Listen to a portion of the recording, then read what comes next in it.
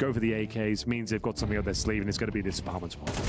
There we go. X trying to spray them down. That's actually really cool. He does get the shot on the Banyu. He knew what was coming. Now he's got Wreck behind him, and the Mateos playing a giant off angle. Nobody's thinking about this anymore because they think a graveyard's closed, but can still stand on those steps. Volt trying to get closer. Nice. Hex, what a champion. Yeah. 3 See if we AWP. get a couple. Is he gonna knife him? He absolutely will. That's...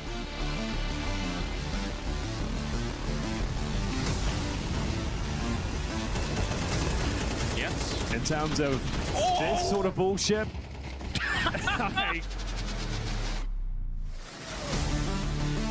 This is a much, much better position. I do like this. Back 10 thrown out of the round. Alex with a perfect spray down. That's beautiful.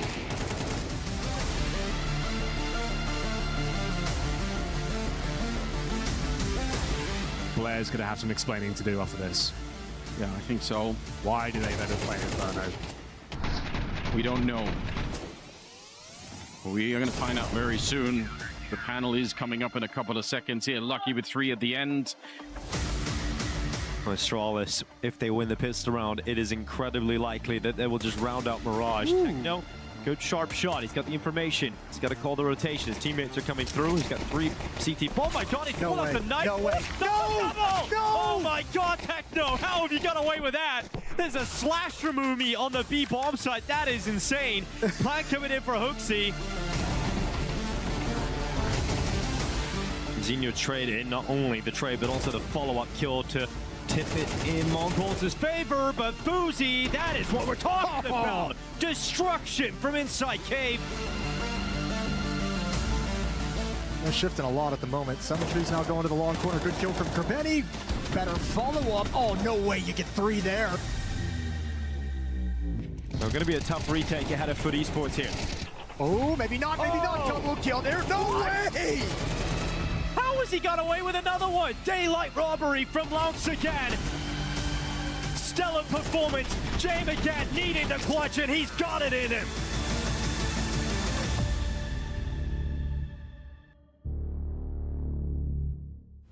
He will get the bomb down safely, and that feels like it should be round. For Lado to retake this, he will give it a look. He could hit a burst on the uncrouch, but he hasn't. See him touch on the mini pit. And then Z on site, or right burst around that. Nice headshot. Oh! What a clutch!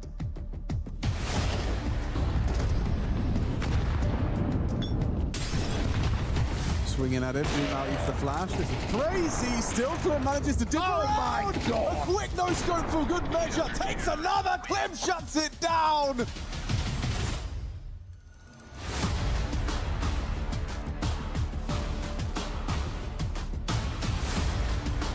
Grim's taking down Dex, and now it's just Rolf. He's the hero of the last round, has walked in undetected right now. Gets the backstab on the healthiest member, and then you got low HP but no time. They can just play the clock. Chance. Just hope that they Unless he just sits the defuse. Yeah. Unless he just sits the defuse. Unless he just sits the defuse! Worried about the anti-flash position. Rolf forced back away. They're going to have to accelerate towards A in the power position from Dex. He ain't playing scared. He's playing for the kills. Him and Rolf combine, and there's just no time for Nitro. Can't win it. Oh, he could! He could! He could! He does!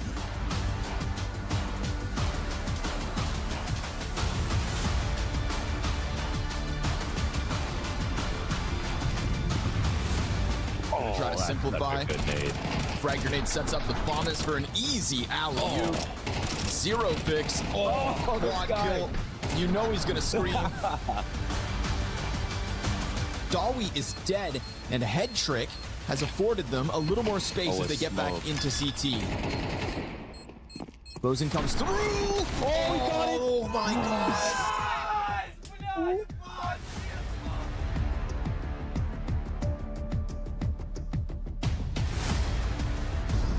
Uterus right underneath that ledge. Doesn't actually stop the bomb point. His teammates now coming out through that CT smoke alongside him. Wild spray towards the barrel's top with Ramp. Snav comes through with the triple kill. So now his first, second, and third all within the same round. He'll find a quad kill close. Voca one step closer to taking control of this game.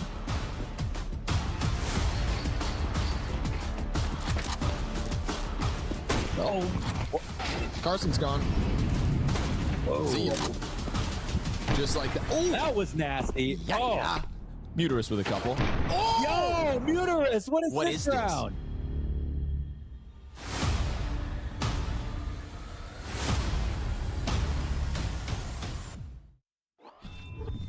Greetings, Counter-Strike fans. Welcome back to PGL Bucharest, where we're going to have more exciting Counter-Strike unfold over the course of the day. And we're going to be updating you about who's already through to the playoffs and who we will not need to talk about ever again. I'm your host, Richard Lewis. Joining me on the desk, of course, it is the morning crew. You know us by now. I usually write little cool intros for us all, but I'm just like, we've been together for 4 days now. I think, like, people are here. People know it's Blair, it's Striker. Striker, with his journalistic mind, is going to bring us all the narrative strands, and Blair is going to tell us why MongolZ are the best team in the world. So, you know, you've got a bit of everything on the desk. Absolutely, best team in the world, easily. But yeah, starting off an ominous tone, the rich teams are never going to talk about, you say. So. No, it's true. It's happening. It's rough. It's rough times for some. It was rough times. I mean, almost emotional, like the sad Predator music. Doo, doo, doo. You know, Blaine looking out there. 80s reference, of course. But best 80s movie ever made. It's the end of FaZe. That's what we're going to be talking about. I mean, let's bring it up first. Let's go to... This is what the Swiss bracket looks like. But the big story, of course, is FaZe. They did come. I understand that they did it at great expense to themselves. It wasn't convenient, even though Serbia's just a hop, skip, and a jump away. They still had to stay there, sleep, pack up their stuff, come here. All right, guys, we're playing in a circle in a best of 3. How bad can things be? Well, how about a 2-0, right? Just to compound your misery if you're a FaZe fan or indeed playing for FaZe right now. And on top of that, like, Jacob's just like, well, I'll see you all again in a few years, guys. Back to tier 2 for me. Man, it's a nightmare. And I feel Connor summed it up best when he said the most entertaining team to watch at the end of the cast yesterday is no longer fun to watch anymore. Yeah, it's sad. And just watching the body language, watching them in the server. The thing everyone loves FaZe is obviously the Cinderella story, some of the storied personalities on the team, and of course just the fact that you don't know what you're going to get, but you do know you're going to get something. You're going to be on the edge of your seats almost every time. That was not the case yesterday. Yeah, for me, it's not even about the match yesterday. I think it was pretty clear that the team just came in to fulfill their duty and not really do anything, to actually come back in this tournament. Even Karrigan was talking about it, that it was the hardest match he ever had to play in his career, which tells you a lot. It has nothing to do with the opponent, nothing to do with the tournament or anything like that. Just obviously the atmosphere that they came in was one of a dead team walking very clearly, and after having just missed the major. Well, on that note, Karrigan did say something else, and this is interesting because Karrigan rarely speaks like this. This is the quote. I have also told FaZe that if I need to step down, I'm ready to do that. I just want FaZe back at the top with or without me. Now, there's lots of what we call in media literacy circles subtext right, in that quote. First of all, it implies Karrigan isn't ready to step down, that he would need to be told. Sure. Right? Which I think is like, bro, it's time. I love you, man, but like it's certainly time. Just from a player perspective. That's exactly what I was going to latch on to, right? It just implies complete lack of kind of understanding of what needs to be done, even at this point, from himself, from within himself. It's like, what else can I do? I've already tried everything that I possibly could have in this past year and a half. That FaZe have been kind of on the downturn already, and obviously struggling for a lot of it in the last half of a year. And now he's like giving the reins over to the organization to just decide what else to do at this organization, which is, a complete turn from what we've seen from FaZe in the past, where Karrigan was the guy who was making all of the moves. He was making all of the moves until Rain got kicked, until all these changes have happened. Which, in the past. by the way, I still don't buy it. I'm going to be real. I love Finn. I've known him like years and years and years, followed his entire career, going all the way back to 1.6. It was weird that when the hard decisions had to get made, suddenly you were supposed to believe there was this nebulous, ephemeral puppet master that FaZe had appointed to make decisions in a team that had been completely autonomous for years prior to it, and I don't buy it. I call bullshit. I don't see him kicking Rain, though, of his own accord. I really don't see it. maybe Rain wanted out, man. Maybe he saw the writing on the wall. He wasn't happy about getting kicked. You I saw the don't see it. interview. I don't see it. You know, I think at the end of the day, the truth is a mixture of both. I believe you. I feel like, you know, obviously Karrigan would have made a few calls, like Jacob coming in, I'm sure is something that Karrigan played a big role in happening, and a couple of other decisions as well. I also do believe that some of the changes being made, the timing and the changes make no sense. For example, I'm looking at, the Rain scenario you just pointed out, but also you look at Neo getting, you know, kicked or removed right before the most important couple of weeks of the season. That is something I really doubt Karrigan would do, right? Sure. You stick around with that. So also a decision made by this shadowy cabal. I really think there's a shadowy cabal of idiots. They're not even smart. They're just stupid sometimes. Like, guys, like, you can't just be like, all right, this isn't working out. We're gonna, you know, make a call here. I'm like, you have no history of how things work. You don't know how this entire game works. Talk to your team. Talk to Karrigan. Help him out. And sure, sometimes you make a hard decision, but it needs to be an educated decision, Richard. Unfortunately, education, it's kind of rare these days. On the plus side, what it also says subtextually is FaZe is going to continue in some way. Right? I mean, which that surprises me. I literally thought today when I was getting prepped for the show, writing down my notes and what have you, I thought, realistically, this could be the last time any of us talk about FaZe in a Counter-Strike perspective. You know? I was already on that train a little bit, like towards the end of last year, where obviously there were these question marks around the organization as a whole, this whole separation of FaZe, the brand, the media company, all these things, you know, the streamers and the personalities, and FaZe Esports, the esports side of it, where obviously the Counter-Strike team comes from, right? And those are now two completely different entities, and they've already been struggling financially, you know, to be able to find the team. That's the reason they had to get a guy like Jacob in. They didn't have a way to bring in anybody with real tenure, with a real experience, anybody proven, right? So as it started from there, if you think back to what FaZe were at the beginning, it was all the big names coming with all the big personalities, all the big names. We are the big shit, you know. We have the money to get all the moves done, right? And now we're at the complete opposite, where they have to go so deep into the scouting pool, you know, where they just have to go into unproven players. So I really thought that there's a world where this year would be the last of FaZe as a Counter-Strike team completely. I've already told you, Blair, what I would do. I would blow up this team.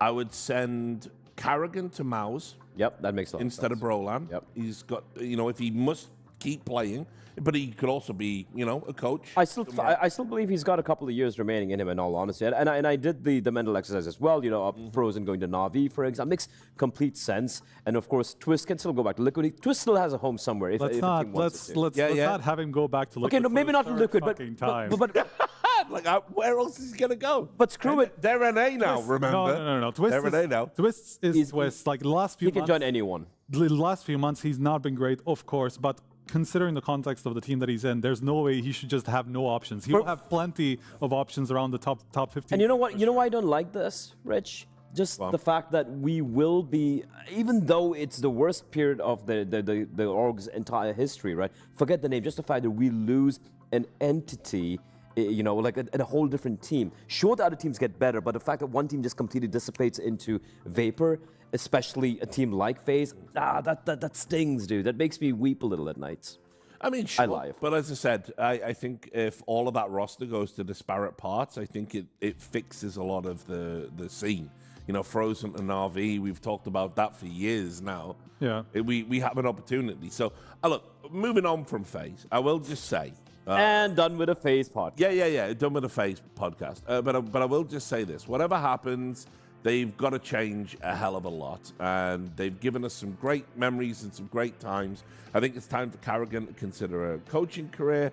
And this 5, for whatever reason, you missed the major. You had way more opportunities than anyone else to get there. It's just time to call it. You know, just call it. Now, on the opposite end, here at PGL Bucharest, history in the making. We're watching FUT evolve before us. 6 toes. Oh my God. They didn't see that coming, I'm not gonna lie. Don't know where I was going with that one. The point is, they're doing really well. You kind of stuck the landing right there. Yeah, not bad. No, but I gotta say, I was watching them play Paravision last night. I was like, this is gonna be an epic encounter. FUT 2-0'd the Time Lord. Call them Daleks. They're out here eradicating Time Lords for fun. And it's funny because this is such a mismatch in terms of playstyles, right? You would think that this is really the team that usually FUT struggle against, the team that will not give them the space, or rather will wait for them to take the space, and then punish them for it. They will wait out the aggression from FUT, right? But this was the completely opposite story, where FUT were actually dominating, as you say, the Time Lords, the Jesus, or whatever you want to call James these days. So very, very convincing, and it just goes back to what we were talking about in our little tier list at the beginning of the tournament. We did see FUT as one of the realistic candidates, one of the realistic dark horses that could take this tournament under the right circumstances. Yeah, absolutely. And the even more impressive is, like you pointed out, Dust2, it was, James leading the scoreline right there. It was, I think it was like, 10-8 or something, 10-7 or something. Coming back on Dust2's Paravision is teams that some of the best in the world struggle with, right? And to close it out on map number 2 without, just choking or without struggling a little bit, just so convincing. How many times have you seen a Paravision 2-0 game? And usually if it's a 2-0, it's Paravision winning it, right? You always see a third map, and the fact that FUT were able to make it look so convincingly, just their ascent has been so beautiful to watch. So while another giant falls, we might be watching another giant rise at the same time, just the way the cycle of life is. Yeah. I also wanted to give props to Demon, because we've been talking about how he's been kind of on the downturn a little bit compared to kind of our expectations from these last couple of years, where he was the biggest rising star out of that team. Recently, not so much. He's just been kind of on the sidelines when others have taken over, with Jugs and Loungs being the big stars of the team. Yesterday, he was the one who was leading the way in the close win. So this team just has so much depth in terms of individuals, that any game from one to the other, you could have different people stepping up. Krabeni is an amazing game leader who can also frag out like crazy, make all these lurks that change the tide of a round. Just really, really, really fun team to watch. Going to be a lot of big organizations kicking themselves. I think back to when this team was linked with a move to Cloud9 and their return to Counter-Strike. Cloud9 came out and said it's total bullshit. Well, you missed one. You missed it. That is crazy. Yeah, because Cloud9 have been waiting for an opportunity like this.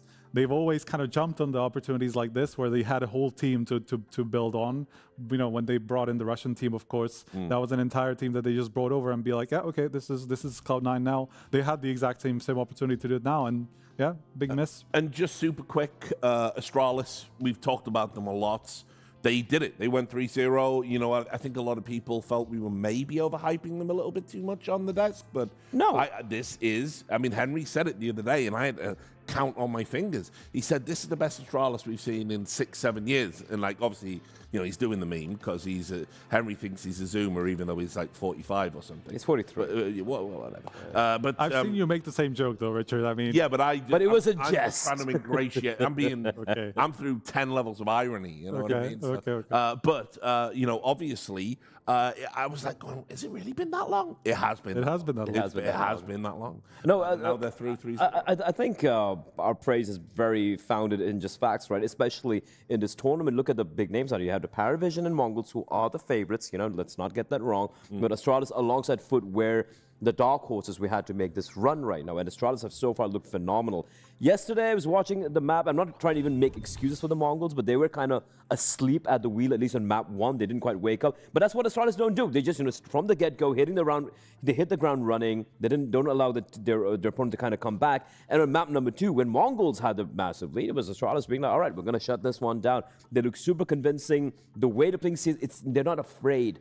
They're not afraid. The way Hooksy closed out the game in that, I think it was a 1v2 or a 2v2 clutch situation, it's just like, they could have saved it. The scoreline was kind of close. It's like, you know what, screw it. I'm just going to stick the bomb in the smoke. Just taking the fight to teams like the Mongols, making them stumble quite a bit. Really grown in confidence. Yes, and that's so important, right? Because again, it is still a new unit coming together. People like Ryu, they don't have that much of T1 experience as well. So just such a beautiful thing to witness Hooksy's redemption, so to speak. It just gives you the idea of a team that has much more motivation, and just like with the proactive moves that they may make, all these things, it's very clear that this team is much younger than the last one was, much hungrier than the last one was. Even Stair and Yabi are still quite young and still waiting to have their moment in the light, right?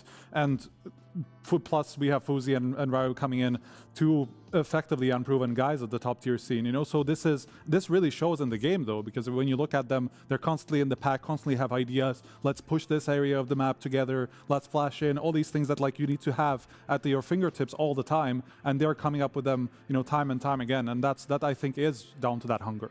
real quick, let's get through the schedule. Obviously, it's a PGL event. You know what that means? There are 2 streams, 2 huge, massive streams. This is going to be the secondary stream. You can see FOKUS, who we were a little bit disappointed with the other day. They're going to be taking on BC.Game. Our BC.Game, they sort of struggled against Voca. Are they going to get it together? We're going to find out today. Bait versus Inner Circle. Bait, super disappointing against 3D Max yesterday as well. That's a Ukrainian derby. Yes, also true. And then we've got NRG versus Legacy. And then we'll just go quickly on stream A, which is, you know, that's what we'll be talking about over the course of the day. We've already talked about Paravision and 3D Max. 3D Max have been disappointing until yesterday against Bait, where they just battered them on 2 maps. Will they be able to do that against Paravision? Who really knows? MongolZ will be taking on Wildcard, and now that means we must turn our attention to the first series of the day, MIBR versus Eyeballers. Yes, your eyeballs do not deceive you. JW is back at LAN in 2026, and I just want to start there because this guy, you know, like, he's another piece of the team when they're online playing in whatever tournaments they're playing in. They're back to the big leagues. They're at a PGL event. They're at a LAN event. All of a sudden, JW was like stepped up, and those veteran smarts in his background, he's back. He's actually back. He's been leading them at this tournament. You know, he is their lowest rated player by quite a distance, I think. I think it was 0.8 rated for this year, by the way. I think it was like 0.9 or something. Like, it wasn't that bad, you know. But it's still pretty grim. The last couple of tournaments, you know, he's playing in the Swedish leagues and Swedish tournaments. He was doing really well. But this tournament he's leading them by quite far. Second on the ADR chart. Is that really true? Is that really the case? That's kind of crazy to me, to be honest. Well, to be fair, you don't see that from Hoppers. Well, to be fair, they did have that forfeit against FaZe, so the map is kind of higher for him. Look, it is only 2 series, you know. It's not like so much, and only 4 maps because they got the 2-0 by MongolZ and then 2-0 then NRG. But that's the thing. Like, when they got 2-0 by the MongolZ, it was very emphatic with 13-7, 13-7, and despite that, you're still popping off. But it was pretty competitive. I mean, even that game was like 6-6, 6-6 the first half. You know, it was just the second half where they kind of fizzled out. So this has been a very competitive Eyeballers, surprisingly competitive, because this is a team that came in as like the 3rd replacement team from the European qualifier. You know, who lost to Inner Circle, who lost to FOKUS on the way to the semi-final or to the lower bracket final or whatever it was in the close qualifier. So they weren't even supposed to be here, you know, and this is their big opportunity. Also, like we touched upon this, I believe yesterday as well, but just can we remind our viewers that is the winner of the first Counter-Strike major? Yes. The official Valve major. And the MVP. And the MVP. So this is a 2013 DreamHack Winter. It's been 13 years. Yeah. 13 years, and he's still kicking ass. That is such a cool thing to see. We also have to remember he's the CEO of the company. Yes. He is the CEO, IGL, Opper, major winner. What else can he not do? Yeah, exactly. He really is doing it all. It might be a bit of a tall order today. I think MIBR, look, do I think they're the best Brazilian team? No, I'm not insane. But do I think they have very... Are they Brazilian? Mixed up, kind of. The Made in Brazil moniker obviously is hiding some truths about the lineup that they've had to go outside of Brazil to bolster. Well, it was more like assembled in Brazil, again, I'd say. Exactly. But look, here's the thing. Everyone was joking. Well, I was joking about, this is just, Furia from Temu, right? Like, it's not going to work out. We saw the Kicker Adventure. That didn't last long. That was atrocious. But as they've got some good pieces. They've got some good pieces. And I think LNZ has definitely been an improvement. We saw an interview from him on HLTV as well. It's like, it's really nice for the first time that people are listening to my voice. I'm getting the respect of some of the calls I'm making. And you can see every game they play. A stab at Heroic, not gonna lie.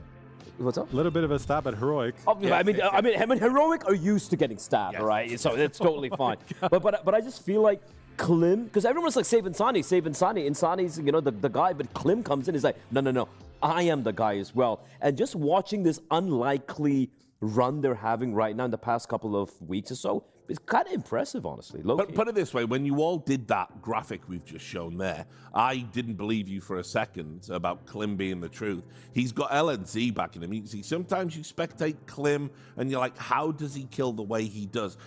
LNZ, brother, I am right there with you. I have felt that watching him this tournament. I've paid very close attention to him. Yeah, actually, he really is a prospect. Yeah, 100%. He's got that flair, you know, where he's even not worried about going into a little bit of combat opping. Yes. You know, whatever he needs to do, he will try to do it. He will be a little bit flashier than the usual opper these days. And you know, like there are very few oppers that make it work these days. And so any sort of a prospect in that line, I'm just excited. Another up-and-coming opper that FaZe somehow did not manage to catch. Okay, we're going to jump into Veto. This is something you and I were talking about, Milan. Like, we don't really know just which way this is going to go, which map Eyeball is going to ban. They ban Inferno, okay. Dust 2 going to be banned with MIBR, no surprises there. Do Eyeballs go with Mirage? That's the big question here. All right, they're just going to stick with their strengths. Yep. Yeah, this is pretty much the usual for. I mean, this is both teams that could have technically picked it. I think. Anubis. All right, there we go. I was thinking. Right, I was thinking they you know, Eyeballers ban Anubis because this feels like a punish pick coming from MIBR, right? And here's the thing with the numbers, Rich. Like you look at the numbers, you're like, oh my God, MIBR's win percentages on these maps are like way more. Look at the teams they're playing. Mostly like all Brazilian teams. Most of them not that great either, apart from maybe a game in Gladiators or the Legacy, so to speak. So this game, despite the fact that MIBR on paper should kind of be the favorites here, it could really be a 50-50 because it's a very different styles of Counter-Strike, two very different teams, two different lineups. Yeah. And also, if you look at just the numbers, you're like, yeah, you can kind of throw that out. This is going to be a little crazy. I'm not going to lie. I mean, MIBR have played a crazy 90 maps this season overall, and like 82 of them were in the South American. How much of that is quality? That's the thing. That's what I was going to say, right? Yeah. Like, how much, if you're eyeballers, you're looking at these games and be like, how much do I believe what I'm seeing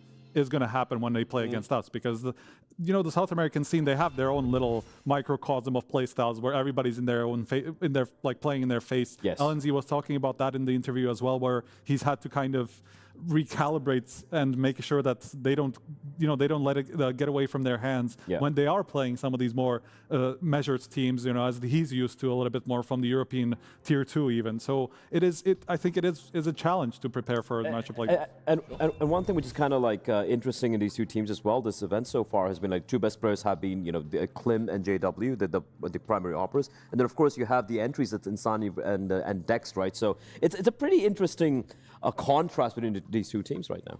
Well, it's time to do the Jumanji meme because we're bringing in our commentators. It's Anders B. Loom, it's Henry G, it's Richard Lewis, JW is playing. What year is it, guys? It's 2013. It must be. Yeah, it must be. Yeah. It must be, Anders. How does that make you feel? No, it can't be because I'm 50 pounds heavier. True. Fair play. How does it make you feel, Anders? That makes no sense. Also, somehow first ever major champion. We don't talk about that. You guys still talking or what? Yes, we No, listen, we did bring you in. Do you want to? You can give it a bit. Okay. Yeah. What have you got for us? Well, I'm excited. Yes, I was there. I was there all those years ago, Henry. Back when JW ended up winning. Nobody thought he could. I'm excited. I love watching JW play. Maybe it is the boomer thing, but I love it. I'm excited to see what MIBR bring to the table. Last time I commentated them, they had Kiko playing for them, and it was one of the worst teams I ever had to commentate. Yeah. I'm hoping that they step up now with NT. You guys need an extra cup of coffee or something. Nice vibes there, Henry. No, it was a horror show. It was I remember that. I think it had that. Wasn't it the lowest ADR ever in a competitive LAN or something? Yeah.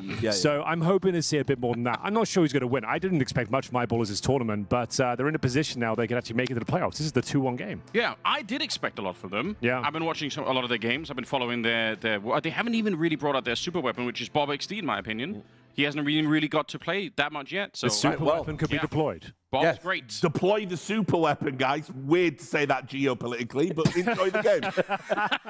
All right, ladies and gentlemen, welcome to the first game of the day. Day 4 here at PGL Bucharest 2026. We've got MIBR versus Eyeballers. I can't believe this, Anders. There's a chance for the playoffs here for Eyeballers. Here they are in the year 2026. Yeah, I'm excited. Let's just get into it right now. Be the T side, you all know what's coming. They got the grenades out, they're ready for that A-bomb side. Flash over the wall, Bob XD activated. He gets the first kill of the series. And Dex, who I think has been their best player so far in the tournament, he's going to be able to take down Insani. So a 5 versus 3, JW's on a bit of a flank. It's actually not even him to get the kill, but I guess it doesn't matter. Breno is the last one left. Not really much to report here in this pistol, not much to analyze. It was just a very nice play into the A-bomb site. Didn't take any damage en route, didn't drop a single kill. Bob XD will be getting 2 kills with the Julies. And there we have it, Eyeballers. A team, no, okay, you seem to thought they might do quite well this tournament. Why do you like Eyeballers right now? I just think they play what I would consider sensible Counter-Strike. Sensible Counter-Strike. You can tell what they're trying to do. I think they have some very strong players. Maxter and Bob XD, in my opinion, are sort of the two guys to really watch for. JW, in spite of the fact that he's probably been one of the better players for this tournament, generally, he's not trying to do more than he needs to. Like, he's not trying to be the superstar of 2013, which I think is very good. That's not what they're looking for at the moment. I think that, yeah, they play a bunch of maps, and weirdly, they play all maps. Like, they actually have a 7-map pool. All 7 maps. Yeah, not that they're great on Anubis, but... Fair enough. But they do play it, so don't know why that is. I can't really justify that. Seems like a waste of time. But well, let's see if MIBR can justify this force buy. Okay, I like that, Henry. We've got the Deagles, the MP9s, and the aggression. Well, they can't justify it. My God, that is so quick. They can't justify it at all. Yeah, I guess you had to take a risk once you made the force buy. If they win that fight, it's all good. I understand the logic of it, I suppose, but not justifiable. Well, Dex is continuing with the fake. We have seen 5-on-3s fall apart many, many times, but it is a nice fake. You're right. We've got the Molotov, the smoke down towards A. We've got the double Molotov in towards B, and it's a wide open bomb site. 2-0. I had a tweet before the tournament, Henry. I said... A tweet you made? A tweet that I made. Yes. Okay. Not that anyone uses Twitter anymore, but you know, you got to anyway. Feels like you have to. Some more on there, but I like it. I think I said something like, you know, eyeballers they're gonna surprise people who aren't paying attention. Which maybe I'm not paying attention. Well, I don't think a lot of people were, because like the desk were saying, rightfully so, they've been playing in a bunch of these online tournaments, so you know, there's only so much Counter-Strike you can watch in a day or a week. So they're one of the teams that sort of fall under the radar. But I think if you had spent some time, in general, if people had, I would say there's a good reason to be interested in this team and what they're building. I don't think it's just not like the novelty of JW. Obviously, that's what catches your eye. But if you spend some time watching the team, they definitely are better than people think. Well, if that doesn't excite you, I don't know what will. Exactly. I really sold it. They are better than people think. Strong statement. Just to know, though, they did manage to have a very successful second round anti-force buy round there. So 2 players did survive for MIBR. Still a couple of dangerous Deagles out there as we get into round number 3. I'm excited. I've never commentated an Eyeballers game. Not that says much, but I'm willing to learn. And, well... Oh, my. Bob XD will learn about Insani's Deagle. That's a harsh lesson you're going to have to learn eventually. Well, we've been talking so much about eyeballers, but I love watching Insani play Counter-Strike. I hate the fact that he's... Every thread I see these days is save Insani. To be fair, whenever I go on Reddit, many of them TV, it's just save Insani. Many of them are made by me on the fake account somewhere. So please. But I don't know, maybe this team can still work. I'm willing to give it a little bit more time here. Like I said, though, when I commentated this lineup when it had Kicker in it, it might have been one of the worst displays I've seen in World Counter-Strike. Like, it was difficult to commentate. That's saying a lot. Yeah. We've had some terrible games. We've had some stinkers over the years, but watching them, that was rough. I'm not saying this lineup's the same with LNZ coming in, someone who brings a lot of different flavors, but better vibes in Kicker, I would say, and it feels like he fits the mold a bit better. They're trying to create the baby Furia right now. Yeah, that's the generous way of putting it. I like that. JW's going to get hunted down in the middle. Klim is also very good, that's what we're saying, and I kind of agree. Like, I think he is one. I haven't seen the most out of him yet. I've heard, like, everything, again, commentated him a couple of times. It seemed fine. Yeah. I'm willing to see what he's doing today, whether he can bring that heat, whether he can go toe-to-toe with JW. That's the question. That is the question. It's a tall order. Oh, we're gonna be finding out. We've got some maps for it. Mirage definitely could be the battleground for some of that opening. But yeah, Insani seems to be the player that everyone at the moment is, is saying, you're right, save this guy, get him on to better. So that's a good reason for it. I assume his contract is unbelievably locked up. He's locked in. So that would be why. That's probably right. Well, they've got a lot of momentum here, Eyeballers. This is like a in-game leader's dream. You've gone 3-0, you've got a bonus round here, you've got an MP7, and you're going to head 5 players towards that B bomb site. LNZ to defend. Nothing he can do. Venom Zera, what have you got for us? It's going to have to be another kill. There is some backup coming in pretty soon, actually. Oh, down Dex, but Maxter just comes jumping into the bomb site. Will take down venomzero pretty much straight away. Flank coming in from Insani, but at this stage, surely someone's going to be thinking about that. Klim, grenade lands right on him. He'd love a pixel to show for Rolf, but that's not going to be the case. And like I said, now they are watching for Insani, or at least they were. Another grenade on Klim that actually kills him outright. Now Insani's activated. It's a good dink. He almost got the double kill. It's going to be Breno to follow it up. It's not over yet. I think you're absolutely right about that. Breno does go down, and now they've isolated Insani in the hallways. They know that he's back here. It's JW. Didn't need more than a pixel to get that headshot. Well, there we go. It's Eyeballers map pick, and they go up 4-0. Like I said, when you have the momentum on your side of the server, you know the team is struggling to bring all the bells and whistles in terms of utility, helmets, etc. Nice little set piece in towards a B bomb site. You've made the call out of spawn. It's old school, and it works out very nicely indeed. We go 4-0 right now, but still, maximum loss bonus. We do have the AWP available for Klim. Let's see what he can do with it, Anders. JW will bring out his as well. Oh, okay. We get the fight early. Don't hate it. But he is smoked off in the middle. It's a common experience. Playing on the map, Insani here. Thinking he was going to get peeked right away. BobXT's on the other side. I think probably my player to watch in the series. And like I said, for the maps that they played so far, Eyeballers, he hasn't really been up the scoreboard. In fact, I think in one of the series he's at the bottom. I think that'll change. Breno sneaking in. They try to do the aggressive push. Wow. Maxter, he barely lives. Gets dinked and is down to 14, but he did get the double kill. And at the same time, BobXT being found by Insani in that connector. Oh, wait a minute, Rolf. Seeing an opportunity. They're all walking away from this bomb site. That's a lot of pressure, but Insani finds him as he was throwing a Molotov. If he'd stayed alive then, I think they would have been allowed to rotate maybe back to the B bomb site, and that would have been a different round here, but JW and Maxter, now it's very hard to win this one. Extremely hard, Anders. I think you might be onto something there. 40 seconds, 3-on-2, Maxter low. JW will have to do the heavy lifting here. As long as you turtle up, enable those crossfires, should be absolutely fine. I don't see a world where they give this one up. That's if they even really want to go for this one yet. 25 seconds. You have snuck through in towards a murder hole. JW throws away the orb, and, well, Clem will remove his head. Maxed up. Not really sure he can do much of this. 10 seconds remaining, 14 HP. Not finding the kills he's looking for. Clem will be ready for him. And it's the first round on the board for MIBR. Good stuff there. Yeah. Nice aggressive play once again. It was looking promising for Eyeballers for a second. Maxter managing to get a couple of kills towards the A ramp, but Insani going huge from that connected position. This is where it all started. He felt like, okay, this is another round on the board. The double kill from Maxter, but he took the dink in the process. Insani then vaults up, looks towards the Palace position. Like he said, caught with the Molotov in his hand, and Clem to close things out. We've got another set piece out of spawn here. Okay. It is old school calling from JW. You got to love it.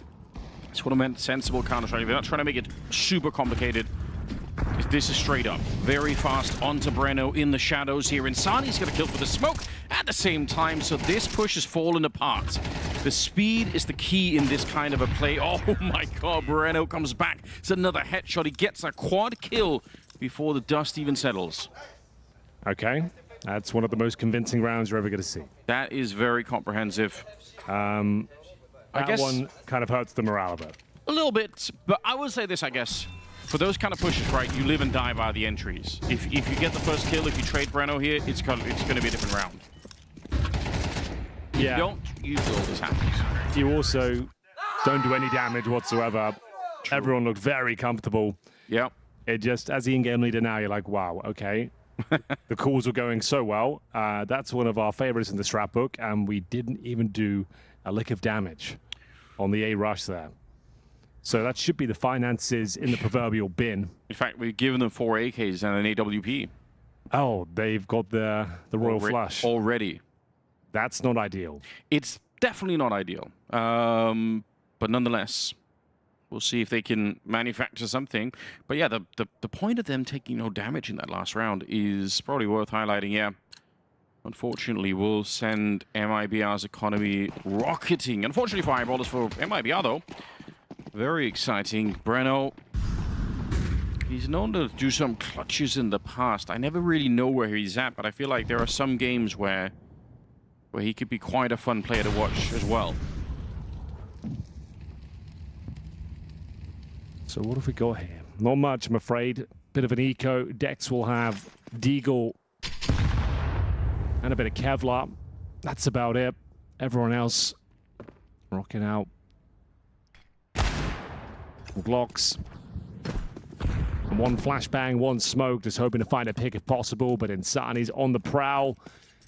Looking to get warmed up here. It's early in the morning. They started down 0-4, but slowly but surely getting back into this one. This should be a locked-in round. Can't imagine a world where JW creeps through the smoke and finds him. There we go. Starting to come to life now. Insani up to 6-2. Yeah, feeling very comfortable. Just to note as well, Mirage A connector is his best position. So you can see he's dancing around in there. He's got it all on lockdown. Nice little burst, taking down Rolf next. 3 versus 5, and again, these are the kind of rounds that can change a game if you get a couple of kills here. 2 or 3 here for eyeballers, and they at least slow down. They take some of the AKs away. There's still stuff to win, even if you're not going to win the round. But they're not accomplishing really any of that at the moment. Final kill will be on Maxter. He can't find it either. This is back-to-back rounds where everybody lives. On the MIBR side, they're going to be disgustingly rich. Disgusting. Tax them more, Henry. And they still have the 4 AK-47s. The AWP. All the money you can ask for. After the flying start, we come crashing back down to earth here. Eyeballers will have to dig deep here as we go into round number 8. The set pieces out of spawn, they're not working no more. We've got the AWP for Clem. He's really yet to come online, hasn't had to be activated. It's all been about Insani, 8-2. JW will not have his AWP, but Maxter's got confidence heading in towards B.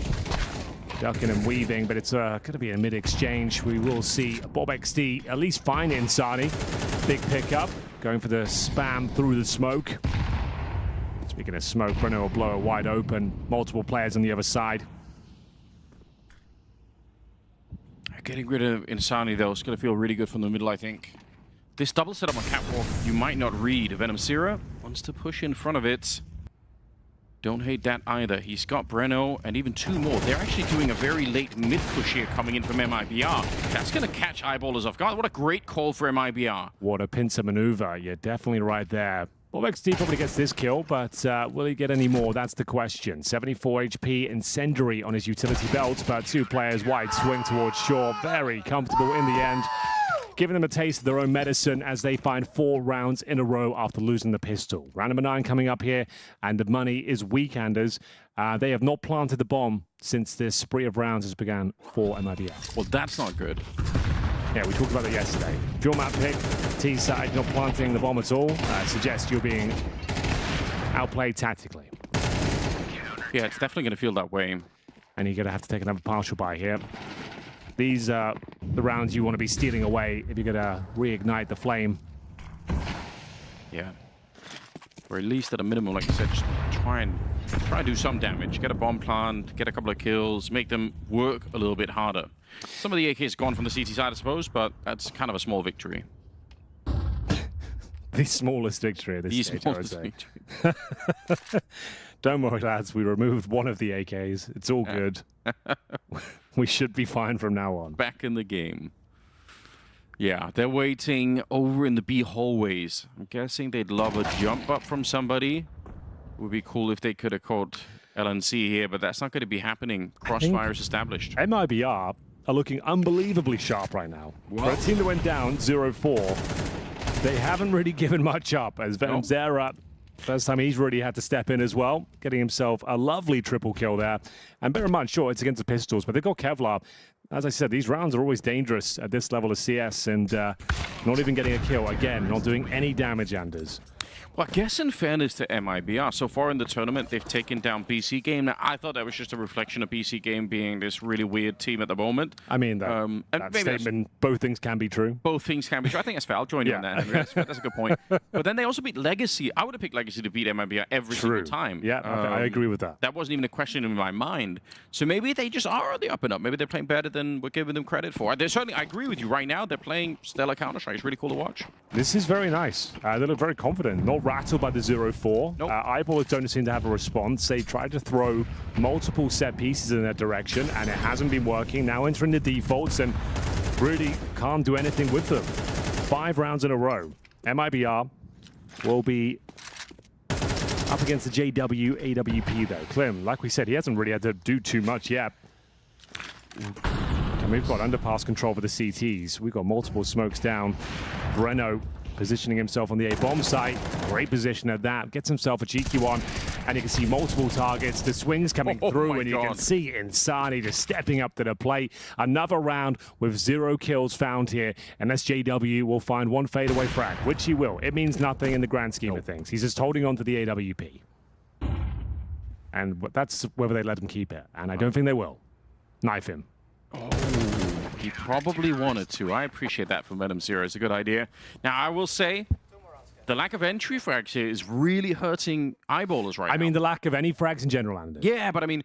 they've had 3 rounds in a row now, and I think they've had 1 frag in those. That's definitely true, right? Yeah. But I just mean a lot of it is spawned, I think, off of not winning some of those early fights. Like, if you win one of them, you put a lot more pressure on the secondary player on that bomb site. Well, they're back to 4 AK-47s on the CT side. Okay. They have... This is getting a bit rough now. I think Venom Zero starts that round with 16K. Yeah. Down to 15,200 now. This does not look good for Eyeballers fans. I know there's a lot of them. There's at least me. Not looking good for me at all, Henry. This is not what I was promised. No. Well, I've been known to lie in the past, Henry, so you knew what you were in for. Look how comfortable this is. It's so comfortable. It's just having fun out there. Okay, this is the closest round we've had in some time, and it's Dex in a 1v3. Eyeballers, okay, 4 will do, Anders. If that's all they end up getting, that's fine, but it's the way they've lost the following 8. Like, it's been too comfortable out there. MIBR are like absolutely clowning on them right now. Even I won't say it's fine, Henry. I feel like it's not fine. But best they can do. Get a 5th one here. Yeah, timeout. Okay, probably a good idea. Let's definitely take that. That's that 4-0 start. Feels like a distant memory now. They tried the set pieces. They've tried the defaults. They've tried the AWP. They can't find entries. They can't find bomb plants. And we still haven't planted a bomb since that 4-0 start. I just realized this looking through it. 4 out of 5 of MIBR have their best positions on Mirage. So you did peek into a map where the only one that doesn't is Klim, who prefers AWPing on CT side nuke. Okay. But every other the number 1 position is on Mirage. They should have got on Skybox, huh? They should have probably, you know, done a little. I mean, the problem is maybe from a I don't know what other map they would have picked, to be honest. Maybe nuke could have been an option instead for eyeballers, but that's a map that MIBR played quite a bit too. So yeah, map wise, even though they play a lot of maps, I don't think it's not necessarily an easy choice here. But they have picked into, like, they're very comfortable. You did say eyeballers play, they're not very comfortable on Anubis, right? They're really not. Like, they played it 10 times. And that's the second map. And that is the second map. Okay. And doesn't sound great right now. On the other hand, MIBR have an 88% win rate on that map. Opening kill. Yeah, Maxter. That's not bad. Gets a chance. LNC getting a bit adventurous. Yeah. Well, maybe, remember, LNZ is Swedish himself. Maybe he's just trying to throw him a bone. Okay. You know? Some mutiny on MIBR. a Swedish agent. Swedish double agent. That's a good theory. Again, they just can't defeat Breno in this position. He's been a real nightmare for them. That shadow position, you're supposed to be able to trade it out. Go. I'll get the bomb plant at least. Final round. Get this one, and maybe that can spark some sort of resurgence on the team.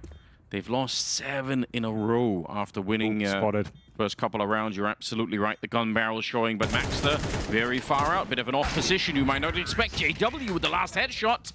At least they get up to 5, but I must say that was a very impressive first half as well for MIBR. Absolutely. A statement performance there. Breno finishing 14-8. Insani 12-4. They win the pistol. Eyeballers, with that flying start, as we mentioned, things were comfortable. When you had the momentum on your side of the server, the set pieces were looking quite good. That first gun round, when they went towards B, everyone finding their openers, and it felt like, okay, we've got a really competitive game on our hands here. We still do. 7-5 is not a bad scoreline. It's just the way those 7 rounds in a row went down does not fill me with confidence for the Eyeballers squad. It doesn't look like they can keep up in terms of the mechanical skill right now. It's early in the morning. We're getting warmed up here. Sure. They're going to need another pistol, though, Anders. I can tell you that much. I think so. It's hard also not to think, well, what if they didn't win the pistol for that first half? Like, it's hard not to sort of play that game. So I agree. Let's see what they have going into the second half here. Because mechanically, MIBR, like that combination between the anchor positions of Insani and Breno, who's playing in Shadow, that was a lot to deal with. It was way too much to deal with. Let's see what they've got for us in the CT pistol. Double dual elites. We've got a smoke and a flash. I don't see a kid out in play, but we have got HEs available for Dex as well. It's going to be another A execution here. We love to see it. We're talking double smoke, Molotov, flashes, all the bells and whistles. In we go momentarily. We'll see if the Eyeballers can hold them at bay. 3 players, 5 pistols on this bomb site. So they've got the dualies to try and shut this down, jumping through. Maxter gets the first, but they instantly lose Bob XD there towards the sandwich position. So that means pretty much isolated in Shadow. 3 versus 4. The bomb is planted, and there's no defuse kit on anyone here. Dex makes his way out of that connector. We've got Rolf who missed a few shots there. Had the opportunity to find one at least. It's a man advantage right now for MIBR. 4 versus 3, low HP towards Insani, but that's about it. Here's LNZ though, trying to make the Julies work at range. They have a smoke as well. They can put it on the bomb, but it might not make a difference. He does make them work. LNZ. Oh, he's done so much. Brenner will get the last one of the celebrations here are in order. That's a big round for MIBR. That, unfortunately, for the setup there at the A bomb site, it just got blown wide open. Well, if you are just joining us, it's MIBR versus Eyeballers. Bear in mind, Anders, in the Swiss system, you know how it works. 3 wins and you're through to the playoffs. This is the 2-1 bracket. Okay. The fact that Eyeballers are even in that conversation to make it to the playoffs is impressive. I suppose they did get given a bye versus FaZe. We have to mention that. True, yes.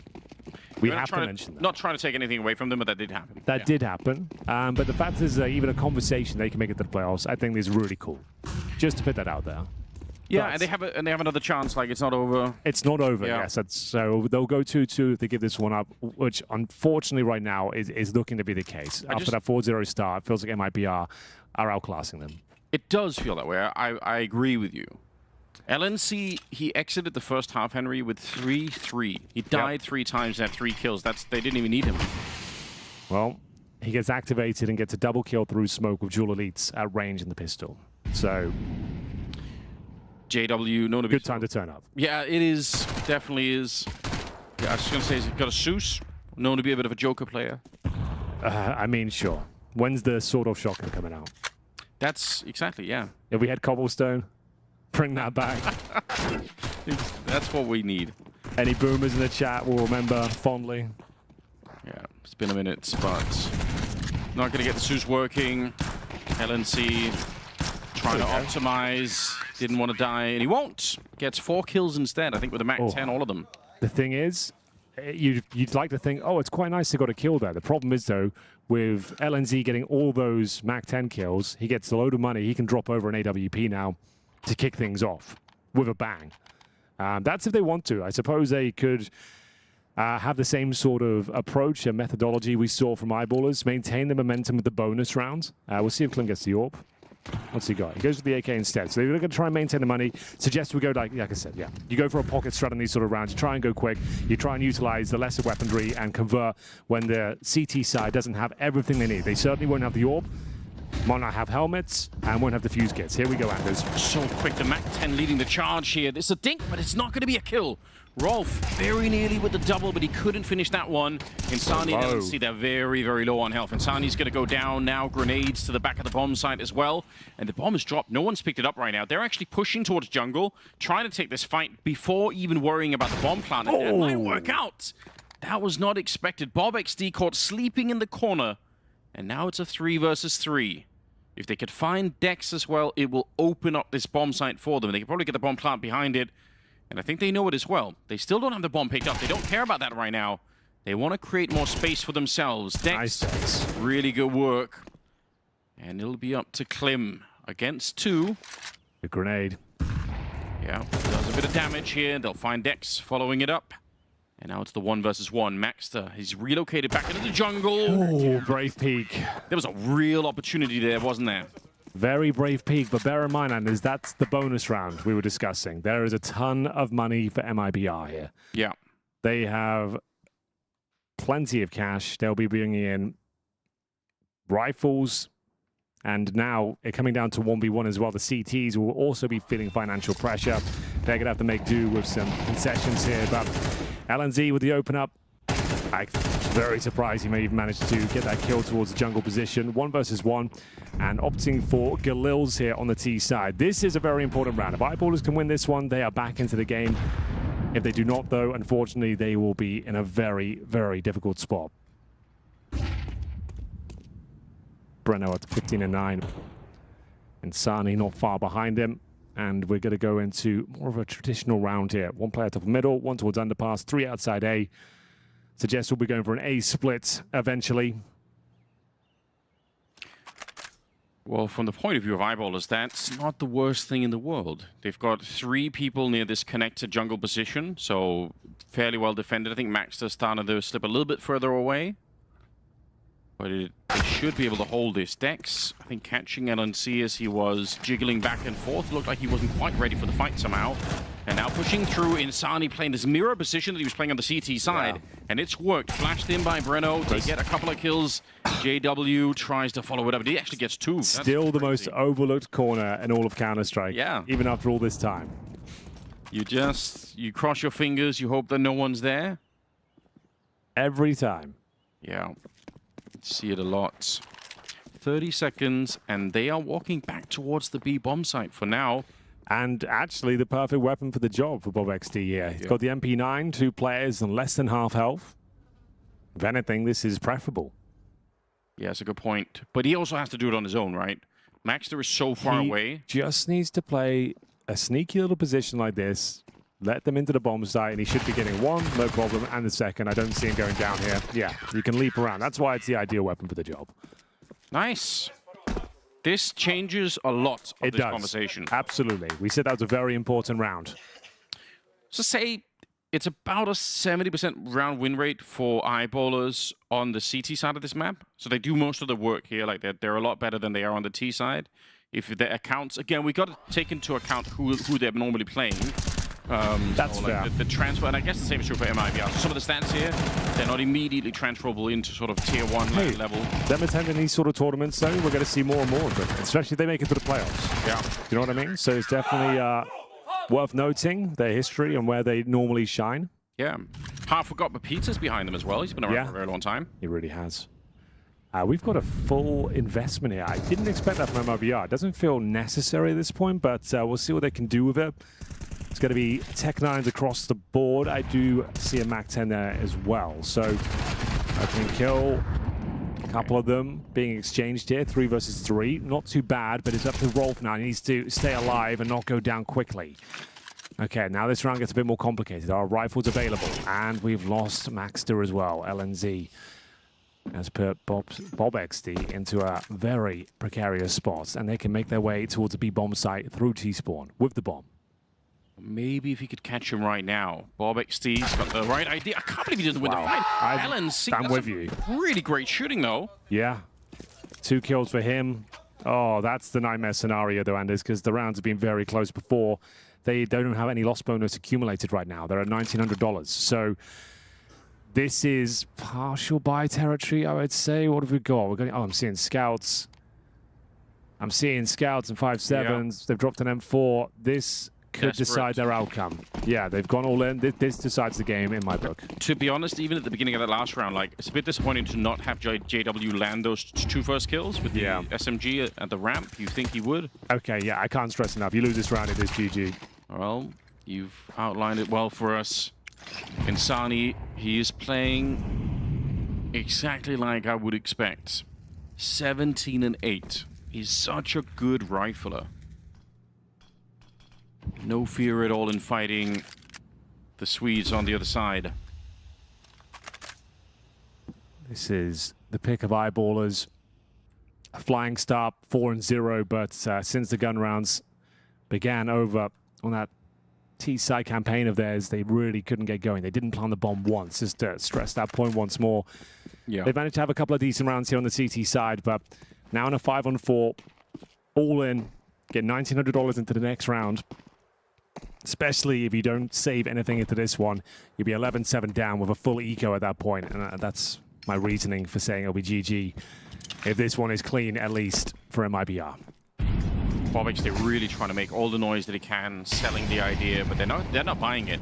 That Molotov shot. Oh, what a shot. Yeah, that's really cool. Bobix team, he gets one. Once that gun. It's going to have to be a lot more than that. Makes the jump on over. That's pretty cool. JW shows up. Wait a minute, he gets the headshot to begin with. 25 seconds now, but he's getting shot in the back. Nobody was there to help him out.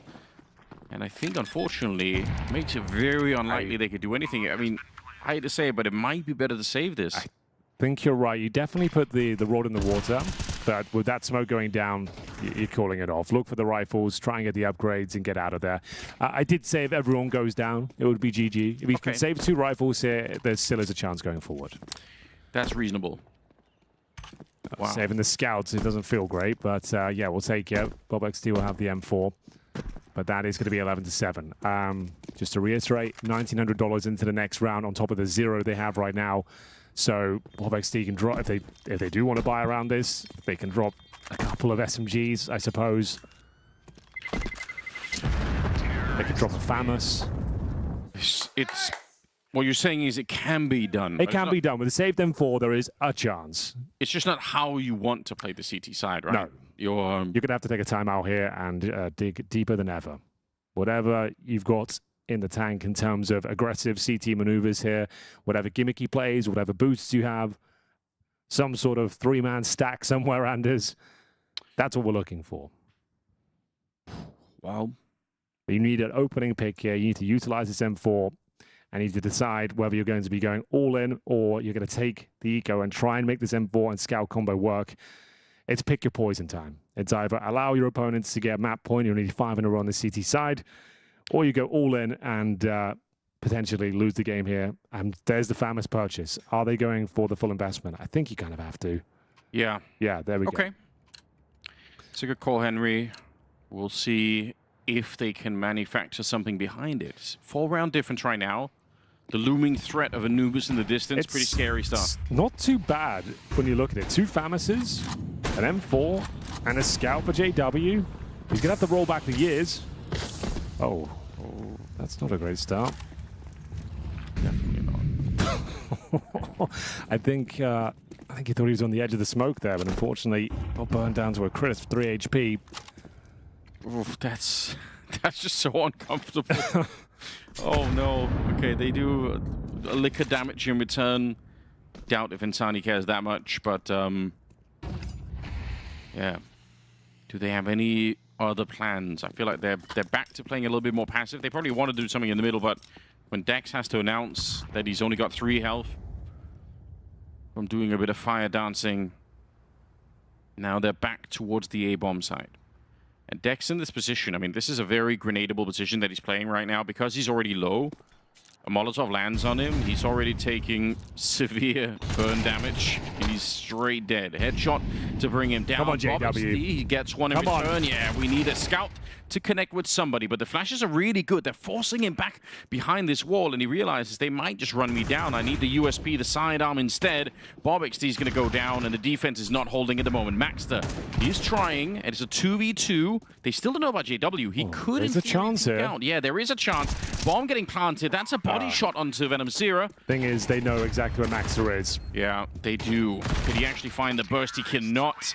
They get taken down, and if LNC is a double agent, he's a terrible one, Henry. He's doing a really bad job at throwing this game for eyeballers. Yeah, but like he said, he entered the second half of, what, 3 kills? He's up to 14-6 now, 12-7. That was the do-or-die moment. They know it. We know it. We called it a few rounds ago. Triple agent at this point. Yeah. It's going to be SMGs across the board to try and start the campaign of 5 rounds in a row on your map pick. I don't think it's going to be happening. This MIBR is not the same team I was referencing in the pregame. This is actually looking quite impressive. I actually like the look of this team. They're playing good Counter-Strike right now. It's really This fun is to much watch. better than the Kicker iteration. Okay, you've had a little bit of PTSD from that one, I can tell, Henry. That happens. Okay, here's JW. That's a nice surprise, but he couldn't keep it going. Stay out of the flames. Yeah, well, the fact that he does get burned means they probably hear that as well. LNC with another kill opening up on decks. Maxter and Bob XD, 2 versus 3 to even try and hold on to their very own map pick. They're in such deep trouble right now, and they know it. Maxter trying to walk through, but it's just in a blink of an eye. They both go down, and suddenly eyeballers have lost Mirage. What calamity. A calamity, but the writing seemed to be on the wall pretty quickly. You know, they had that initial burst taking the pistol eyeballers. You were like, wow, this is going to be very competitive. But the MIBR roster, they got some heavy hitters on there. And unfortunately for eyeballers and eyeballers fans, they hit pretty damn hard today. Yeah, after that 4-0, you know, we were talking about this. From this point on, effectively, it was kind of a foregone conclusion. This was the one close round that the eyeballs managed to put together once the guns came out from the MIBR side. But once this went the other way, then we saw the big Breno play from under balcony. Yes. And from there on, they just slammed the next 7 rounds. I think eyeballers got like 8 kills over 7 rounds after that point. Yes. You know, so after that, you know, it obviously came down to a couple of clutches where eyeballers got a couple of good rounds in, but from there, again, like once they stopped winning the clutches, it just seemed over. Yeah, that would be my worry, Blair, that there were a number of rounds that they got to the 2v2s and the 3v3s, and every time it felt like they were in that position, MIBR was just better than eyeballers. Oh yeah, in every facet, right? And it's not like to kind of criticize eyeballers, but just looking at the sheer firepower, there's a big disparity. You have Insani, who's had a relatively quiet tournament thus far. He just popped off, and then Breno on the A bomb side, he was just a wall. You just couldn't get through him. There's an ace we can talk about a little bit later, but apart from that, he's so reliable. You have him towards the A bomb side, you have Insani towards mid, towards short, just everywhere, and then you have Klim. I don't think he missed a single shot with the AWP, by the way. Every shot he took, managing to connect. So yeah, just balling out of control. And you can just take a look over there, right? Venom Zera, even he had a couple of cool rounds. Didn't really have to do much more after that. And LNZ, the captain, had a captain's round as well on a half by. So yeah, the first half, a little competitive. Second half, once the shutdown happened, there's just nothing much they could do. And again, the money, right? You need to win some of those rounds. And once you're not able to build a bank, you don't have the weapons to work with. And yeah. Speaking of money, I mean, Insani, this is the guy everyone's like, buy him out, get him out of his contract, get him onto another team. We've been saying this for years. He's such a talent, you know, he's been so good for so long. Take a look at, if you just saw, like, you know, where he was getting all his kills, right, from window. Like, every time window smoked off, he just does that, the nade to blow it open, and take looks like a 3 or 4 kill just from the window position towards connector. Like, connector and jungle, that part of the map was completely his domain. Yeah, and on the A side, it was Breno who was constantly... Yeah, who was constantly just slamming them time and time again whenever they came towards the A-bomb side. Just a very, very strong couple of duos, a couple of players that stepped up for MIBR at the right time. Because, you know, if that round, the 3v3 that in the round 5 goes the wrong way, it could have spiraled out of control. Yeah. But MIBR stabilized very quickly after that. And also just, you know, just watching the way they work, the pack mentality, the comms, it was very clean CS, right? They were really working in tandem together, especially in the second half. You go back to the first half, there was never a point where eyeballers kind of felt comfortable on those buy rounds. They tried a lot of things. They tried a slow default. We saw some fast A hits coming out, but whatever they threw at them, the utility work, they're just working in tandem, the defenders on the bomb sites, shutting them down. Yeah, I was just going to say that it's kind of obvious from the way that they're playing off of each other. You know, they always know when the flash is coming from the CT spawn. You know, when we saw that Breno play, for example, and it happened constantly where they're always ready for whatever was coming at them. While eyeballers, you know, they had some of these gaps where there wasn't the Molotov under, you know, Breno. And this is such a fast round coming on. Just look at Breno, right? He gets one over there, and then just a flash is just raining in. Yep. They should have easily. He would have got a kill anyway, but just the flash assist, and even the final guy as well, instantly taking him down. Just beautiful work, which is surprising against Rich because we keep forgetting that this is not a full Brazilian team. The comms, even LNZ said in the Venom's Eris English is not that great as well. You couldn't tell watching this game that they're speaking in a language they're not usually comfortable speaking with. It wasn't an ace, it was a 4K. I thought it was an ace over there, but still. Yeah. Breno was just a rock, almost a kill every single round. They won multi-kills actually on that A-bomb. So look at that. Look at that. A-bomb said it was a slaughterhouse for him. Yeah, we just saw the insani. You know, if we had them both combined, it would just be the entire A-bomb side. Mid and A, so where do you go? You go B with Klim's waiting with the AWP. Like, where do you even go? And that's obviously the real problem when you're eyeballers. You know, we set them up coming into this as being, you know, it's the remnants of what's left of the Swedish scene, essentially, at this point. There's not really a lot of great pieces anymore, although shout out to LNZ getting it done. I mean, we're going to talk probably about Young Ninjas tomorrow, actually, because they're all out there. They're all playing. They're all here. But I mean, unfortunately, it's like, look, if you've got one raid boss and you kill him, you go, okay, cool. Insani's dead. Oh no, Breno's here. Okay, right, well, what can we do? And then you have Klim all the way far. What's that? That's a bullet with a name on it, right? And that's the real worry for Eyeballers. It's a comprehensive victory from MIBR on Eyeballers map pick. Klim really didn't have to pop off here. He didn't have to do a lot. And for me, he's been the player that's like catching the eye and having the highlight moments. Yeah, on the other side, I was waiting for a bit more from Bob because he's always the one looking for big plays to happen. Well, Anders always bigs him up as well. Indeed, and he didn't really make any of those moves happen. You know, a lot of the time when he was trying to push these smokes, somebody was already waiting for him. And usually he's the one. They sometimes do live or die by him because he's so aggressive, so oppressive, and trying to get those opening moves. But yeah, if that doesn't work, then your team is on the other side of the map sometimes. And not really can't really do anything to turn it around. You also have to think about the ebb and flow of a tournament, right? But at this point, you've got multiple demos to go back and review. You know, MIBR get an overnight. They know who they're playing. And it's like you say, if you've got a tactic that's, you know, not to say one-dimensional, but, you know, we're relying on one player to do these things. Very easy to shut down, and it's probably no coincidence that Bob didn't get going in that one. Yeah, absolutely. And look, I feel for Eyeballers, again, we said they're a team just happy to be here. Remember, they're also a last-minute replacement coming in as well. Correct. And for them, it's a learning experience overall, right? I really doubt, unless they get really lucky with the final matchup, I doubt they're going to make it through to the playoffs. I don't think that's going to be the case. But for them, this is very valuable experience. And the numbers speak for itself as well. JW is the one hard carrying them, kind of, top fragging all the time. But some of the newer players, they're struggling quite a little bit. So it's a learning experience. For MIBR, though, this Mirage win, I think, is going to really inject a lot of confidence because twice they played it so far this event. Yesterday, they got smacked by Legacy, and they also lost to Astralis in their opening matchup. So for them to win in such a convincing fashion, with the caveat that it is still Eyeballers, is a sort of injection of confidence they need as they potentially head into the playoffs. They're a perplexing roster for me, Blair, MIBR. I look at it. But they look like a pleasant surprise. Yeah. I always look at them and I go, wow, you should be just behind Furia probably in terms of like where you're at in the Brazilian scene. It hasn't worked out like that for this season, so getting through to the playoffs will be huge for them. And now we move to Anubis, where they've really got a chance to do it. Yeah, if anything, actually, this season is their recovery. Is if anything, because there was the last season where they missed out on the major, I think, towards the end, and they couldn't recover, and that's what caused this whole shakeup. In the roster where they brought in LNZ to take over in game leadership, and they brought in Venom's Era. So that's what kicked it off effectively. The failure that was the last season.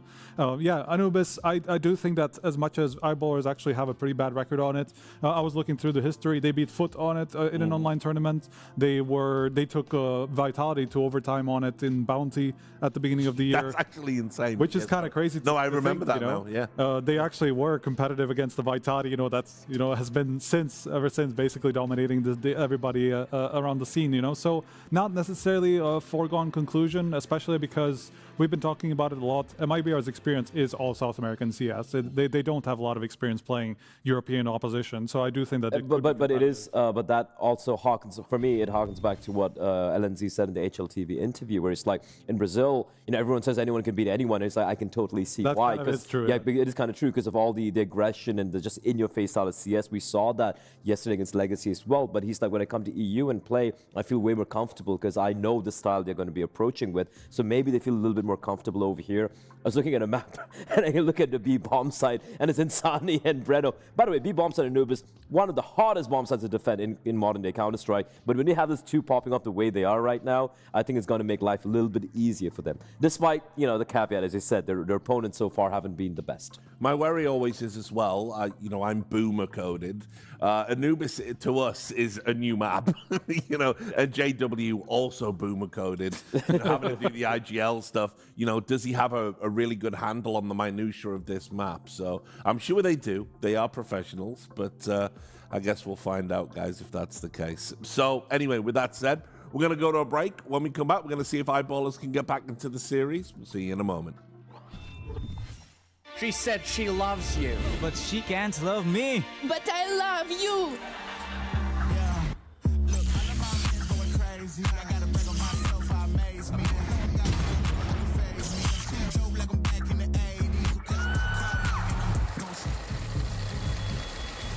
I won't play window anymore. What's going on? Play your role. 1xBet. On to the next one.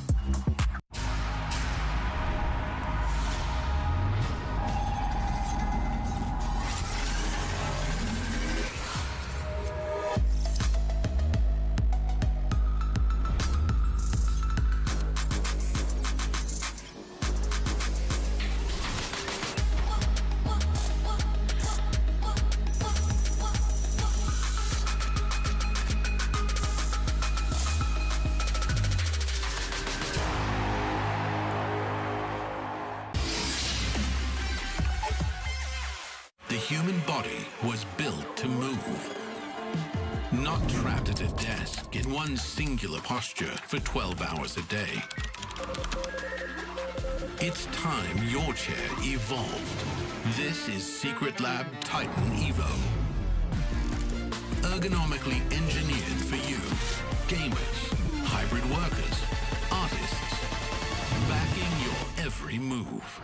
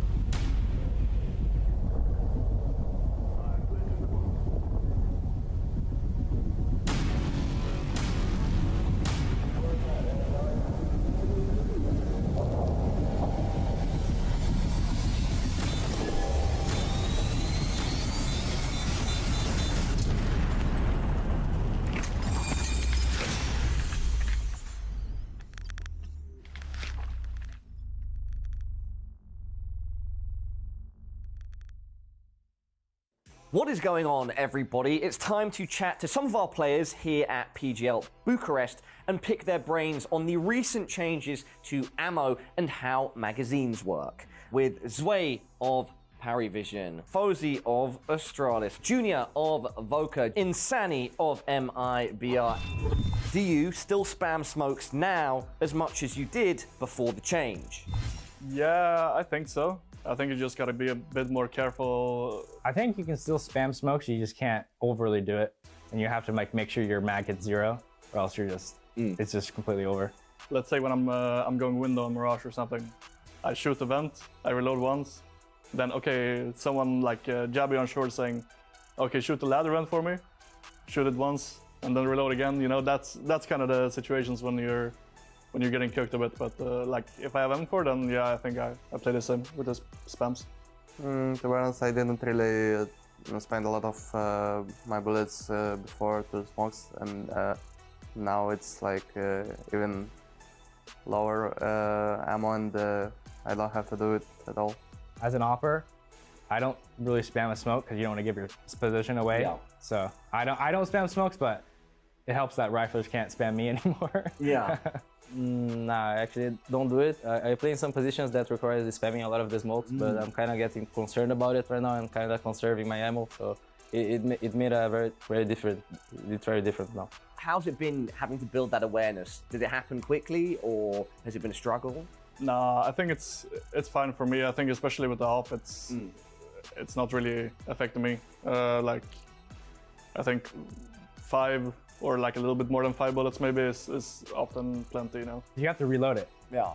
And you can't like rotate around and reload, or else, yeah, you need a fresh mag with an op like most of the time, especially with the 5 bullet nerf.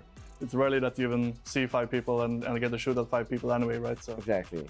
And you just hit them anyway, right? exactly.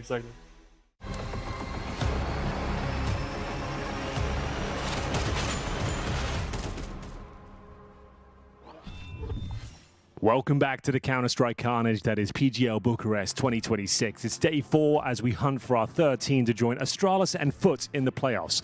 This is a 2-1 bracket between MIBR and Eyeballers, and a very convincing win for MIBR to kick things off. Anders, on their opponent's map pick, you've told me that Anubis isn't the specialty of Eyeballers. No. So all signs are pointing towards MIBR. Like the Death said, in every facet of the game, it felt like MIBR had them beat, apart from maybe the opening pistol round. They just looked so good. It's very impressive, honestly. Obviously, I tried to sell the Eyeballers story. I feel like it's not working out as well as I had imagined right now. The context from Striker saying it earlier in the year, they had vitality in overtime on Anubis. Yeah. There is something there. I'll tell you something really disturbing, because like I said, 4 out of 5 players on MIBR had their best positions on Mirage. Right. 5 out of 5 players have their second best position on Anubis for MIBR. 5 out of 5. They are so confident. All I'm saying is the 2 maps they were playing in the series to begin with, they're so comfortable on. They all love playing these positions. They all know what they're doing.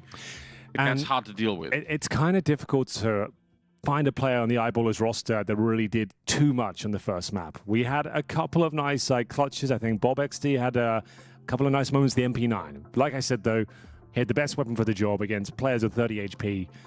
Yes. That was good. There was a couple of nice clutches in there.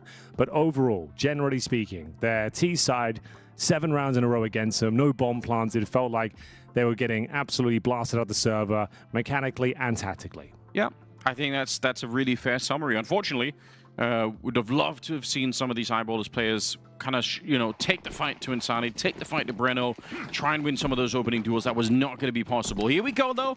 Second map is coming up. We're starting now with a little bit of a rush towards the B-bomb site, but Breno and Klim, really well done. The bomb is on the ground, and everything has gone off the rails already. You've had to Molotov yourself out of the bomb site just for a bit of protection. I haven't seen that one before. Oh, it would have been cool to see JW on this long flank once the bomb is planted. Like, that's a sick idea.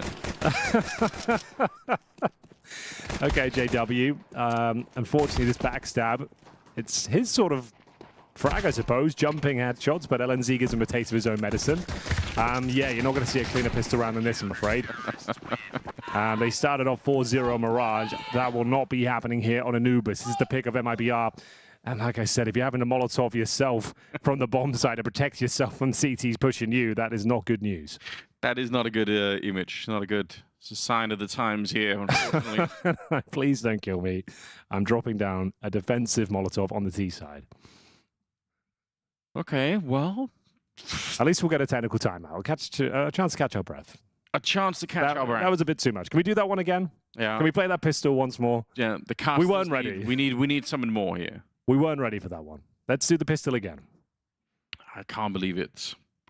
Yeah, but Again, this MIBR squad, they have a close to 90% win rate on this map. It's okay. The stats keep getting worse every time you open your mouth. Yeah, it's worse and worse all the time. And it's considered a T-sided map, Anders. And if you lose a pistol, you're in a lot of trouble because that means like potentially the CT is going to start 3-0. Yes, 3 is enough, generally speaking, and that's if they don't find any more. I'm assuming we'll see the force buy here. We will. Really do need to win this one to convince us they're going to be able to do anything with this map. IMO. Just my honest opinion, but let's see. Smoke down towards the connector. We are going to see now. Flashes in towards middle we go. No one home middle. Very passive setup from the CTs, allowing them to have this space. Yeah, don't hate that at all. Why would you want to try and fight those Tech-9s early in the middle alone? Just kind of let them have a little bit of space to work with.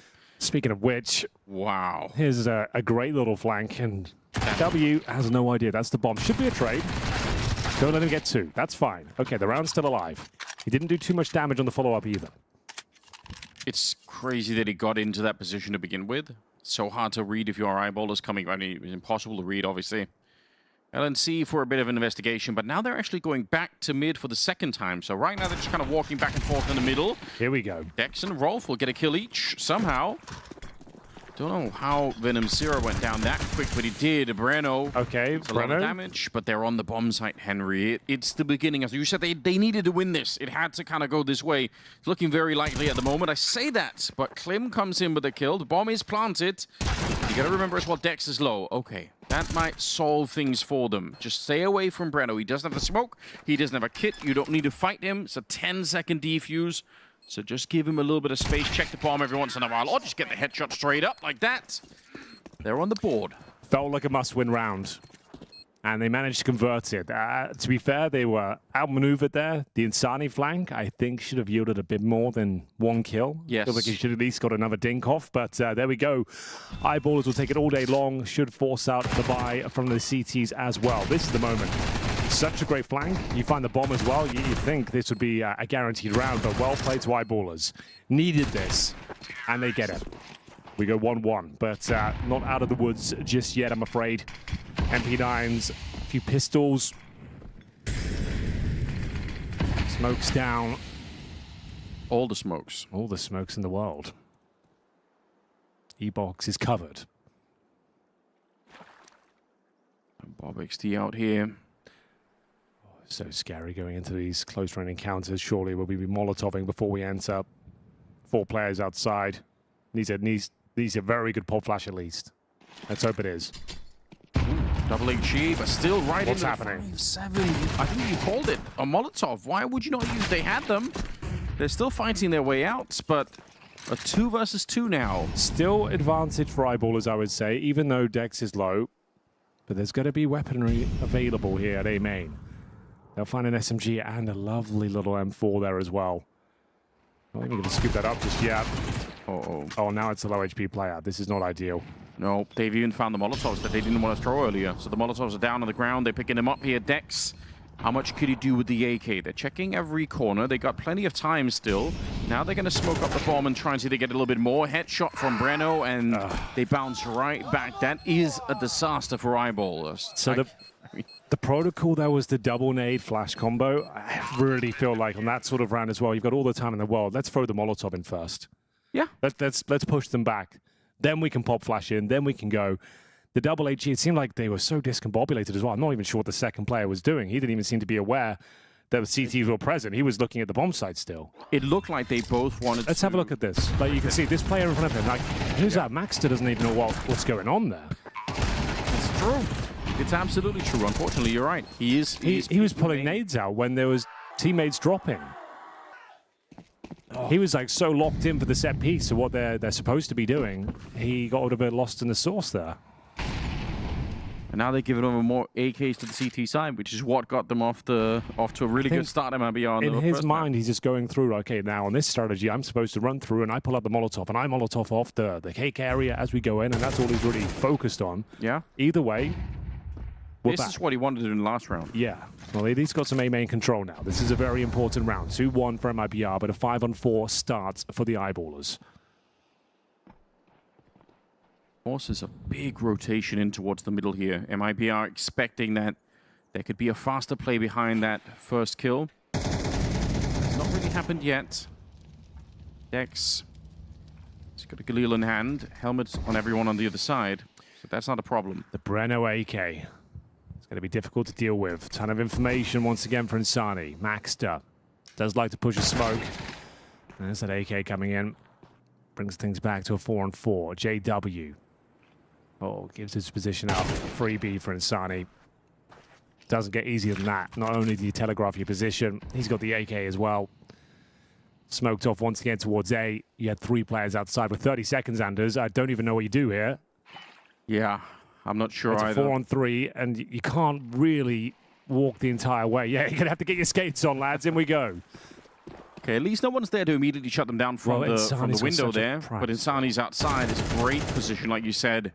Plant on the side, CT plant. I think they can't even do that. Klim shows up. It's just falling apart. It's a pretty ugly finish, unfortunately.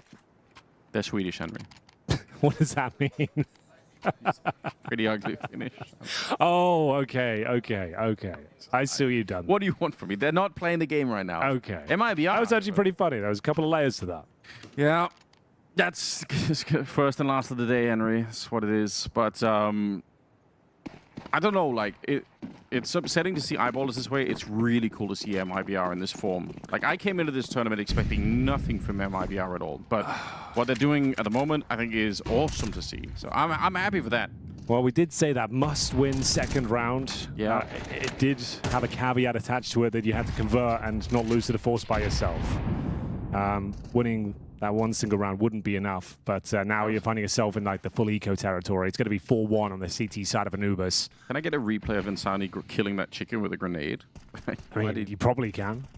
Yeah, I'm sure it's possible. We have the technology. Requesting it right now. That seems so mean. Why is he doing that? Feel like you're adding extra labor, but it's okay. Unnecessary. Not needed. They are looking crazy confident right now.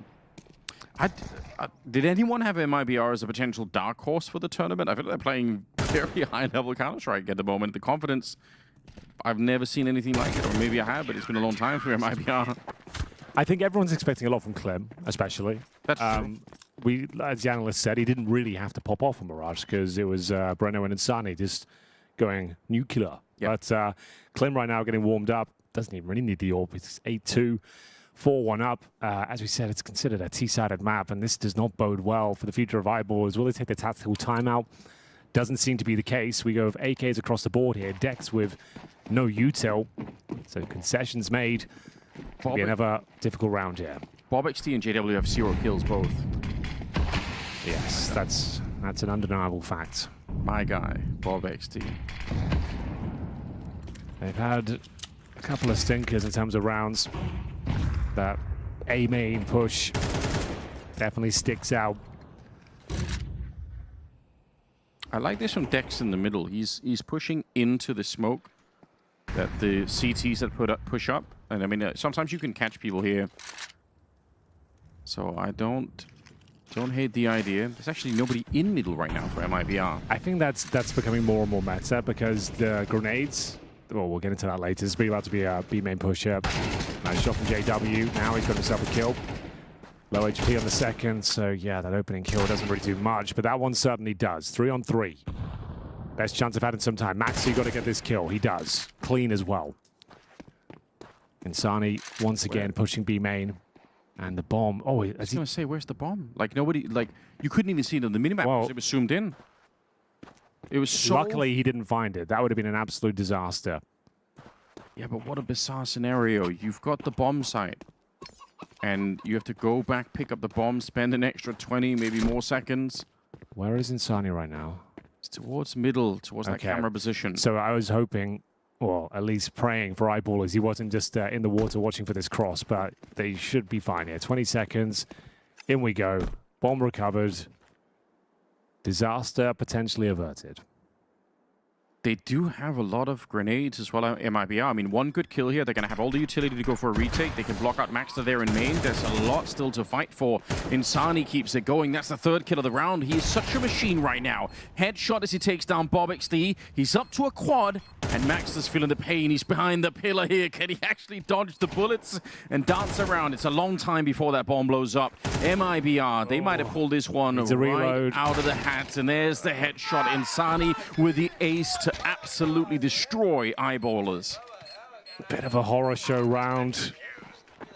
You forget the bomb and T-spawn. You have to pause everything, run the clock down, scramble in towards the bomb site, and you let Insani get into the round, gets himself an ace. It all started here, and you can just see it's just a bit of a mess. Like, the comms are scrambled.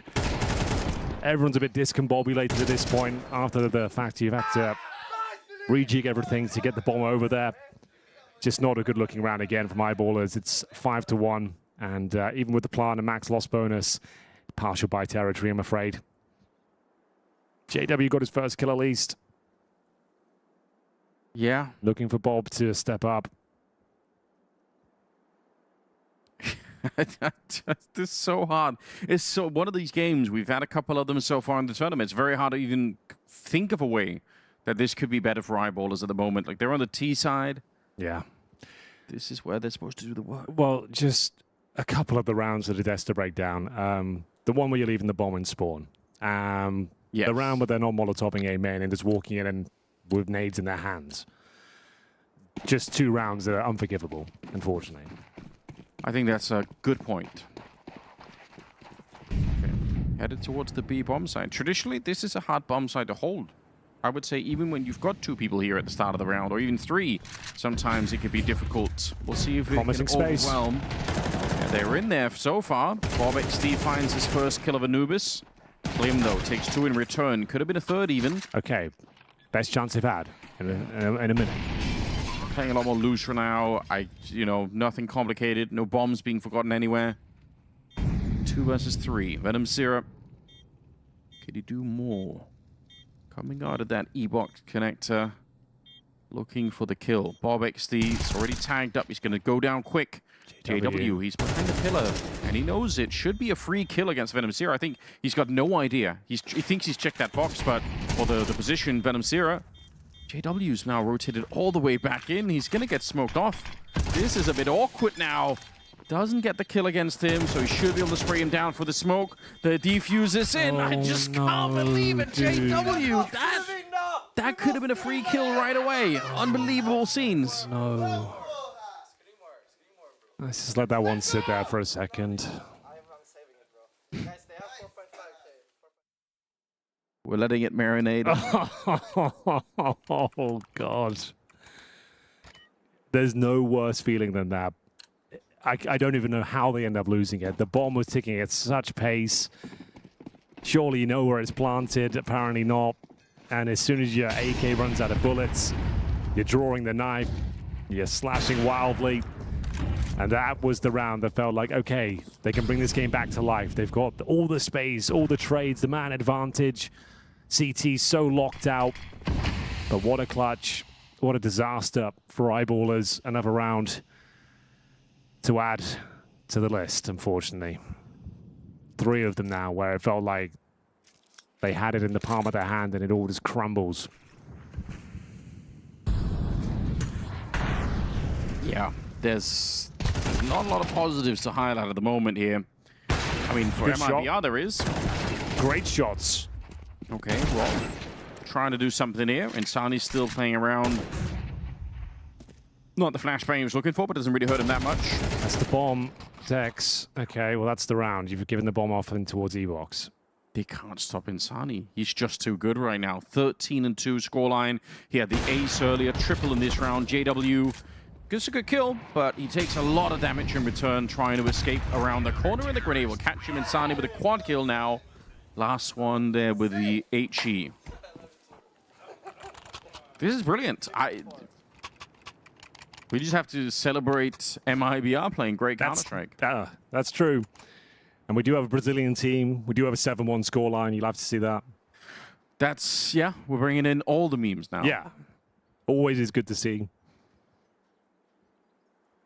So it's what we've been reduced to as commentators because eyeballers won't play. They're making us do this. It's unfortunate. I think this is just an off day for them, I suppose. Like, I haven't commentated any eyeballers games. I haven't watched many of them.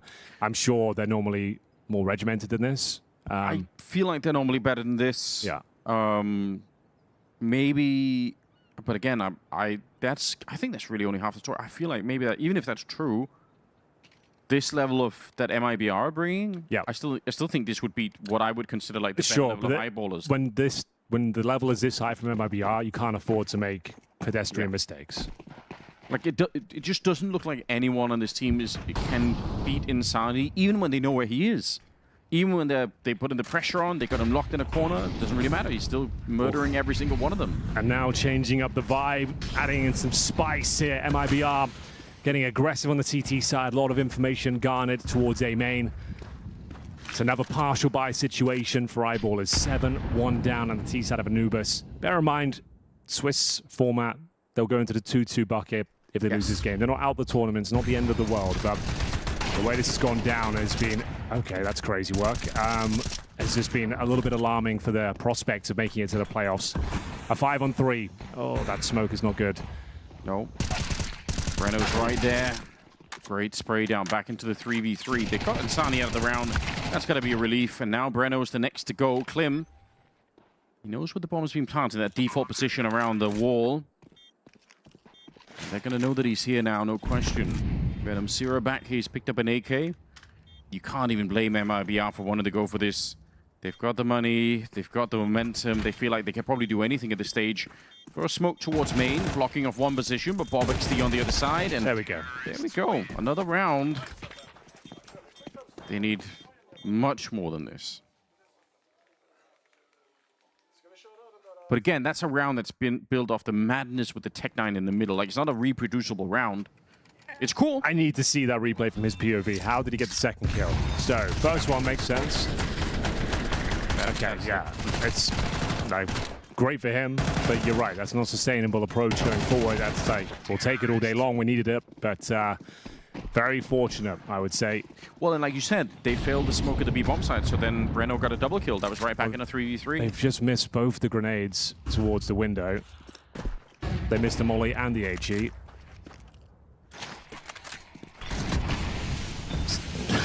I'm not trying to beat them up too much, but like, those do need to land. Yeah. No, I don't think you are. I think it's quite fair. Insani's taking some damage again. Smoke goes up. It's going to be blown open immediately. Oh, that timing is crazy. They had a CT smoke popping just at the same time as that was being blown open. So there was a nanosecond where Klim could just see the outline of someone on the other side. That's enough for him to get the kill. That's crazy to see. Now they're jumping on JW as well. Dex and Maxter, they're locked out of the bomb site, locked out of the round. Klim's up to 13-5, 15-3 on Insani.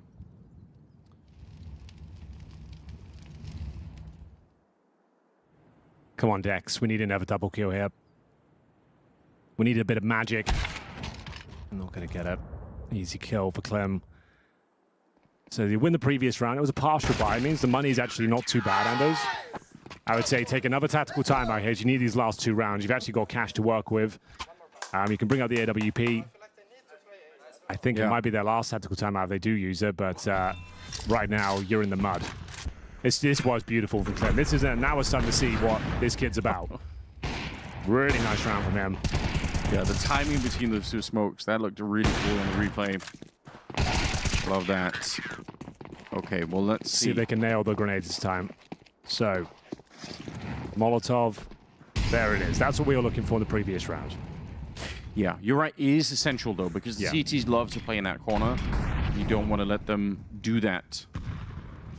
I think they took their time with it as well, knowing they missed it. I think someone else said, I'll do it this time, and took a slower lineup to ensure it actually made it. They normally do it on the run with the best spawn. Yeah. Breno now doing the secondary AWPing on the CT side. Yeah, why not?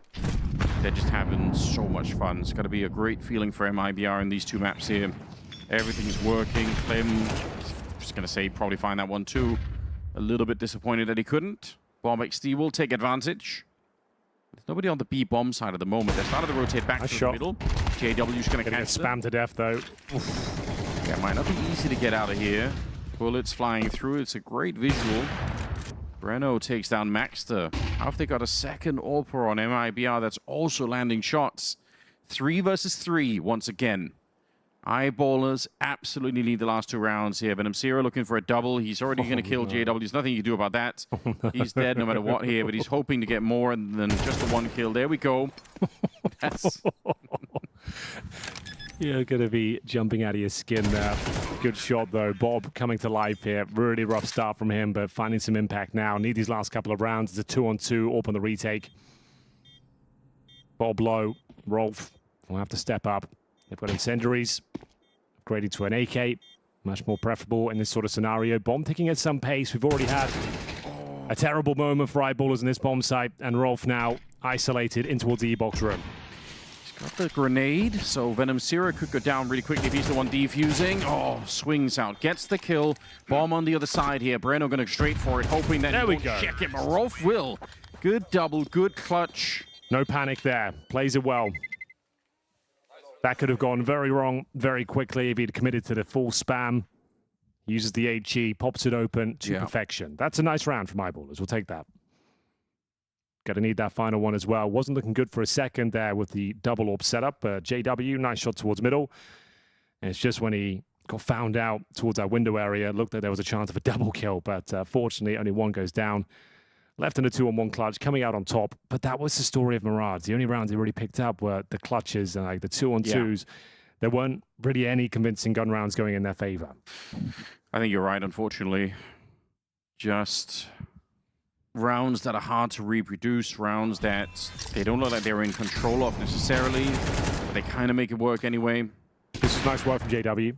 And then Bob, his best round of the series so far, I would say. Very important. Clutch from Rolf as well. Like I said, didn't panic, didn't just go for the spam. Uses the HE. Yeah. Times it very well.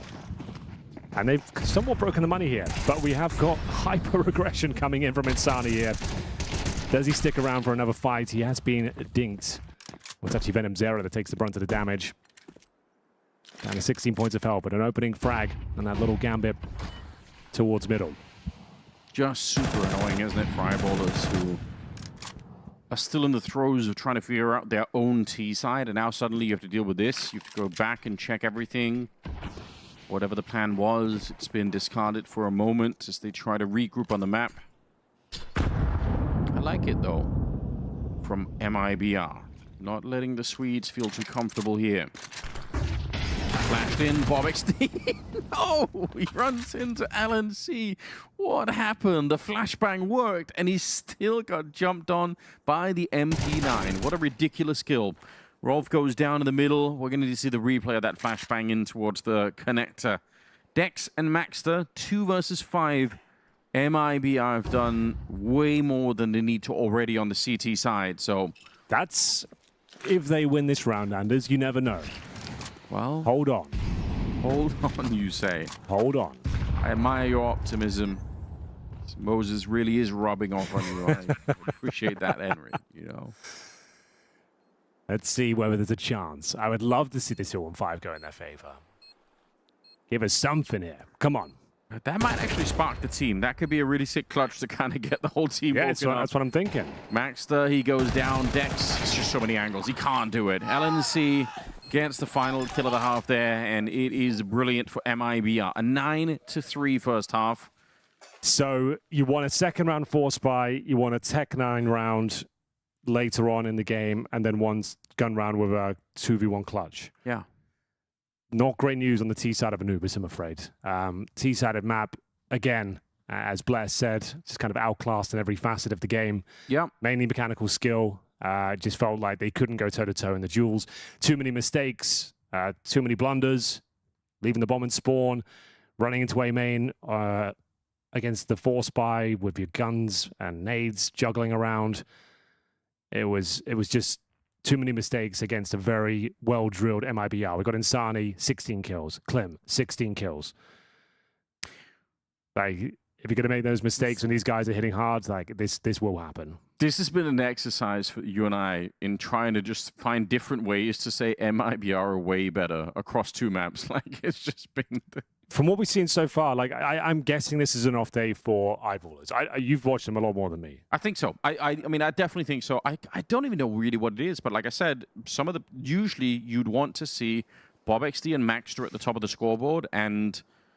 Yeah, BobXD, but it's not... his tournament so far just hasn't been that good, unfortunately. I'll be honest, but...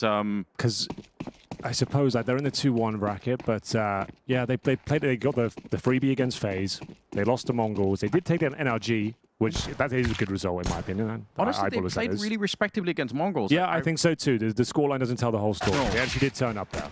Yeah, so today, definitely not, though. There's no hiding it. LNC got the last kill of the half, and now opening up this half with another one. Where did that come from? I don't think anyone knows. Hello? Okay, he was in connector. He was in E-box. Gets another headshot. He was just gone so quick. Almost a drive-by from Maxter. Okay, we're picks back. up a kill, and there's the headshot from Rolf to end the round favorably for eyeballers. We are so back. So back.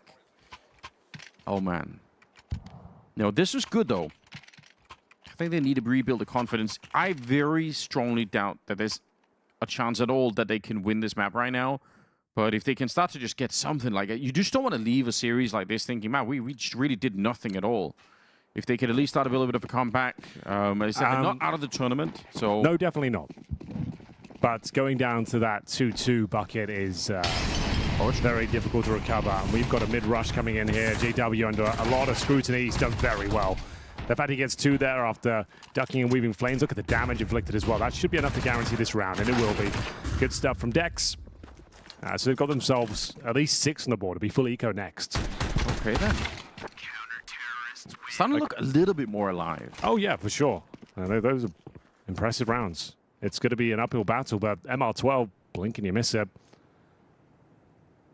Yeah, that next buy round, not this one, but once they start picking up rifles again for MIBR, I guess that'll be the real test to see what they're going to be able to bring on the T side if they have something cool planned. We did see missed grenades, or sometimes just a lack of throwing the grenades as well from eyeballers that left them vulnerable when they were on the T side. We would prefer not to see that for MIBR and some cleaner T work. Insani, it starts with a deagle. I am already worried. I'm already scared. They've got no Kevlar. Oh no, look at the space. Oh no. There's absolutely nobody here, Henry. You're never going to know this. No. You'll just never check this. He's got a guaranteed kill with this flank. This is unreal. Yeah, he's coming the whole way. They'll be saying, like, okay, there was at least a gap in the map. Be on high or low. But the fact he's got all the way around. They're waiting outside of the B-bomb side. Yeah, so they're hoping he can maybe get 2 kills with the PT-50 here. You can see that they are on high alert. They're not 100% sure what's happened. Yeah, but if he shoots them... Yeah, they've Molotoved here. They do know. Okay.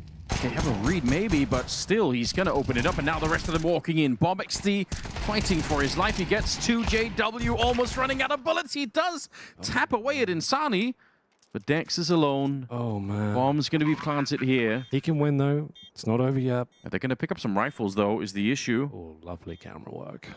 Yeah, you love to see that, don't you? Over the wall. Beautiful stuff. Take us away, Anders. It's Dex. No kits, no teammates. They're both doubling up. Okay, there's the kit. That's a more good camera work. But the fact that they're both in the connector is very hard for him to read. He almost has to go clear it the old-fashioned way, just straight in there. Slaps him right out of the round. Oh, he is 17-8. Oh, man. Well, it was looking so good. So promising. We're saying that we are so back. They got the pistol victory. You've won against the Force by, and it all starts. There's not much you could. This isn't a mistake or anything. That's just really unlucky from Rolf. We'll say that. But allowing that gap to be created for Breno, Insani, pins up in towards that B-bomb site. Crazy shot to close things out as well. Like no Kevlar victory. We're going aggressive again. It's going to be Breno to open things up. Rolf to answer back though. Doesn't take any damage for his troubles. So we're back to a 4-on-4. So money's still pretty decent. Double digits for MIBR. Looking to book themselves a place in the playoffs here at PGL Bucharest 2026. LNZ encroaching on our E-box room. Baxter jiggling around. He's got Rolf there. Grenade gonna land right on top of at least one of them, peeking in behind. It doesn't work out. JW's now jumped out through that window, and he'll take 2 with him. So in spite of a shocking loss in the last round, they're actually bouncing back. Yeah, very impressive. Down but not out, that's for sure. This game continues. Important kills from JW as well. Still got those sneaky timings. You can see he loves dropping down in that window position. Let's see, though. You've got to win this round, boys. Yeah. Can't afford another disastrous clutch. The bomb's in their favor. And they've got a lot of damage on him already. If he got both those kills cleanly, it's a lot more scary. The fact that he's already down to 19 makes it crazy unlikely he could win this 1v4. Oh, but the smoke on top of the bomb. Now you're a bit scared. Surely you can't steal it away. The trace now is you're going through. Yeah, they're shooting to make sure he doesn't pick it up. That's why they're firing right now, so they can keep vision on it. That's you. Well played. Well played. So. Okay. We are back again. Once more. You cannot afford to lose to another weak buy, though. Bear in mind, though, they won that full eco, Anders, so the money's not going to be broken. If you win a full eco, yes, you get a huge injection of cash. This is not a conversation that's probably worth having right now, but I just want to point out, Nuke is the final map, and that's a map that both teams play pretty well. Like, so there's some light at the end of the tunnel. Like, MIBR play it well enough, but Eyeballers is probably their best map. Okay. So if still a chance we get by there. some miracle they can get there, Still I would absolutely consider it a sort of chance. miracle. But if they can, they are holding on. This is looking, they're 3-1 up right now on the CT side, and sure there is a buy as I mentioned, but it won't be a great buy. It's going to be a buy. What have we got? 2 AKs, 2 Galils, no Tech 9s. Yes, you get 3 Galils in the end. All right then.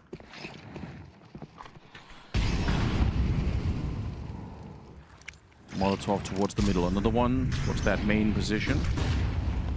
And there's a counter utility coming out. The battle for this A main spot is just such a critical part of this one. All right, not the grenade that we wanted, but that's okay. It would have done significant damage if it landed. That's probably true. Bob flashed on through. They don't see anyone. That smoke goes up. He has some more utility, another smoke, another incendiary, so Bob can keep this, at least in theory. They're going to AXQ here, and you've dumped a lot of your util already on the CT side. You're not going to have much in terms of the defense. This is the full execution coming in right now. You're going to see Molotovs, smokes towards camera, Molotovs towards the cake area, flashes being bombarded in. It's going to be very difficult to hold. It's up to Bob with the AK-47. He has got the incendiary. Yeah. Times it well. That's very good timing, but here comes all the rest of the bombardment. Like you said, 45 seconds, smoke is up. JW's got an HE behind it, and it lands right on top. It's a team kill. They still open it. Breno just keeps on fighting, shooting his team and the enemies at the same time. And this is now down to Rolf and Maxter. Breno, he might be low, but he's planted the bomb in the back somewhere. Grenade, it doesn't actually touch him. He was on the other side of the cake there. And now it's ticking. Your money's broken on the CT side. If you go for this one, it goes 11-6, and then you have nothing in terms of loss bonus. You will be entering a $1,400. Do you think it's worth it? Do you actually think you can win this round? I think it's worth it. Maxter's got the kit. He's on the high ground. It can be very, very quickly get on the defuse here. I say just give it all you got right now. See if there's a way through. Starts well. Klim goes down. Breno's already low. They can find him. There's the FAMAS kill. LNC now, the last one left, but Maxter, he's defusing already. Back turned, and he's got just enough bullets for it there. Oh, man. It got kind of close. That's the thing. It was a decent effort for sure. Worth going for in the end. Came down to a couple of seconds on that defuse. But as I mentioned, the money now completely busted. You get $1,400. Like, very good attempt, not going to lie. Like, didn't think they stood a chance of even getting near the bomb. But there it is. You have to force by now. Yeah. You cannot recover a 12-6 half. You're going to have to pray. And like I said, it came down to maybe 1 second on that defuse. There was a chance. But here we go. Going to have to try and make it work with the FAMAS, MP9, pistols, and we've got a contact B play coming in here. LNZ in-game lead up. JW loves this little drop down though. He does seem to time it well. See if he can do it again. He had an inkling there. Here we go. That's so important. He does get it. Maxter's there. Where's JW? JW needs to be there very fast. You're absolutely right. LNC and Clem fighting, but they're coming through the same smoke. Maxter runs him down, and they win another round. They keep winning these rounds right now, Henry. That's keeping them alive. I thought they would have lost already. I thought MIBR were going to crush them in the second half, but honestly, Eyeballers, somehow, they're holding on to hope a little while longer. Yeah, pretty messy one there from MIBR. Way too much chaos. And the MP9s finding a ton of damage through the smoke. They make that call to go for the fast B play. Drop some basic smokes, run through the CT utility. They were hoping no one would be home. And now the boot is on the other foot. So we've got a chance of a force spike here from MIBR. Will look to be a very easy conversion here in the second half. Is proving to be a little bit more troublesome than they anticipated. Should be the round now for Eyeballers and a chance to get to double digits, to be honest with you. The money is busted this time for the Brazilians, but they did win a full eco before. Can't let that happen here. This simply cannot happen now, Eyeballers. You have to beat them, and they've got the Deagles and Tech 9s. I'm scared already. I really, these B pops, they just get it. They fall apart so quickly on the defense. Easily opened up by Rolf and Maxter, and Dex now added. This is exactly what you were requesting, Henry. They can't fall apart, and they won't. USP to take down LNC towards the end. Very good work. Very good work indeed. Starting to get back into this game now. The conversation of the third map is there. Has to be the full eco for MIBR, so that's 11-9. It's not going to be that comfortable victory they were looking for. In theory, it could be a huge story out here for Eyeballers if they get to nuke. Because like I said again, it's probably their best map. And MIBR, they're not bad on it, but then I don't think Eyeballers have a real good shot at winning that one. How mad would that be if that actually happens? Down to the pistols here. JW, a chance to farm. A chance to get activated. Maxter, yeah, doing the same thing. Quick round. Looking at the scoreboard, I mean, Dex, Maxter, Rolf are starting to get it. JW's had some good rounds. He's up to 12. Bob still, unfortunately, bottom of the scoreboard. Making me look sillier and sillier all the time, Henry. Well, it's never too late. If they end up winning this map and we get to nuke, which is still on the menu, like they only got 3 rounds on their T side, but look at this timeline. They are managing to keep their head above water right now. That victory with the 5.7s and MP9s has done wonders for them. Very important round again. All of them are now, I suppose, but JW on the AWP. No Molotov to dissuade him from the angle. He's got a powerful position looking towards those T-steps. But that will be taken care of in due course, courtesy of LNZ. The CTs will sometimes smoke those steps, right? From T. Oh yeah, a lot of teams will at the start, yeah. But if you've got the AWP who wants to peek it, obviously you don't want to do that, I suppose. Okay, but that could also be a clue, I suppose, for MIBR. That smoke isn't down, and could leave you worried. JW, don't know if you saw how close they were. It looks like he does, yeah. Oh, that's a big miss. That is a big miss, and now Dex and Bob XD have gone down. He's open. That's probably round, unfortunately. He gets one. Does that inspire the team to do something more? Pushes in front. I mean, there was a world. Good try. This is a really good try, but shot in the back. Rolf. You got the money. Give it a look. Disappeared. Yeah, maybe you could. You're right. Bob XD's fairly rich at the moment. JW wants to save the AWP, but unfortunately now they're going to be fighting for overtime instead.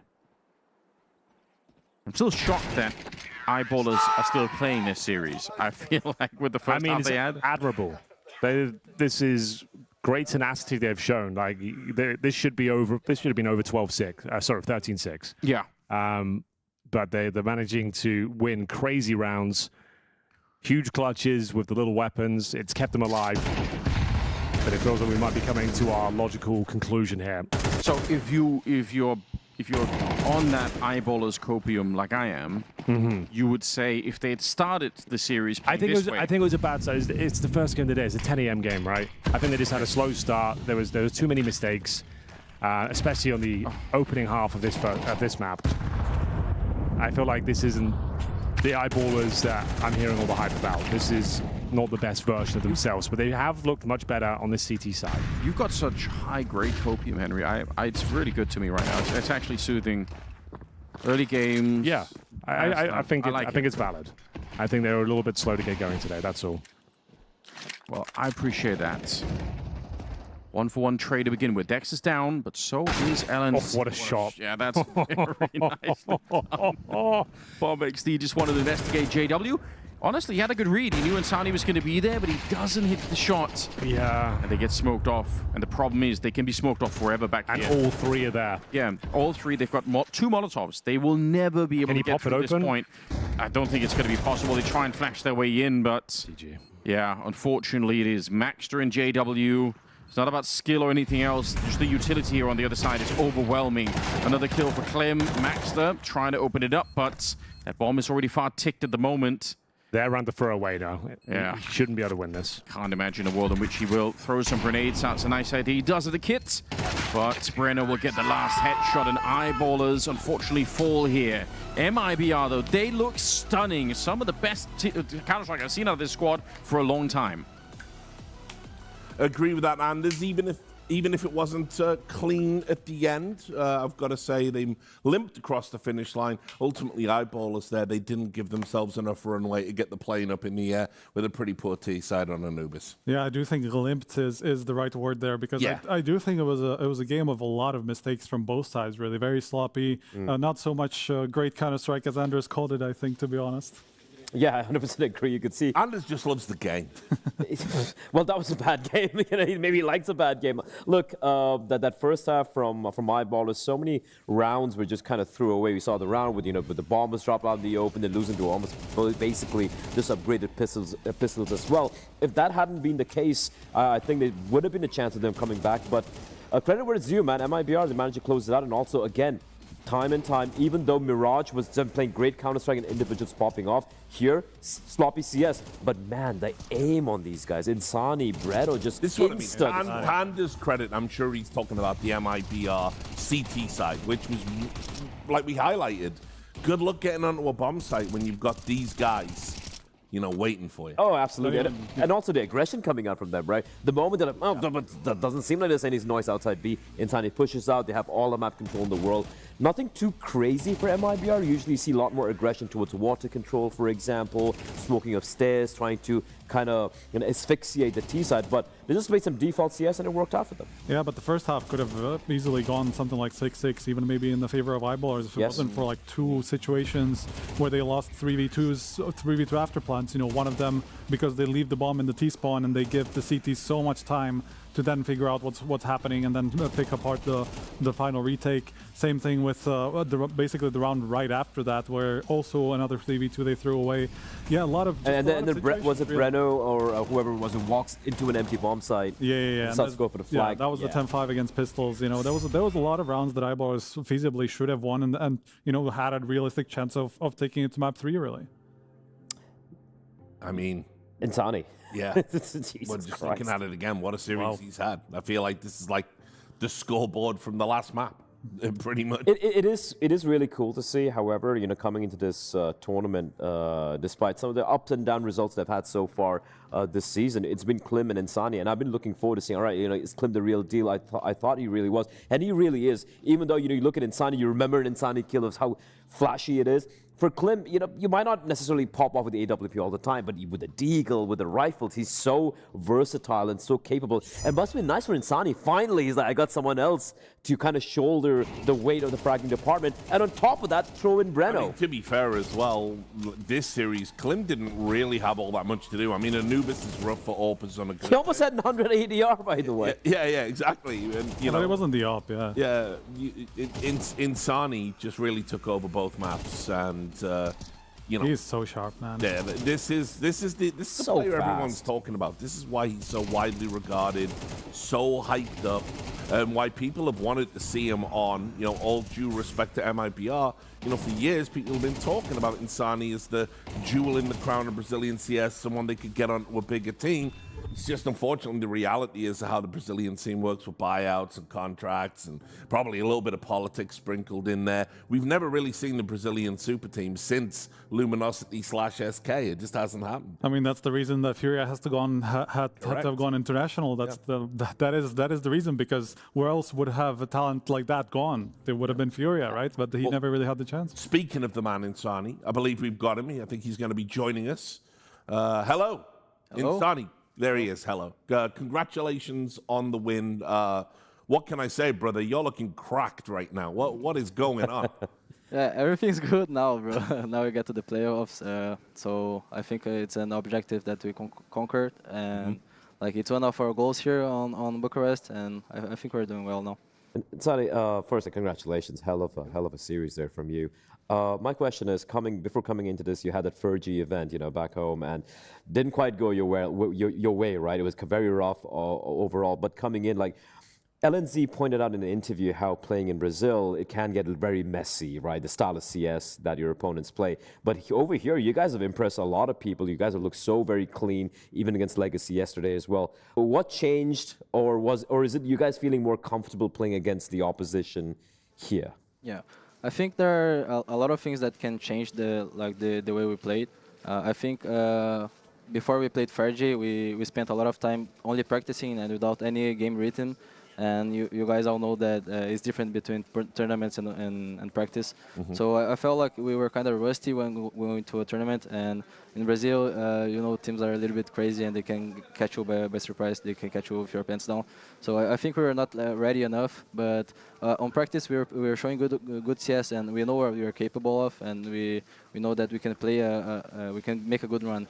And I think we're getting more comfortable even now that we're getting these wins, and I think they're very good for our confidence. And I think right now we are showing up a little bit of the good CS we are playing on practice. And props to the guys. I think we're getting our confidence little by bit, and we are getting comfortable playing on studio and getting to know each other because we're a new team as well. How do you make sure that after 3 months in South America, you do come in and you do rein it back a little bit, make sure that you actually do play solid CS, because that's what you have to do at tournaments like this a little bit more. Yeah, I feel like the main thing that we focused is not to think everything is over or we should change everything that we made on practice just because we made two bad games on Rio. Because Counter-Strike is a very fast game, and it's very quick, and things can go the other way very fast. So you need to be sure that you pick up your things and you stay compact. You stay with your mindset good. And I think what we were concerned most about was to keep believing that even though we had a bad tournament, we can still play good CS. And one final question for me as well. How different is it compared to your previous coaches, IGLs, playing with LNZ and, of course, with Letny as a coach? Yes, I think their addition is very good for me. I haven't worked with a lot of coaches and IGLs in my career, but I think both of them are very good. They share a good mentality on CS. They play a good CS. Linus is very sharp. I like him a lot. And even in game and outside game, we're having a lot of fun. So I'm really enjoying their time with us now, and I hope we can stay with it for a while. Yeah, LNZ was talking in an interview about communication. Then obviously everyone's kind of speaking English now. How's that been? Because as you said, CS is so fast. You got to communicate ideas quickly. Yeah, I think we started speaking a while ago, especially me and Breno, because we were playing in the national roster before. But Kadu, he came to the team without knowing very good English, and now he's improving a lot. But I think we are adapting to it a lot. We're adapting very quick, I guess, and I feel like with time it's just getting better.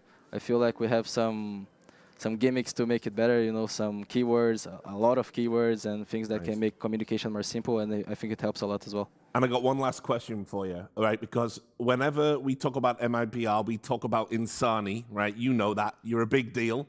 But now everyone's talking about Klim. So we've all been hugely impressed with what he's been able to do in a short space of time. Me too, bro. Me too, bro. Since he joined the team, I'm always saying to him that he's insane. He's a beast, and his individual skills are crazy. Like one of the best I've ever seen. And I think we have a lot of work to do together. Like all of us as individuals, we have a lot to improve and to step up. and I think we're doing that as a team. And I hope you get to the right path, and we keep doing this. All right, man. Well, congratulations on making the playoff. I'll let you go get some rest. Obrigado. Thanks for the interview. Thank you very much. What a legend, Insani, the great one. It's really interesting when you talk about these international teams and how they have, I'm glad he actually referenced it, they have these keywords because you have to communicate ideas very quickly, and sometimes if you're fumbling to find the English word or whatever the language in the team you speak is, you instead just go and you come out with a silly word, and it makes everybody go, oh, okay, that thing's... And that I feel is something very overlooked, so to speak, right? Because when you talk about teams coming in, because go back about 10 years, Rich, like you're talking about just national teams, everyone's like, and we had these conversations where most international teams won't work because the comms will be a bit of a struggle. Of course, FPL and FaZe had helped a lot with some of the newer players coming up. But at the end of the day, you don't need to speak Shakespeare in English or anything like that. You just need to play Counter-Strike English, right? Yes. And that's all that matters. So even if someone like Venom Zera coming in, he might not be able to express all of his thoughts properly. All he has to do is like just basic, simple comms. And as you pointed out, these are young kids. You will get better. If Symbol could do it, so can anyone. So Striker, one quick question before we go to break from you. MIBR, is this the most impressive version we've seen of them, or is the jury still out? Look, this tournament's obviously been a lot of opposition that's, is kind of somewhere below the top 20. I'm kind of reserving judgment on whether they have what it takes to get a little bit closer to the top 10, which we haven't necessarily seen in the past a lot. So I still have to see them against some of the better teams. We did see them kind of slammed by Astralis to start the tournament. After that, their most impressive win is against the Legacy that is a very familiar opponent. And obviously, when people play against their compatriots, it's always a bit of a different game. So we'll see how it looks in the playoffs. So far, cautiously optimistic. All right, thanks a lot, guys. We're going to go to a quick break. After that break, the second series of the day. MongolZ have been dealt a wild card. We'll talk about it soon. She said she loves you. But she can't love me. But I love you.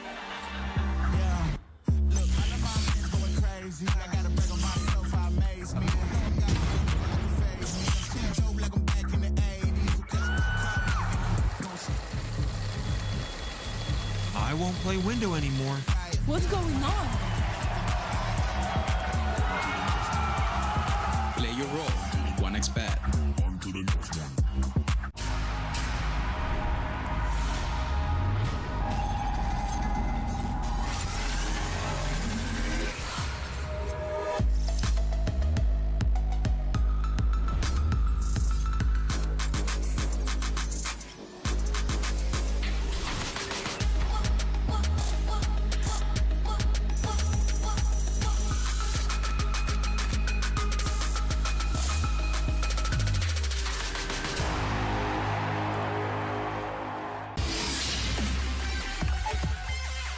The human body was built to move, not trapped at a desk in one singular posture for 12 hours a day. It's time your chair evolved. This is Secret Lab Titan Evo. Ergonomically engineered for you, gamers, hybrid workers, artists, backing your every move.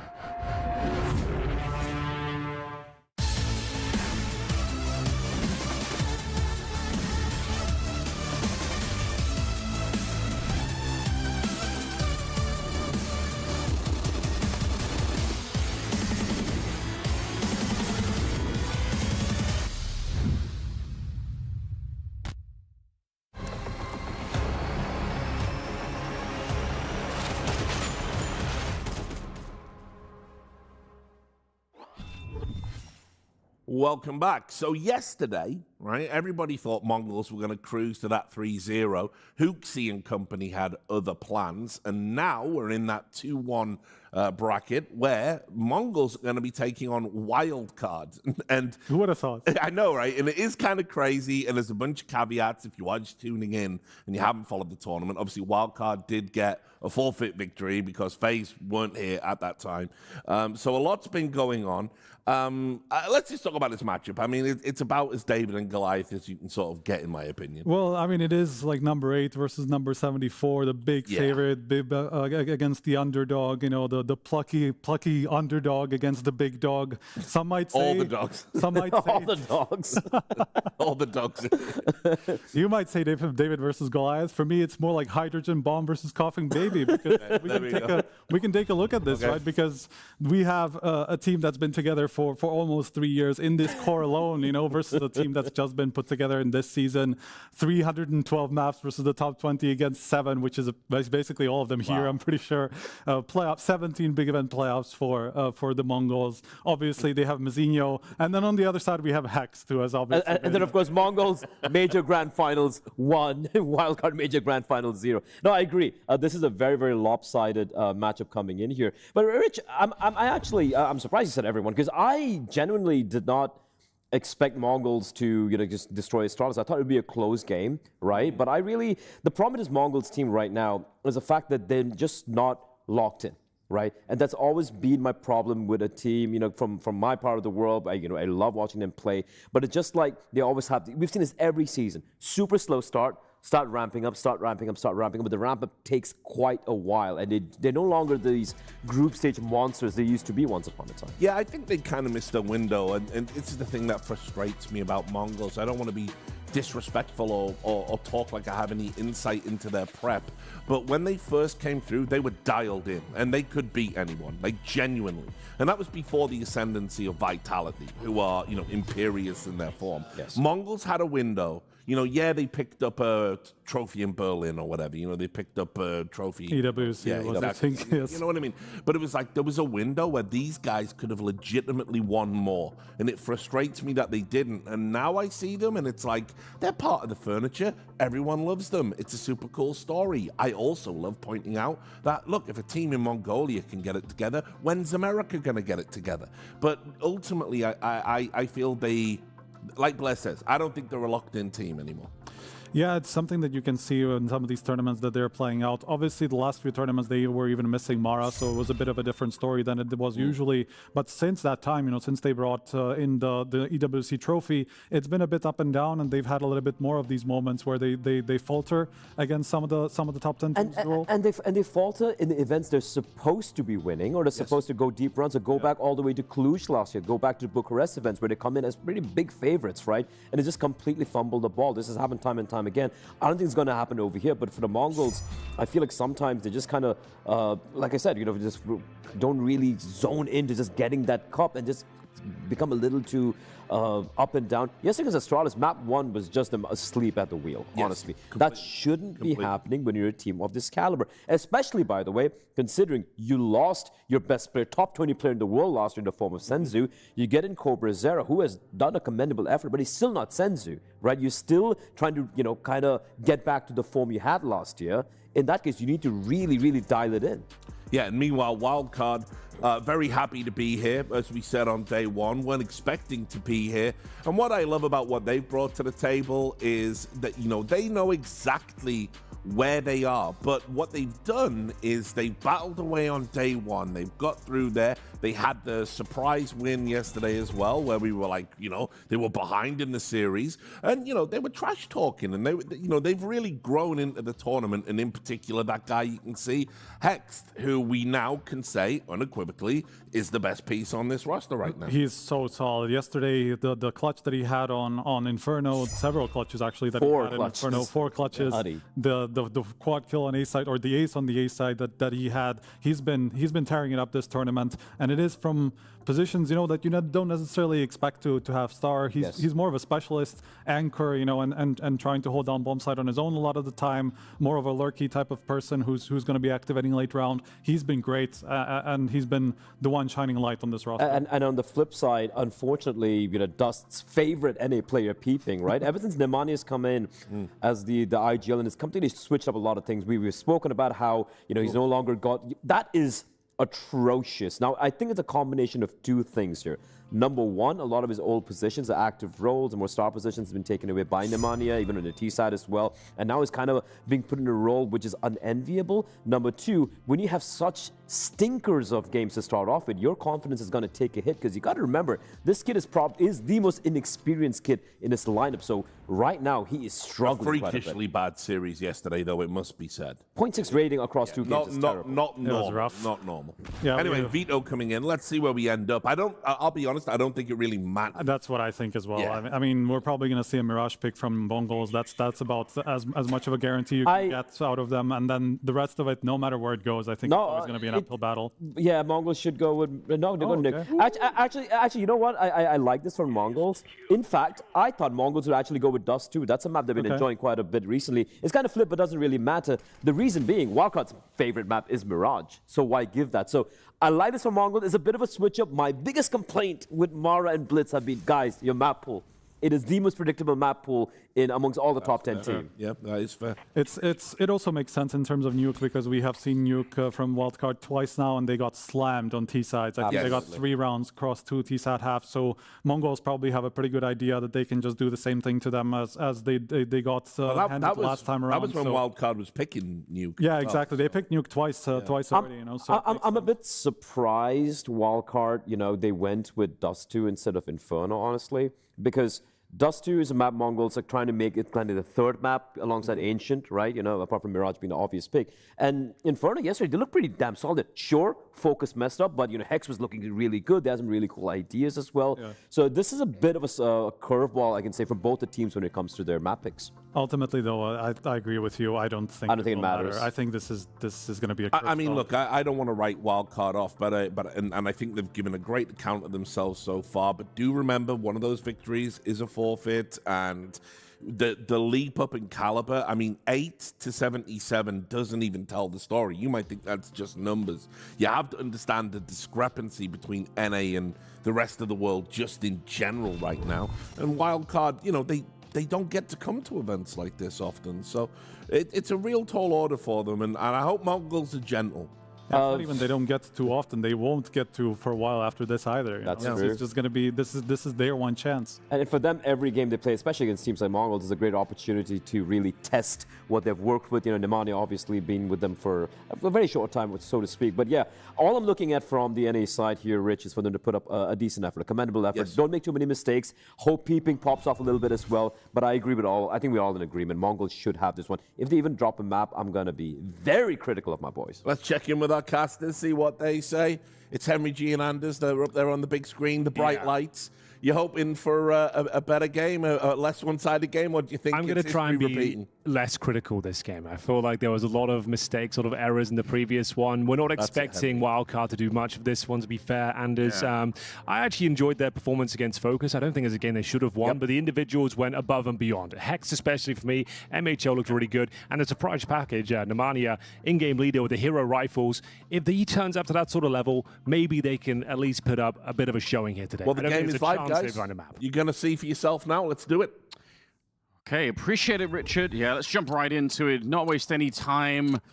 He hopes they're going to be gentle. I don't know. I feel like the way that Mcinio and 910 have been playing recently, it'll be very, very hard to break through here. Blitz will take down MHL at the start. We're off to the races now. Wildcard looking for a bit of a long push, and actually they found a way to crack through. There's a couple of great shots there. Nemanja insisted on every single one. Wreck with a couple of double kills there, and now Cobra Zero at Techno 4K.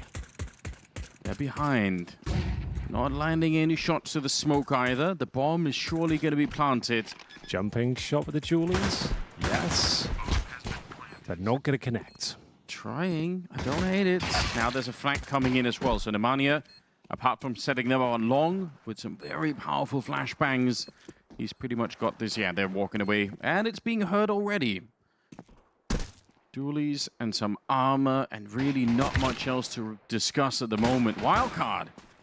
It wasn't the best start to the round, but they made up for it immediately. Very convincing one in the end. Their map pick, taking its opportunity and running with it. Doesn't get much better than that. The long take. Very nice flashbangs. Lots of assists coming through and cleaning the board as well. It's going to be a very convincing pistol victory, and you've got to get past the force buy, but that is promising with 4 players surviving there. Let's have a look at round number 2. We're assuming that the CTs will be fully investing into this one, but yeah, doesn't get much better than this. Started off with a blitz headshot, you think, okay, here we go. But swarming out of those long double doors. Look at the flashbang assist from Romania there, as he manages to chime in as well. Nice kill from Rek to close things out. But here comes the scout of Blitz. Bit of damage on CobraZero on the cross as well, courtesy of MHL. The IGL scout, 9-10 as his as well. So see if they can chip away at them. 3 Galils, scout on MHL as well. And then peeping with a MAC-10, so still quite favorable for Wildcard, obviously.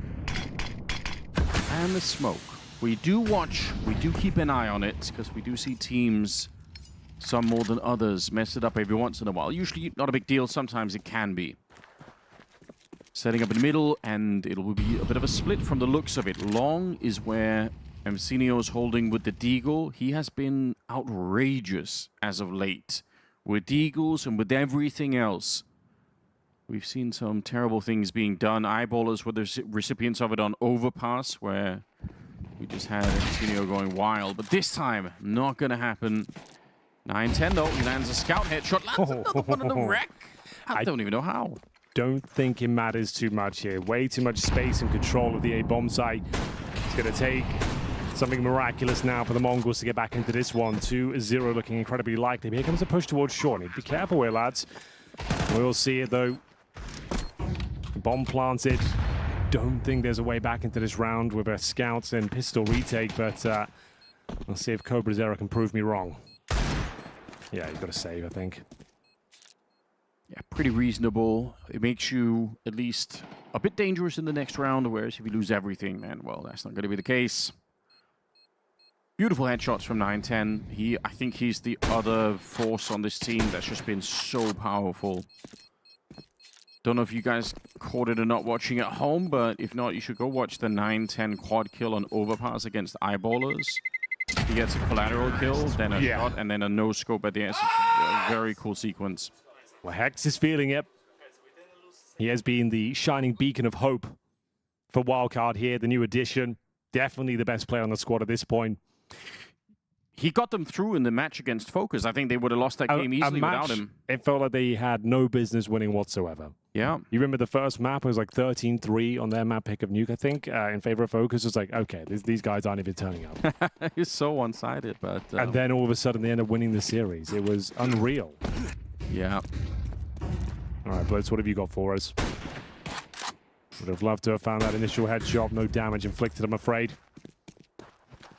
So residual weapons here, not a force buy. They managed to save a couple of pistols. A MAC-10, to be fair as well. Not that useful on the CT side, but we'll see what they can make of it. Smoke down towards crossover. Hoping for Blitz to step up here, and he's going to do it again with this scout. Ooh, scary prospect there, and the MAC-10 at range not delivering the goods, barely scratching the surface of CobraZero, but still looking very promising here for Wildcard. He goes down. Next in line is Techno. He did get one with the MAC-10. You know, it's a little bit of extra cash, I suppose. Did you saw him. See him? Yeah, I don't think it registered. He did on the screen, but... Yeah, I think his teammates are screaming now. Yeah. Well, that's good. Peeping is 5-0. And he has had an absolutely woeful tournament so far. So not been good.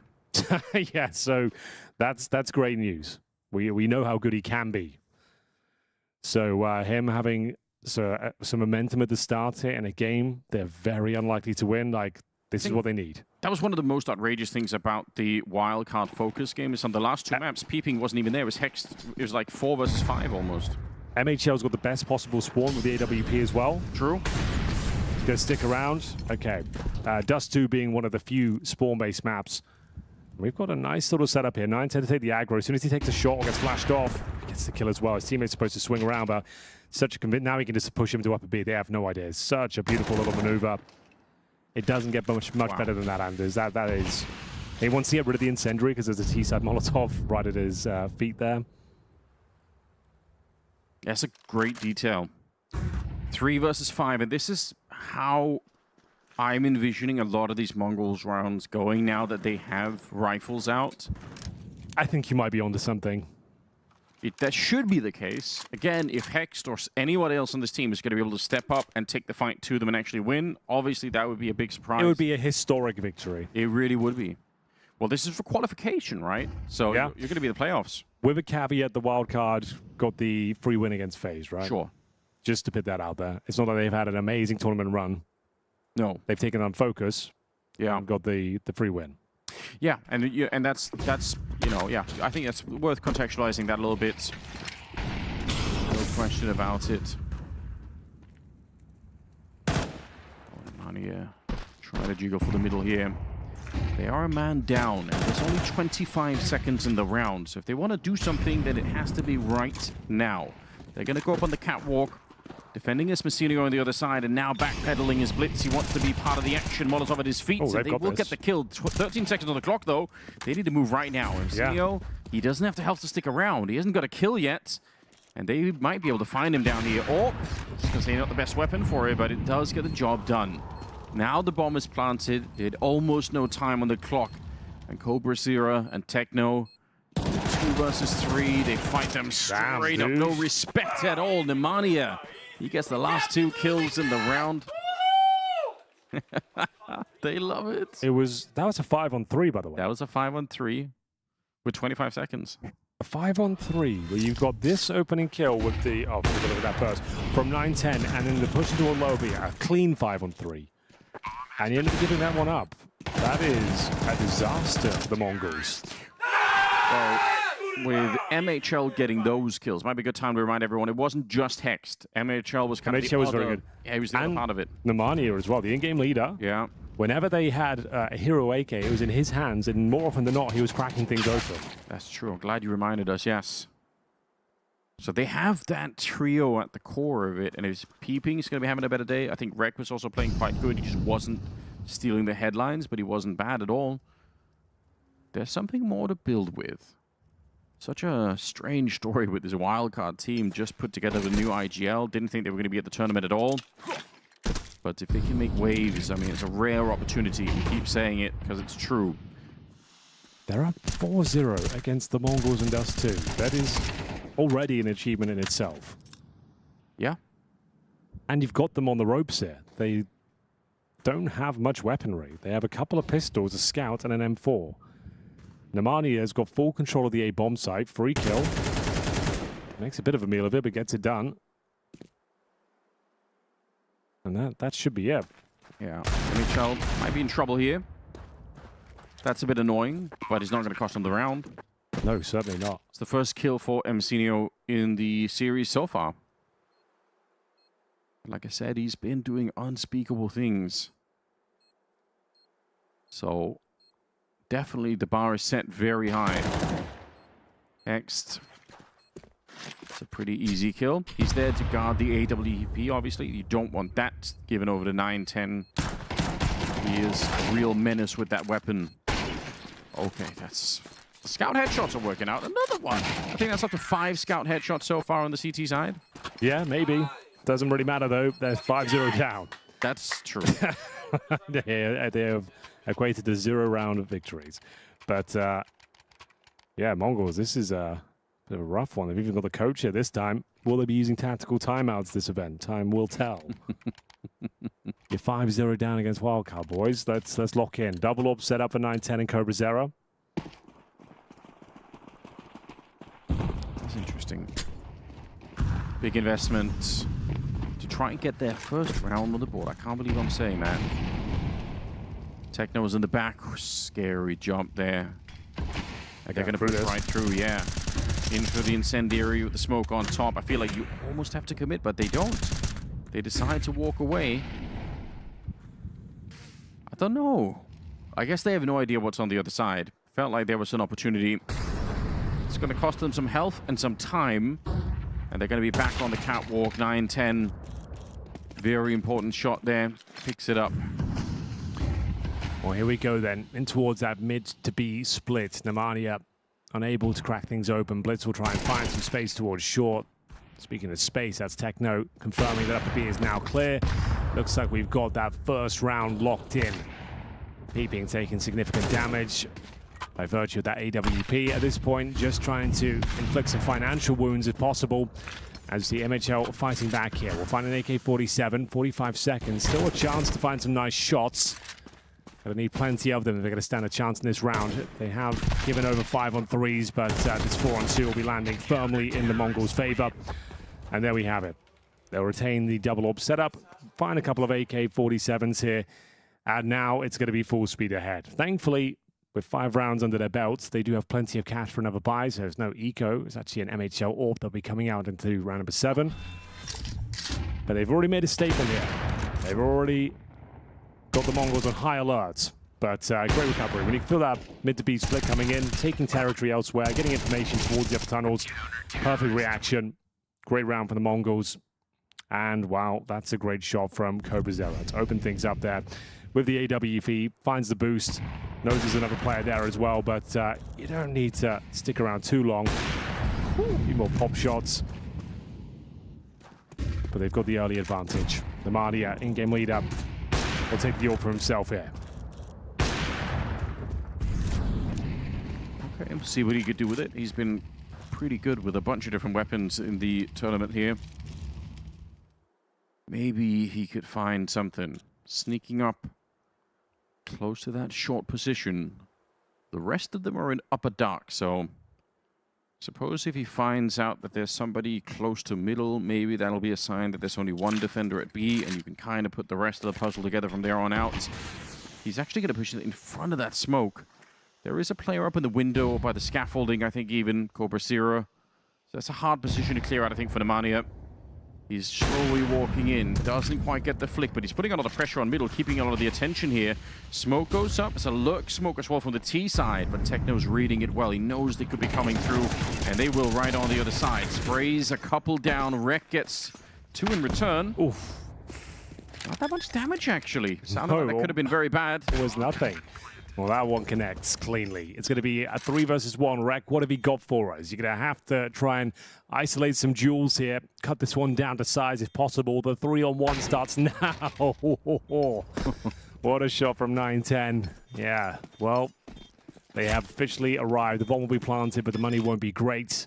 Loss bonus only at that second stage, so maybe a partial buy, I suppose, is available. You can get a few pistols, but essentially an eco going into the next one. Mongols 5-2 down, but should be 5-3 very shortly indeed.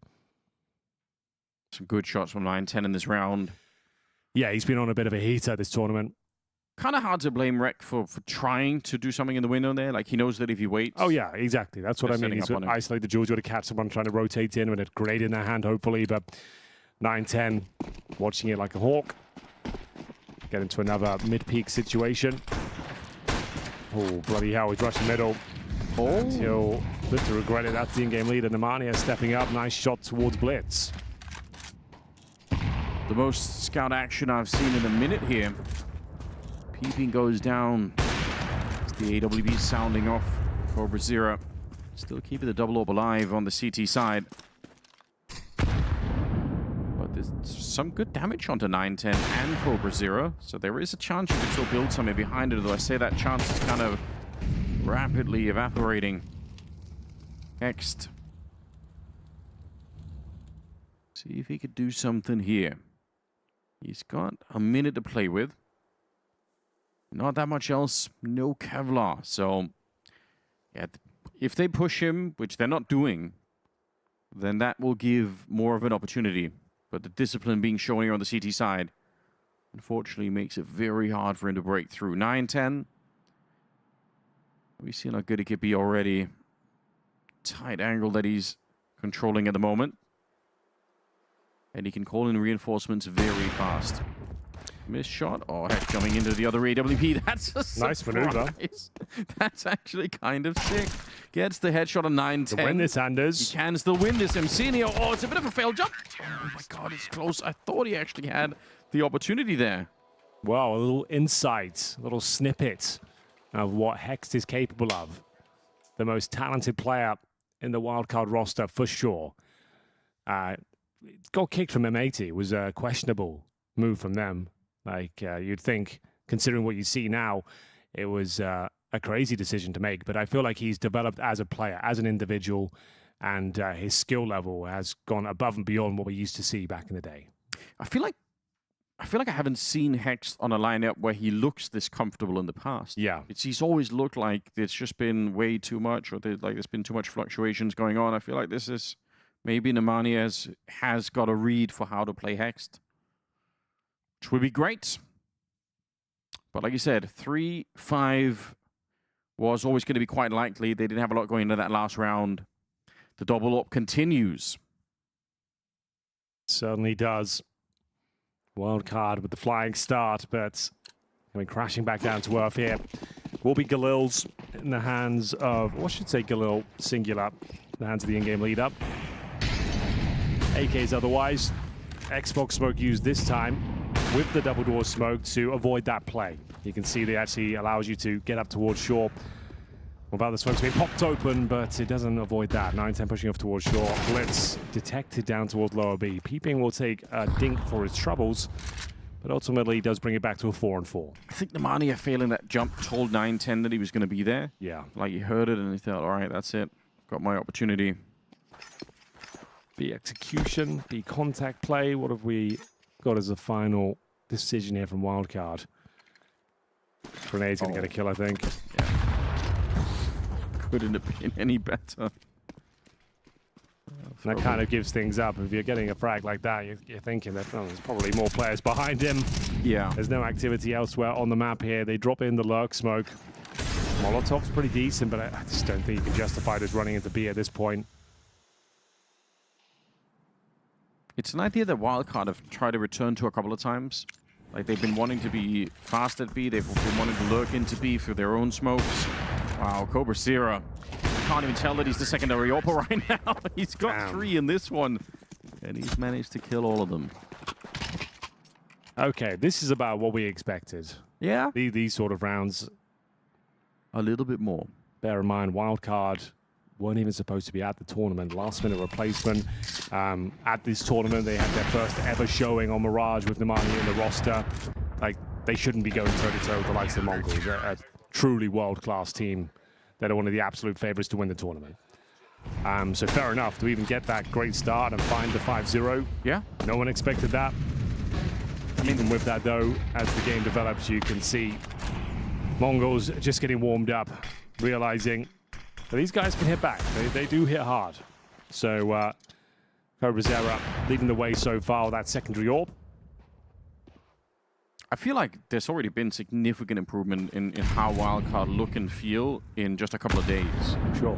Which I think is great news. Like, that's very exciting. At one point, it looked like they were going to crash out of the tournament and just kind of like their forfeit win against FaZe would have been the highlight. And then that's it. Like, they've done so much more already. Yeah, just very important to remember that it is the 2-1 game, but they did get a forfeit win. And against FOKUS as well, they did not look like the better team. It felt like a choke from FOKUS. Yeah.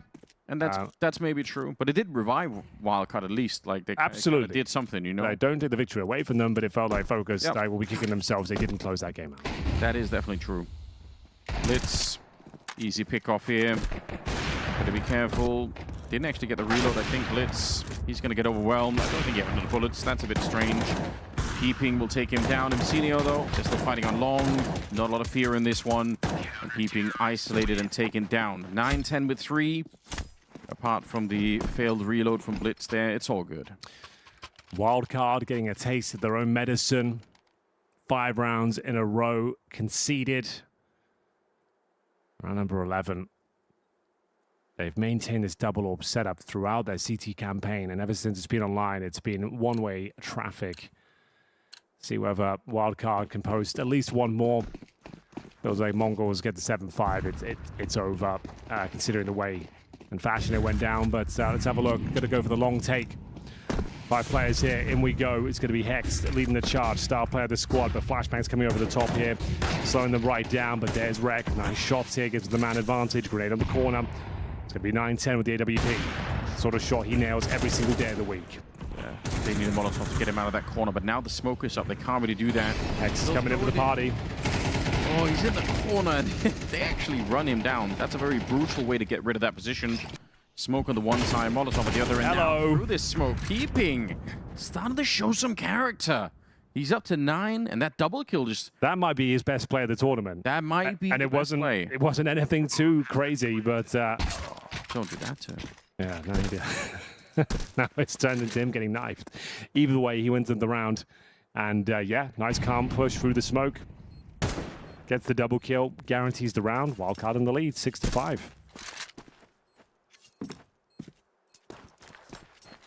Techno, he's still around here. They have so much money. You could make an argument to hold the AK, but I guess he wants to go for it. Just feels like I could do some damage. I could do some work here. Puts up the smoke. He is stopped by MHL. Maybe he's hoping, Techno, that some of them have run so far away that he's fighting an isolated 1v1 or 2v1 or something like that, and that the third player is already out hunting for him. That's not the case. They were all there. Wildcard back in the lead. Back in the lead indeed. Peeping, stepping up there. The reason I say that's the best player of the tournament so far for him, because he's highly regarded as one of the better players within Wildcard. This tournament, though, he has looked like a shadow of himself. Yeah. And just getting a nice little double kill here, timing it well. Yeah, I would say that's in terms of the importance of those kills and how clean the sequence was. It's the best thing we've seen from him. Considering it's against the Mongols as well, we'll take it all day long. Guarantees the round, guarantees the lead. Best the Mongols can hope for now is 6-6 in this opening map. The pick of Wildcard. Boost, not as clean as you'd like, but we'll see if there's a challenge from the double doors. Still working 5 rounds, pretty good on the CT side. Even if that's what it is, I think they'll be okay. But of course, you're going to take whatever you can get. Back in the double orb. They had so much money. Even though it's only 5 rounds they've won, they've managed to accumulate a lot of it. So they reinvest and they're ready to go. Blowing over the smoke about a second late. Can't see anyone on the other side. Now some utility being exchanged on the catwalk position.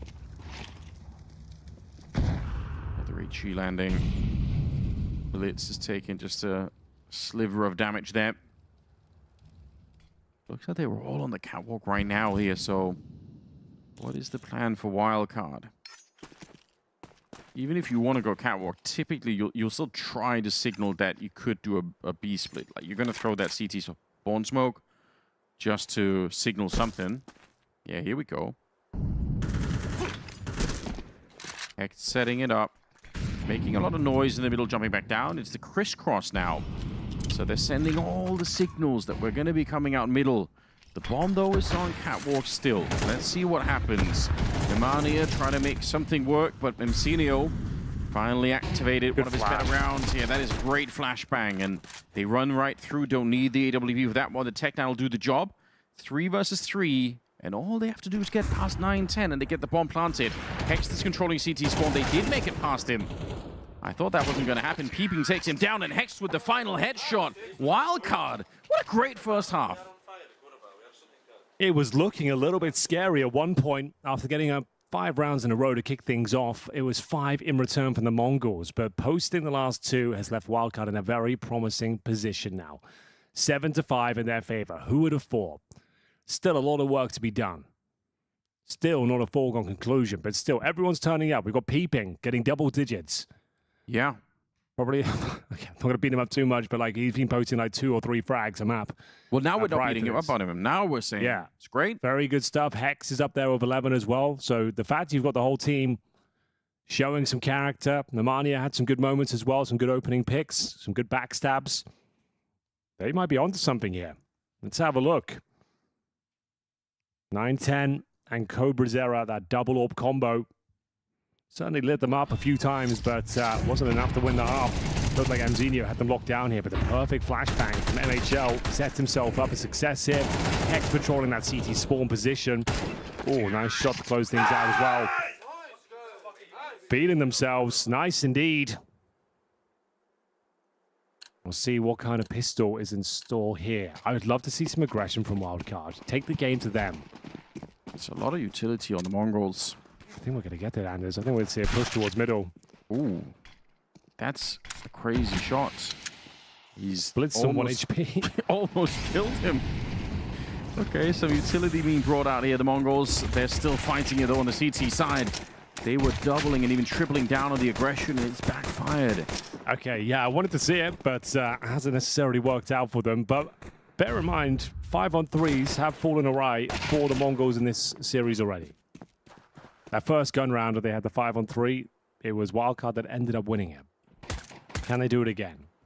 Well, now that it's slowed down, the USPs, yeah, I think it can happen. You never know. You never know. Stolen one of them. Still holding that. Here we go. They've just lost the bomb. Yeah. As one. Blitz is still alive, but on 1 health. Don't need the headshots for him. And now they're working well together. Chiseling away at this A defense. Very well done. Techno finds the last one. 3 kills in the round for him.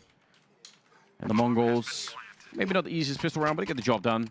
They managed to shut down some of that mid-aggression. Now you have a decision to be made.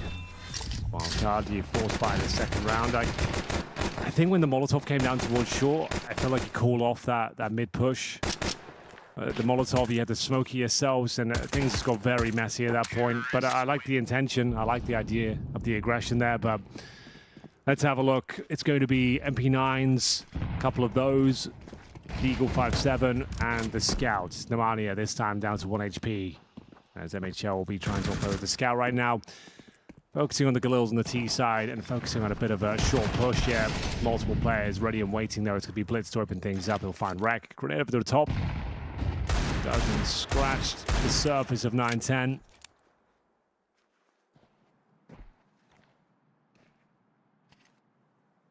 And here we go. Waterfall smokes. Avant-garde smokes, whatever you want to call them. Romania might as well sit inside them. See if he can steal one away on 1 HP. Jump up, find a timing. Yeah. All you really could hope for.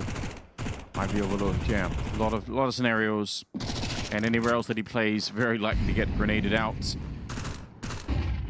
MongolZ not in any rush here. Oh, they burn up. Keeping in the back. And Nemanja not going to get anything for his patience this time. So that'll be the MongolZ tying up the game. 7-7. And taking the lead, because that was the force buy. And even worse. You're right. That's a good point. And 5 players surviving as well does not bode well, Mr. Bloom. Means there'll be a lot of money going forward. They'll even have a bonus round after this one. I doubt they take any casualties in round number 15. Opens up a lot of scary prospects going forward. There'll be some very quick rounds, and they haven't got a single AK in their ranks. And that means the first gun round, they'll be operating with 4 Galils. If they win that round, I don't think there'll be much room for recovery for Wildcard. So a couple of kills is what they're looking for. Problem is, you've got Cobra Zera, Mac 10, looking to farm even more money. Flashbang will go in. Oh, not the most effective flash. Actually sets them up. Oh dear. Yeah, they kind of fumbled that. That's kind of unbelievable. Still advantage to the MongolZ, yes. Just to be clear. Like, they've got their bomb towards the A side of the map. Just like in terms of the sequencing of the flash and like it not actually landing where it's supposed to. A little bit of troubling, but like we said, they only had Galils and a Mac 10 to give over. There should be almost no chance Wildcard win this, even with a 5-on-3 start. Yeah, you want to do something more with it, but honestly, Galil's not a bad weapon to bring in the next one. Maybe you look for exits on the rest of it. You're not going to be running up here and retaking the bomb side. I feel like there's no way. You have a Molotov on Wreck, so maybe they can serve a little bit of pressure. But 9-10's already taking down Nemanja. Counter grenades are coming out. Peeping, landing a 3rd kill of the round. It's really good work here, and if nothing else, like they're doing the damage. Quad kill for Peeping. Really piquing our interest now, Henry. Now that he's both peaking and peaking. Okay, you ruined it. It was good. You were doing so well. God damn it, Henry. It was really nice work there, but you went too far. But I still appreciate the first attempt. 8-7, and Wildcard now. To be fair to them, you're right. That was actually quite impressive. They even get 4 kills. There will be no bonus round, I'm afraid. We are going into a full gun round. It will be the AWP for 9-10. Mzinho will retain the only Galil from the previous round. I can't really believe they managed to find those 4 frags, but fair play to them. Wildcard doing everything they can in the full eco. MHL, the hero of yesterday. What? Might have to be the hero right now as 9-10 will open things up with a lovely shot on towards Hex. And the thing is, so early on to the round, Anders, you can just now bleed them out. Yeah. You can just wait for the reaction. There has to be some sort of reaction. You can't just turtle up on the bomb sites here. You can't let them fully execute onto you. Someone needs to get some information. We're going to be smoking the double doors because, as you can see, we've got Nemanja alone in the B bomb site. He will not be able to defend this by himself. So someone needs to step up. We need to be pushing short, pushing long, something. We can't just allow them to walk into B and have a 1v5. Yeah, that's a good point. Otherwise, you're saving. And I think That he's in trouble there. Could be the case. Techno's certainly going to check the corner. Yeah, round over. That's it. Don't even attempt going for this one, boys. Save your guns.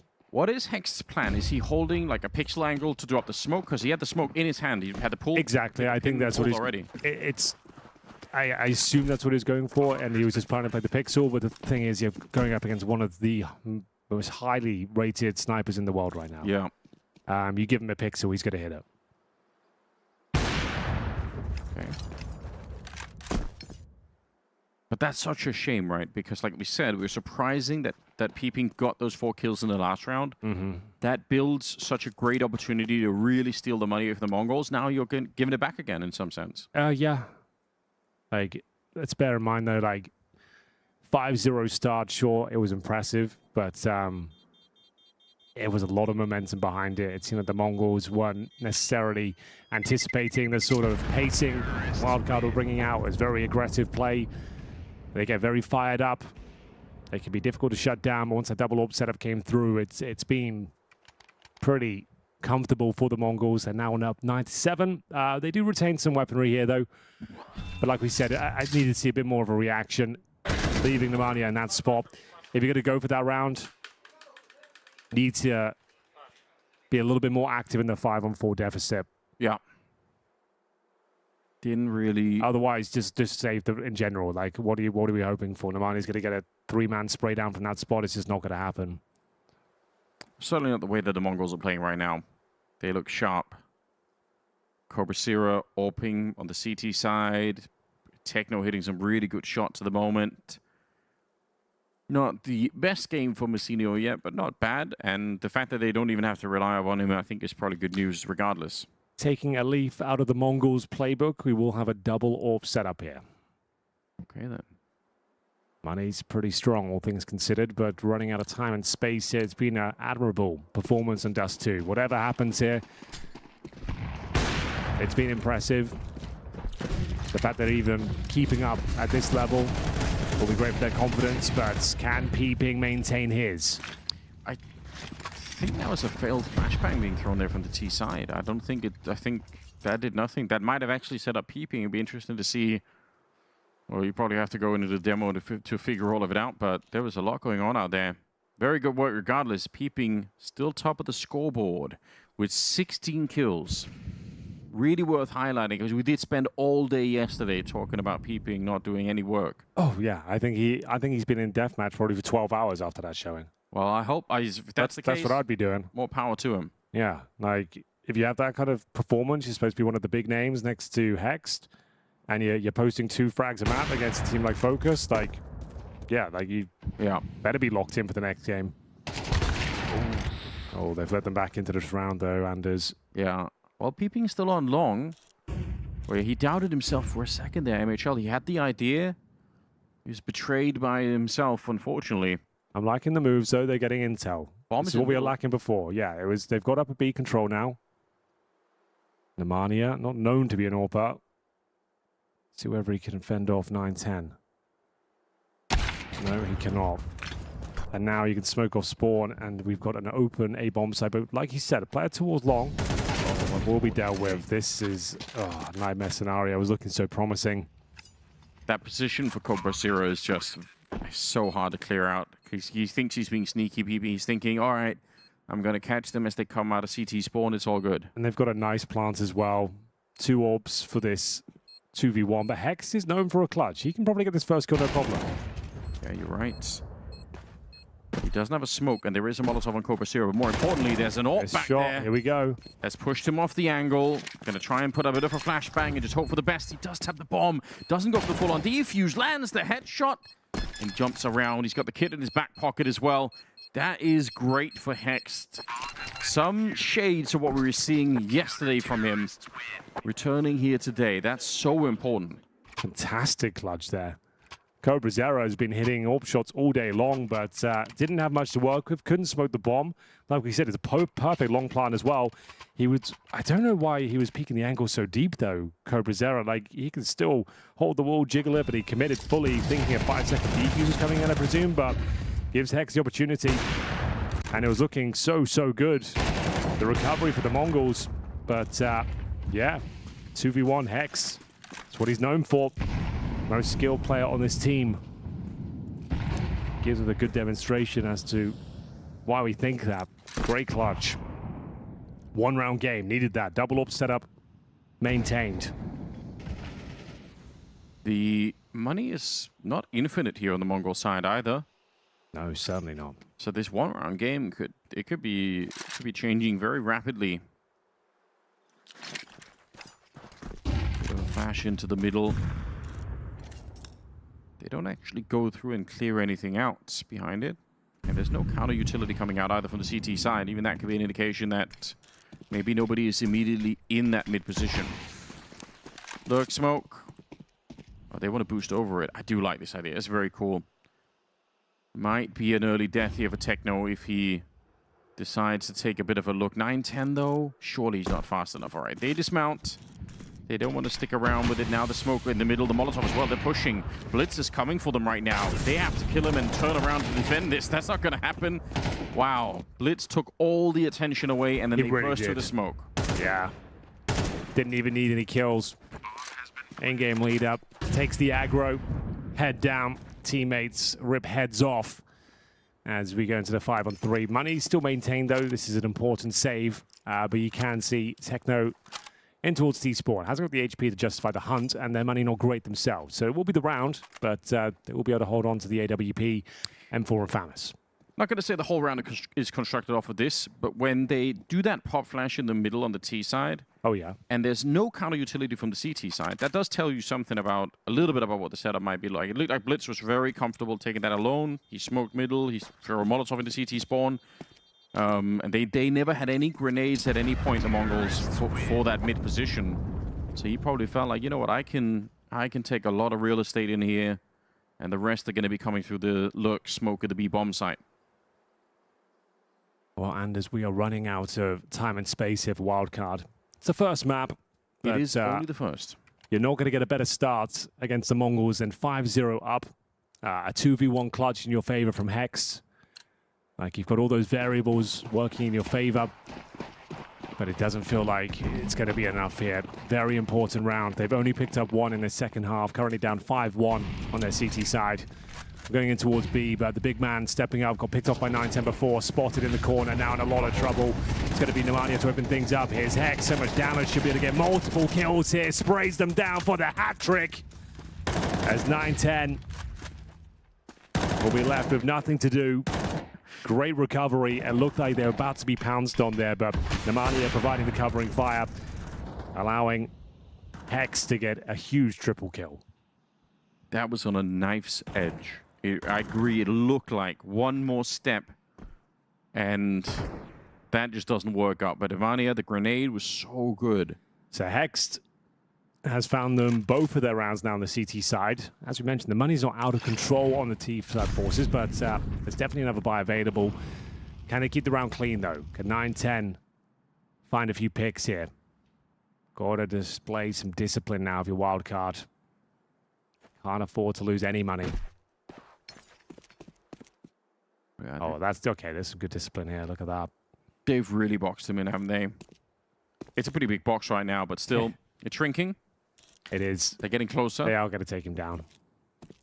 Yeah, they don't want him. They're going to double swimming in from the tunnels. They'll do a lurk smoke on the T side to allow them to get out of there.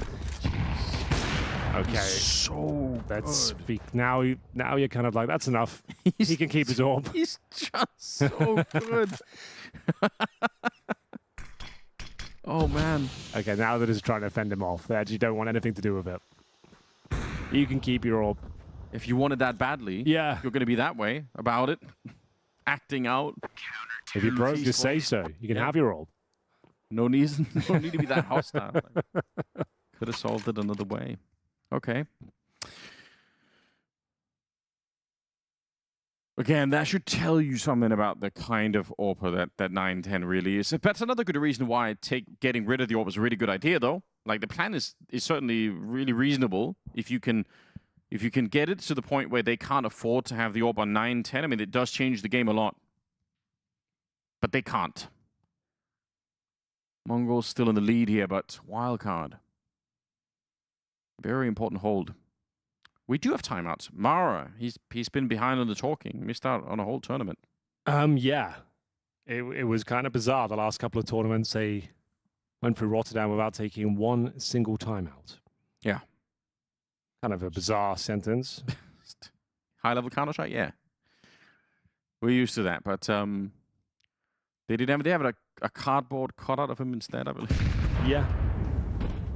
Well, let's see whether Wildcard can keep this one going. Very impressive. They've even got it this far. Blitz is dead. It's taking some huge liberties, isn't it? I kind of love it. The rest of them trying to push in. If they get hexed right now, it's on once again. He throws down a preemptive smoke. He knows the Molotov is coming. He gets the headshot on Cobra Zero. Oh my god. 910. That must have been Techno stepping in front. I'm blaming him. Okay, the wheel's starting to fall off now. And the money is broken. MongolZ will be tested to the absolute limits here. Wildcard might actually be picking up this first map. Yeah, he's dead. He's not going to check the corner. Oh my. Crazy work from Hexstep. No panic. Yeah. They keep trying to punish this B bomb side, but it's not really working out for them. Blitz running down through middle. Free kill for Romania. You kind of just have to keep going with the strat. Then you got 4 players stuck in towards upper B. And even while spotted, he didn't have the AWP at the back platform. It was the M4. Nice flashbang from his teammate. Drops a preemptive smoke to deny the Molotov. There's a boatload of damage from the back platform and sets him up for success. And yeah, we've got a partial buy now coming in from the MongolZ. You're seeing this now a lot more, the Xbox and double door smoke to prevent the nades popping open and getting vision up towards the catwalk area here. Yeah, it's a very efficient way to stay secret. Nobody on the catwalk. Speaking of which, Wildcard, they're a little bit further back this time. Now, this is the sort of round you can't afford to lose with Wildcards. Like this is open runway to pick this map up. Take the lead once again. It's been a while. Hex really feeling himself in this B bomb site. 17 and 12. Challenge once again. Needs to be careful. Can't afford to be 1D tier. He's currently alone in the B bomb site. It's MHL with the AWP outside. Good shot. Takes and blitz once again, and that's the opener they're looking for. It's getting a bit dicey now. MHL's low. P250 in hand. Tucking himself in, but through the smoke, Nemanja will find him. B bomb site is theirs, but the round is far from over. Wild maneuver from 910. Times it to perfection. The bomb planted, and they're going to give this retake a go in the 3 versus 2. 910 is just the demon in this game at the moment. I don't know how they stop him. He's not even got the AWP, but he's still bringing him down. Nemanja trying to get through the doors here, looking for an opening, and Peeping's behind him. They set up a bit of a smoke to try and create some space around it. They have another one on Peeping, but what they really need is more time here. That bomb is far ticked already. Nemanja on the one side, he's shut down. 910, the spray fails, but now Cobra Zero just has to play hide and seek. He doesn't have a lot of bullets left, but he just has to hide, and one is all he needed. Peeping goes down, but all the credit goes to 910.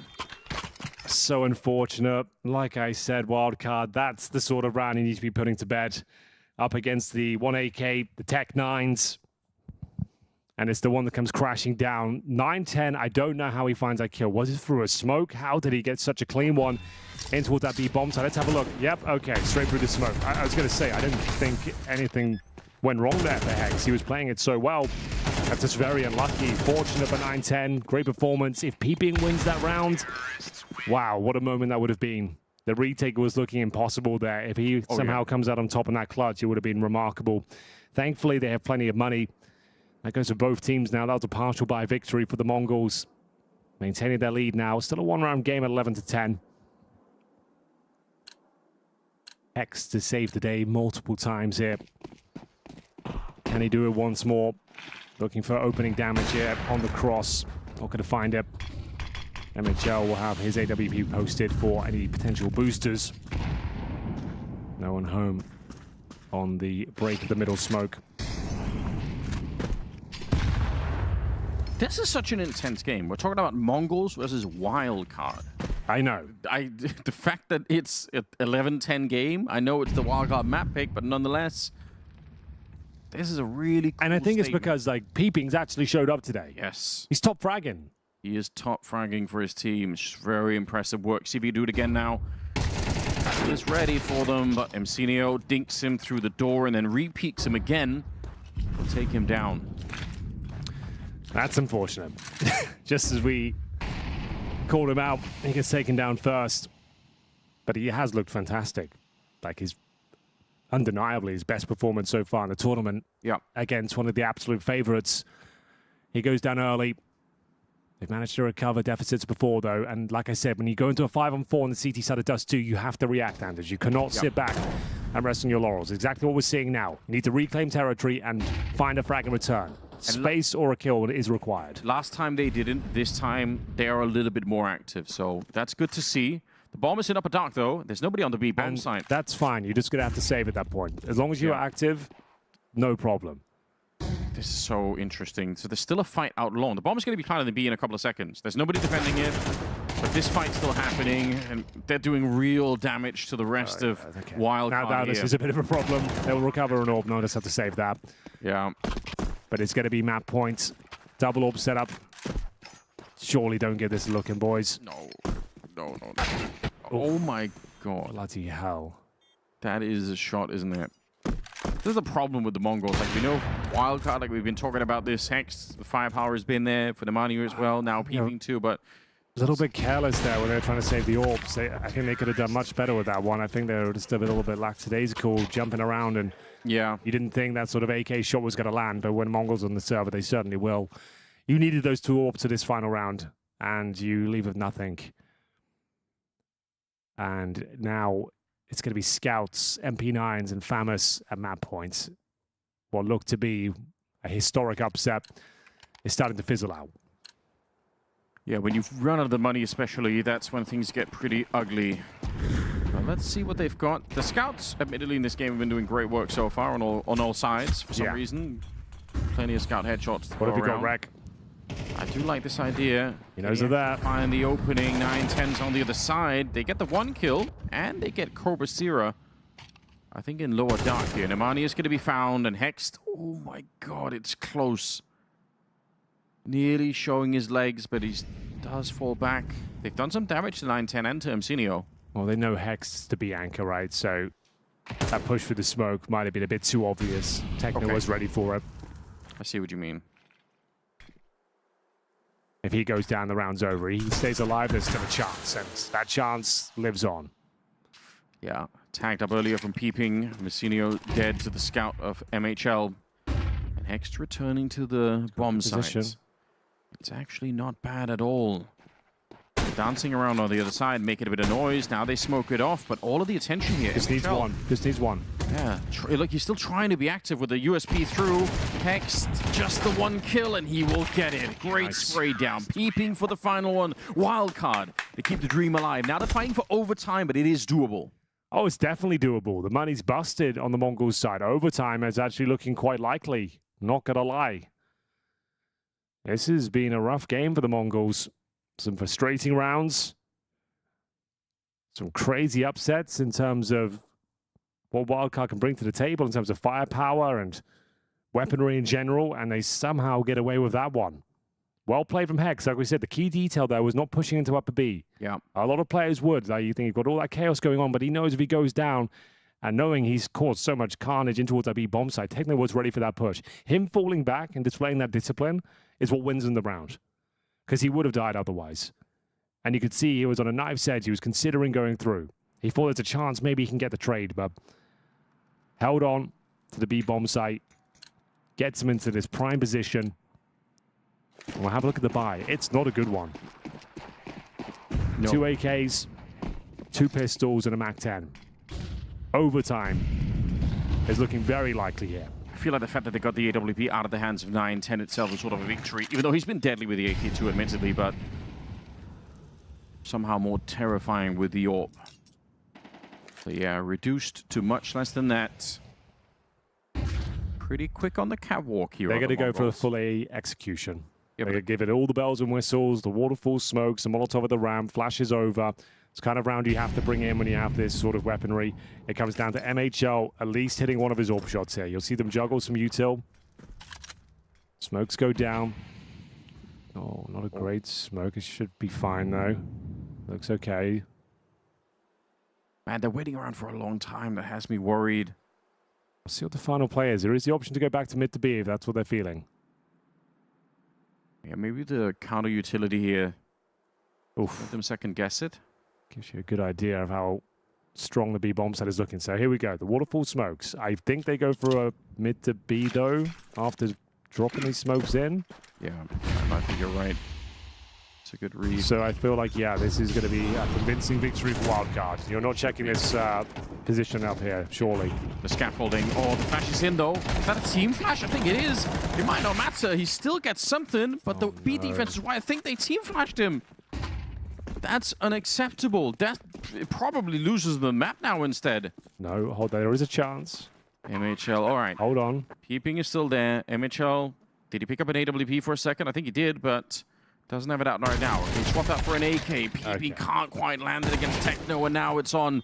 MHL coming through the window. Gets the first. Sees just the top of Cobra Zero's head. Bomb is already ticking in the bomb site. And he's down to 53. Isolated in the corner. He can't find it. It's so close. Down to the 1v1, but it will be the Mongols with the early map victory. Yeah, but only just, Anders. I mean, we're going to pour some plaudits onto Wildcard, no doubt, in the upcoming segment. But super sloppy from MongolZ. I mean, this is exactly what we highlighted coming into this series. You know, this should be a dominant performance. They made so many mistakes. Terrible start. Barely get over the finish line. Just rough to watch. Again, you know, once again, a super late start for them, right? You know, I think it was 5-0 up for Wildcard, individually kind of asleep overall.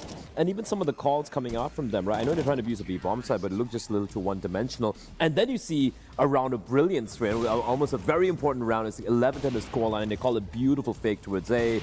And just... It's a MongolZ experience, Rich. You know, sometimes you love it, sometimes I don't like it. Sometimes you wish you're not even alive. Yeah, I don't like this experience at all. Yeah, turns out the coughing baby's got some punch, and I am talking about peeping, of course. Ebola, of course. No, I mean, on a serious note, as I said, we are going to give Wildcard some praise here. Peeping. Let's talk about peeping. Yeah, I mean, like a day and night performance, you know, from yesterday. Obviously, probably the worst series of his professional career. Really hard to kind of come back from that one. But, you know, he's had a good night's sleep, you know, glass of warm milk before bed. Get up early, have a nice bowl of Cheerios, and here we all are, and he's back. So that's good news for Wildcard, because they needed that extra firepower to even have a chance in this series. Yeah. And we, by the way, so sorry for that, that's right, but like we would actually be sitting here watching overtime right now, because there was a team flash coming out. Because Rek was waiting outside a team flash. He gets minimum 2, possibly 3. We're seeing overtime right there. So mistakes were made by both the teams. But if you're Wildcard watching then back, you're like, oh, we let that one slip. No, but this is what I'm talking about, though. Like, MongolZ literally have 13-11 Wildcard by the good graces of Wildcard team flashing themselves in a critical moment. Yeah, could have. That's where we're at. Definitely would have gone to overtime after that. I do think that Wildcard put themselves in a good position in that first half to give themselves enough space to work with in the second, because there was a good start because of the pistol round win, and then it turns into the round 5, which I think we're going to talk about a little bit later, where that turns into a 5-0 lead, right? And even though after that they run into the double op away from Cobra and 910, who were just kind of destroying them everywhere they went. We see it in the highlights here. It didn't matter which way Wildcard were going; they always ran into one of them. Cobra was even hitting shots through smoke sometimes, you know, and that's kind of where it devolved into. But then that gives them enough time on the second half to work with, you know. So credit for that at least, because I think there was a couple of really good calls from Wildcard side on the T side. I think if 9-10 didn't come to play, I think Wildcard would have snuck it. Here's the thing with 9-10, I think it's a deserved MVP as well, because 9-10 always comes to play, Richard. Yep. You might have Mazina have a quiet game, you might have Zero not being in a server. Blitz has been struggling individually as well, but the one guy who will always deliver that average 1.1 rating in every single game is 9-10. So yeah, shout out to him. Even that one round where he had the hero AK-47 just stealing around away from underneath Wildcard's noses as well. So 100% deserved the MVP. And I gotta say, like, he was the one player, like, you could look back at the match, I feel like he made the least mistakes amongst everyone else. And he usually, that's usually the 9-10 that we know. Everybody else is a little bit crazy, you know, they go for some of these high dynamic plays. Occasionally, you know, something that you wouldn't advise in normal situations, but it does come with the MongolZ playstyle, where they are so dynamic and they just like to move around, they like to take fights in moments where they're not supposed to, but they have the individual skill to back it up. But then there is 9-10 in the back who is there to stabilize everything, you know, when he needs to, and that's what we saw here. Yeah, well, you wanted to highlight a round as well. This was part of the problem right at the start. Yeah, exactly. So this is a round where MongolZ actually get off to a good start with getting a couple of kills in lower with a good setup with a turret on short and a guy up close at him with Cobra who's there ready to play on the contact. You know, 9-10 obviously is slightly lucky with the op shot, but you know, you will just take that shot if you get flashed off. Cobra's ready to take this fight. Yep. It's a 5v3, right? And then Wildcard have a lot of time to think about what they can do. They actually do a really good job of playing out this round, and I don't think really it came down to a lot of mistakes from MongolZ, because they've set up this flash play into short. They catch off 9-10 as he's transitioning away from the flash. They kind of make it look like it's going to be an A play. Then they go back to mid. They push back the B guys, who are just start thinking this is a B split because there's 25 seconds left in the round, right? But then now they're actually going back to short.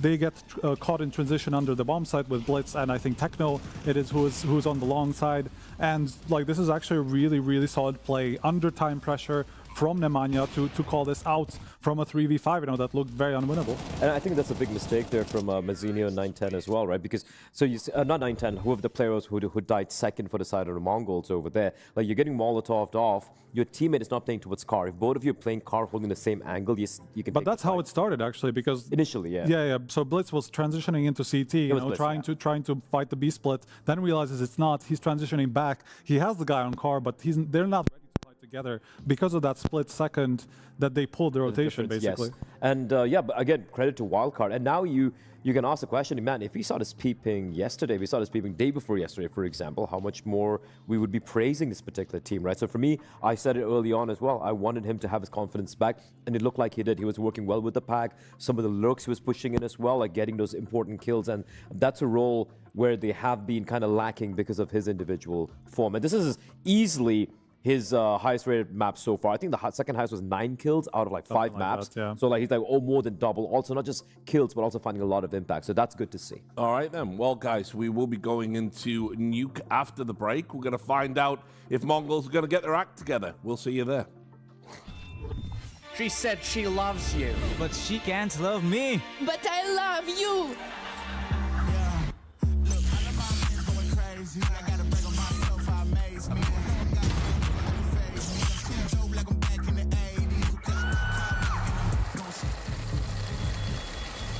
I won't play window anymore. What's going on? Play your role. 1xBet. On to the next one.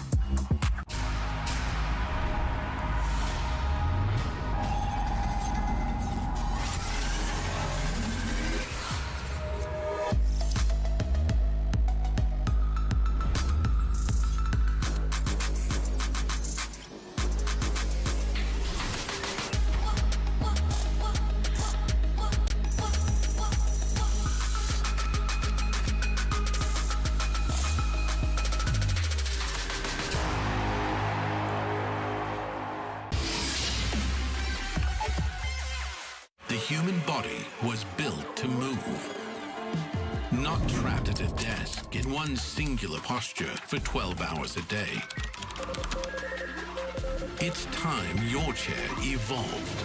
This is Secret Lab Titan Evo. Ergonomically engineered for you, gamers, high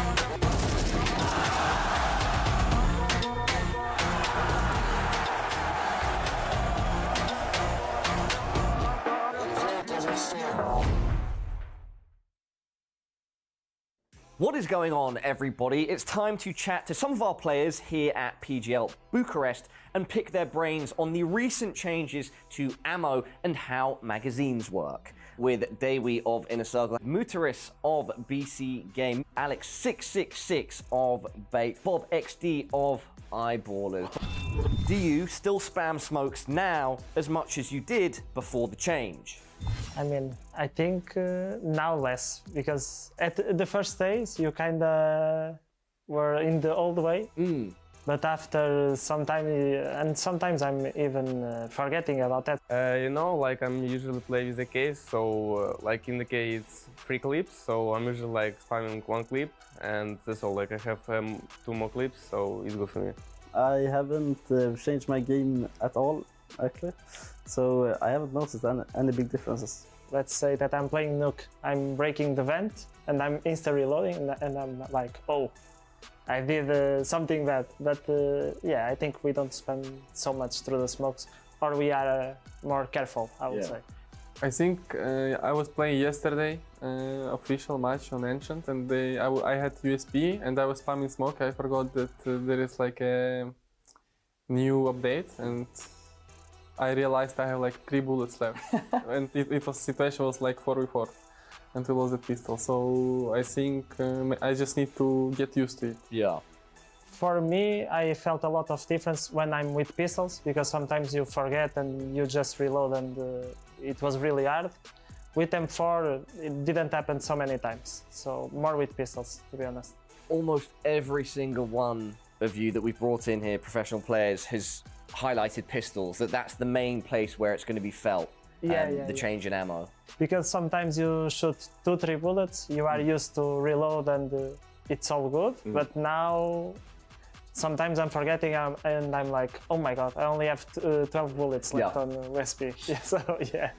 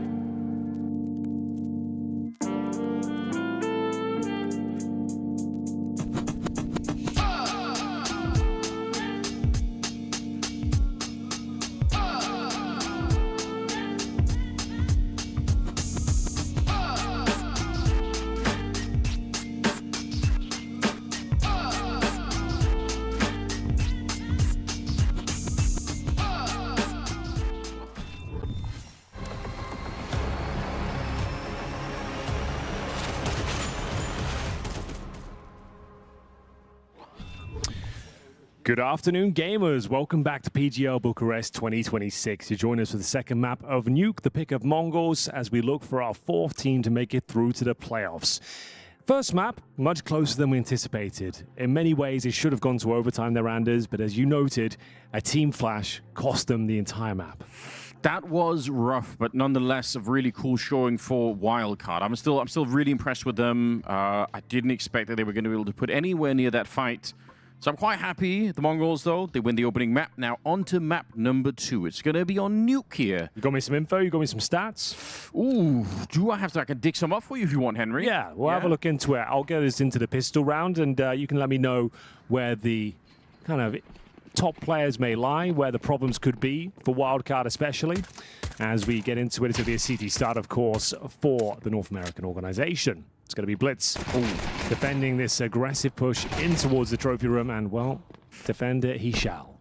I don't hate the idea of trying to do that kind of a lobby crunch early on again. Wildcard, they're a series underdog in this one, so trying to take some fights there. They're a tournament underdog. Shouldn't even be here. Yeah, that's a good point. So, you know, you've got to do something a little bit crazy every once in a while. Well, they did have that 5-0 start on Dust 2. They will not be getting up this time. No. That's for sure. It's unfortunate, but for the MongolZ, it's a smooth finish here. They're not going to be sad about that at all. Bit of a wake-up call, perhaps. Maybe underestimating their opponents. We have to shout out Peeping for his contributions on Dust 2. Had a pretty terrible tournament so far, but that was excellent on Dust 2. Wasn't quite enough to find them the victory, but did indeed have them on the ropes. It felt like it should have gone to overtime. The team flash. Saw a lot of that recently. Over in Rotterdam as well, the same thing happened, if you remember. It was to Yekandar. Yeah. In towards that B bomb site. That was very dramatic. Yeah, a lot of drama there. We're into the second round now. And there is a force coming out. 5-7s on this map, known to take some kills. Peeping will find one. That's how it's done. There's been some sloppiness today from the MongolZ. Definitely hasn't been their best showing, but 9-10 has been excellent throughout. 24 kills in that first map. Hext might get some backup if MHL is really quick. He's sort of near enough by with the scout, I think, that he could get there. The quick Molotov is going to make it a little bit more difficult. He's actually coming back for it. Going to use the incandescence of the flame for an angle. The scout shot does connect. Okay, this round is actually falling apart now for the MongolZ, taking a lot of damage, lost Techno to kick things off. Sure, they have the ramp room, but how do they finish things off here? It's Mzinho that will lead the charge. Hex just needs one. That will do. Buy them some time, cause some chaos here. Smoke down towards the left side, but now they're feeling the pressure. It's going to be Hex with nothing, back to a 4-4, but damage inflicted. Can Nemanja get anything done here? Can't really justify leaping into the duels. And Cobra Zero low HP, just hoping he can catch these two players off. Oh, it's going to take his time. Beautiful stuff. That guarantees the round. Yeah, it's very, very nicely done. Took his time with it as well. Didn't panic. No. 2 clean headshots. They look so confident individually on the Mongol side, too. It's very good. Some stats, Henry. Wildcard, they got a 72% win rate on the CT side of Nuke. Okay. They start on the stronger side. That's going to be really nice for them. Honestly, individually, they look like they're really strong here. I think MHL has his second best position AWPing on the T side of Nuke, which is kind of interesting. Nice. So you're saying there's a chance? Saying there's a chance. They've got someone that they could fight back with here. I'd say overall they're quite highly rated, but the problem obviously with the stats is we've got to take into account who they're normally fighting. That's the issue. That's a very good point. So the stats is probably going to be a little bit inflated. Like I'm seeing for, you know, MHL, I think on this map, it's got like a 136 rating. But again, you know, internationally might be a little bit different. Regardless, I think they deserve some respect given what they were showing on that Dust 2 map. Like, they definitely can fight back. They're ready. They don't seem scared either. It's very entertaining. 3-0 looking very likely here, I'm afraid. This is the 2-1 game, bear in mind. Wildcard will not be going home. They give this series up. I don't think anyone thought there was a chance they might win the series today or even get close to a victory. 13-11 on Dust 2. Ruffled the feathers of the MongolZ, but they managed to get the win over the line. See what Hex can do. PT-50 in hand. Deadly at this sort of range. No Prezero, though, waiting patiently. They've got MHL behind him with the scout, right? So a slight chance that that takes the attention. You forget about Hex. You just, you know, you swing that corner, and it's a bit too much. It's all a ruse outside. Nobody's going down, and if somebody did, Nemanja would be down there to find them. Instead, they group up towards the lobby instead, and we know what these grenades do, Henry. Oh, we certainly do. Molotov towards the hut. The Glock in hand for Techno. Gets the job done nicely. That's the round. Even more so now. One player coming out the vents. Not going to be able to do much. 3-0 on the Z side. Very comfortable start if the Mongols. A very convincing pistol round to open things up. And it's been smooth sailing ever since. This round will be important. It'll be indicative as to whether we've got some wild card magic left in the deck. Took a long time there for the Mongols to figure out what they wanted to do, but at the end of the day, they picked pretty much the perfect call, especially with the kind of entry like that with a Glock of all things. All on MHL. I like to see that. Wildcard haven't really had any interesting kills. In fact, they have 3 in total going into the server. That's not a big deal, but it's just worth pointing out. There What just happened there? I do not know. Okay, well, it's been equalized very quickly, but still, there was some crazy wallbang headshot there. Looking forward to that replay, but for now, it's a man advantage. Wildcard, even more so now, have a 4-on-2. That's a fast beginning to the round. Mongols trying to change the pace a bit on them, perhaps. First kill, we're still waiting curiously to see exactly how that one played out, but for 9-10 and Messinio. Now they've got all the time in the world to wait. And you want to see discipline from Wildcard more than anything else here, right? Like, you don't, no fights, set up some good defense, and that's it. Exactly that. Play your one-and-done positions. That's exactly what we're seeing from Rek here. We'll have to move when the smoke goes down. Back up from peeping towards main. Repositioning now. Upgrades to the AK-47. Yeah.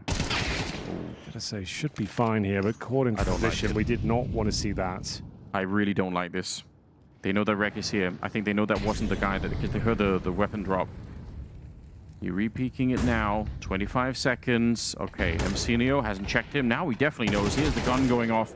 And Rek, that kill is all they needed. All right, it's all good. While we're here, Anders, do you mind giving us a B-stream update? Well, so Legacy, I think, blew up NRG in that first game. Yep. In a circle, they lost the first map to Bait. That's happening at the same time here. And now in the second map, Bait with a little bit of a lead, like a 4-2 type lead. Okay. So nothing too explosive at the moment. Unfortunately, that means NRG are out of the tournament. I do believe that's what it means, yes. So FaZe are out, Voca are out, NRG are out. Yeah, that's a shame for NRG. Like this sort of tournament, you'd think they'd be making the playoffs. They've been on a pretty decent upward trajectory this tournament. Oh, this season, I would say. Sorry. I was really hoping for that. Like I kind of had that coming into it a little bit, but actually, in some sense, I think you know, Wildcard have stolen the show a bit when it comes to some of these NA-coded teams. Well, they have beat FOKUS, yes, and they did a default win. Yeah. Almost took down MongolZ and Dust 2. Almost took down MongolZ and Dust 2. Yeah, that's true. I like it, though. Maybe it's recency bias. Maybe. Could be. It's been known to happen.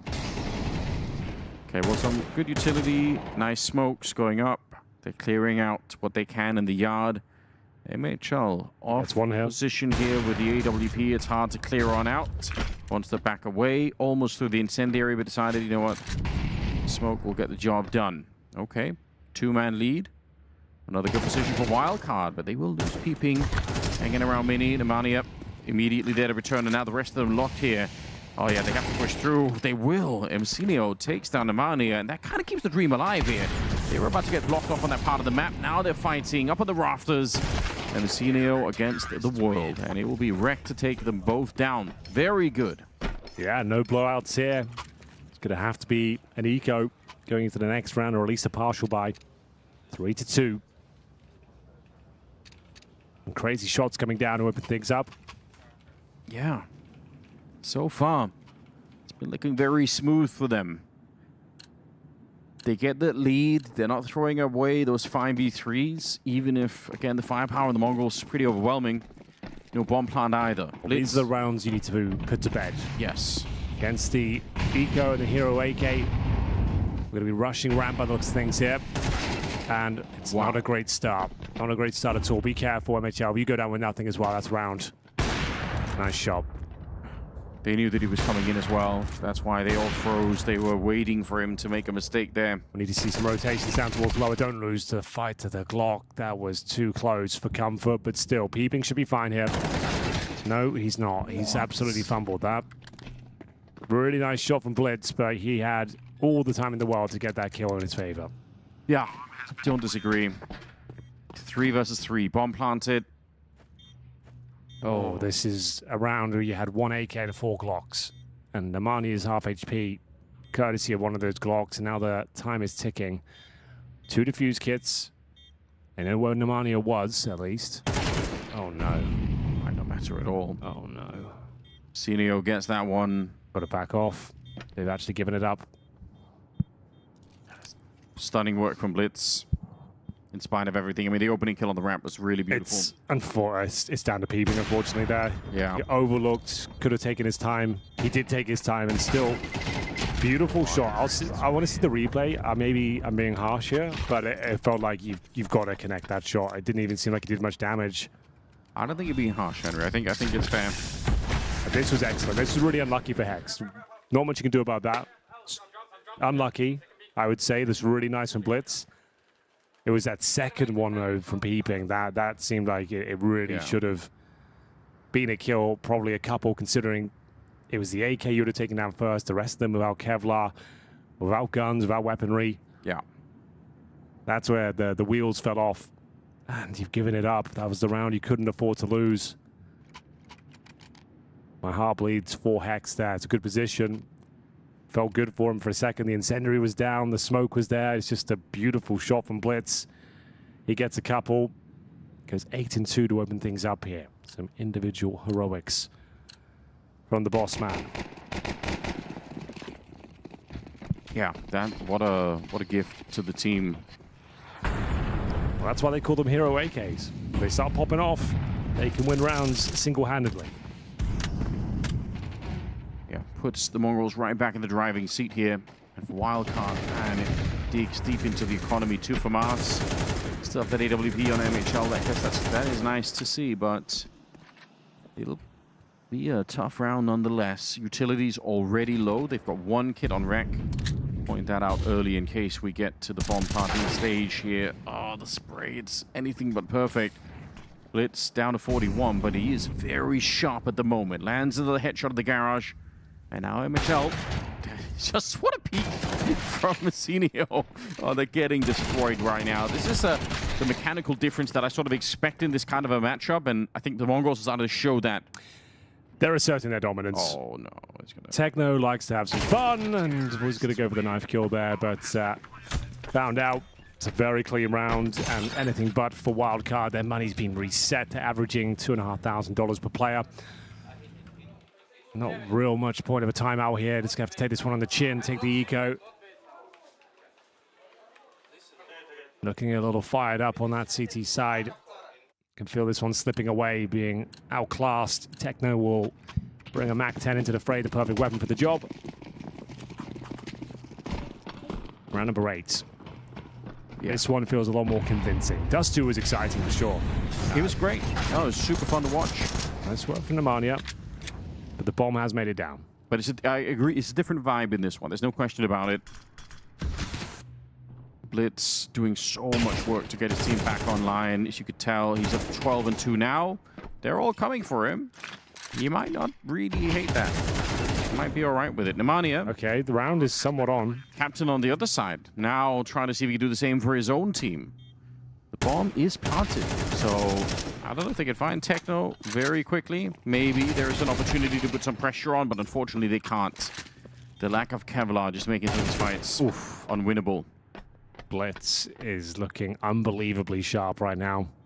13 and 2 hat trick in this round. Important kills as well. Sure, it's against the Eco, but Eco felt like it was slipping away. Yeah.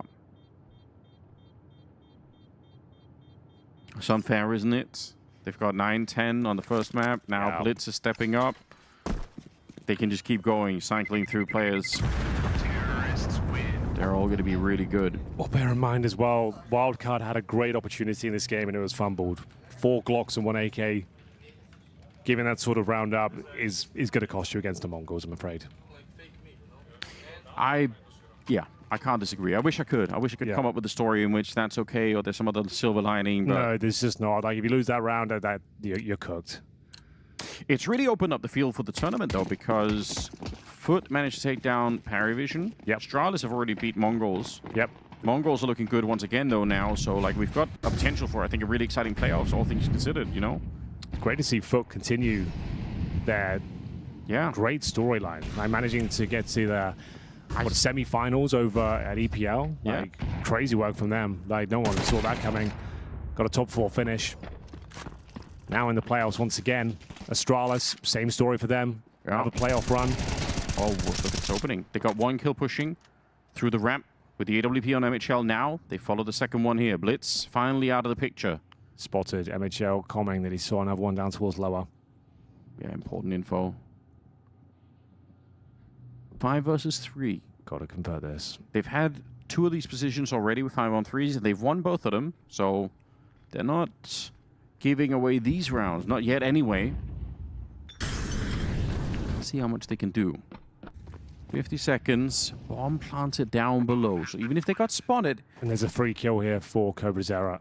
Should be, but at the same time, Rek is cleaning it up. So that's very important. Okay, now he's here, but they all know it. Good spray down, but he's about to get shot in the back himself. Oh my god, no way, that's a 180. dude. That should never be happening. No, can't get this one up. All right, they're going to run him down. He doesn't even have the weapon out, and that's how they kill him. Can you imagine? I don't have to imagine, Henry. I saw it happen. Oh, God. That would have been the GG. Like, you ain't recovering from that if he wins that round, because the bomb was actually in the open as well. He could actually see the bomb. Yeah. Oh, that's I want to forget about that as fast as I can. That's one of those rounds is like a hollow victory. It's like, thank God we even got the round on the board. Yeah. The 5-on-3 in your favor, and you almost give up, what was it, 1v4, 1v5? Yeah. Good Lord. Crazy turnaround from Cobrazera. Fair play. Who was it, the one backstabbing? Was it Peeping? It was Peeping, yeah. Okay. Maybe it was just a flash in the pan. And Dust too, I'm not sure.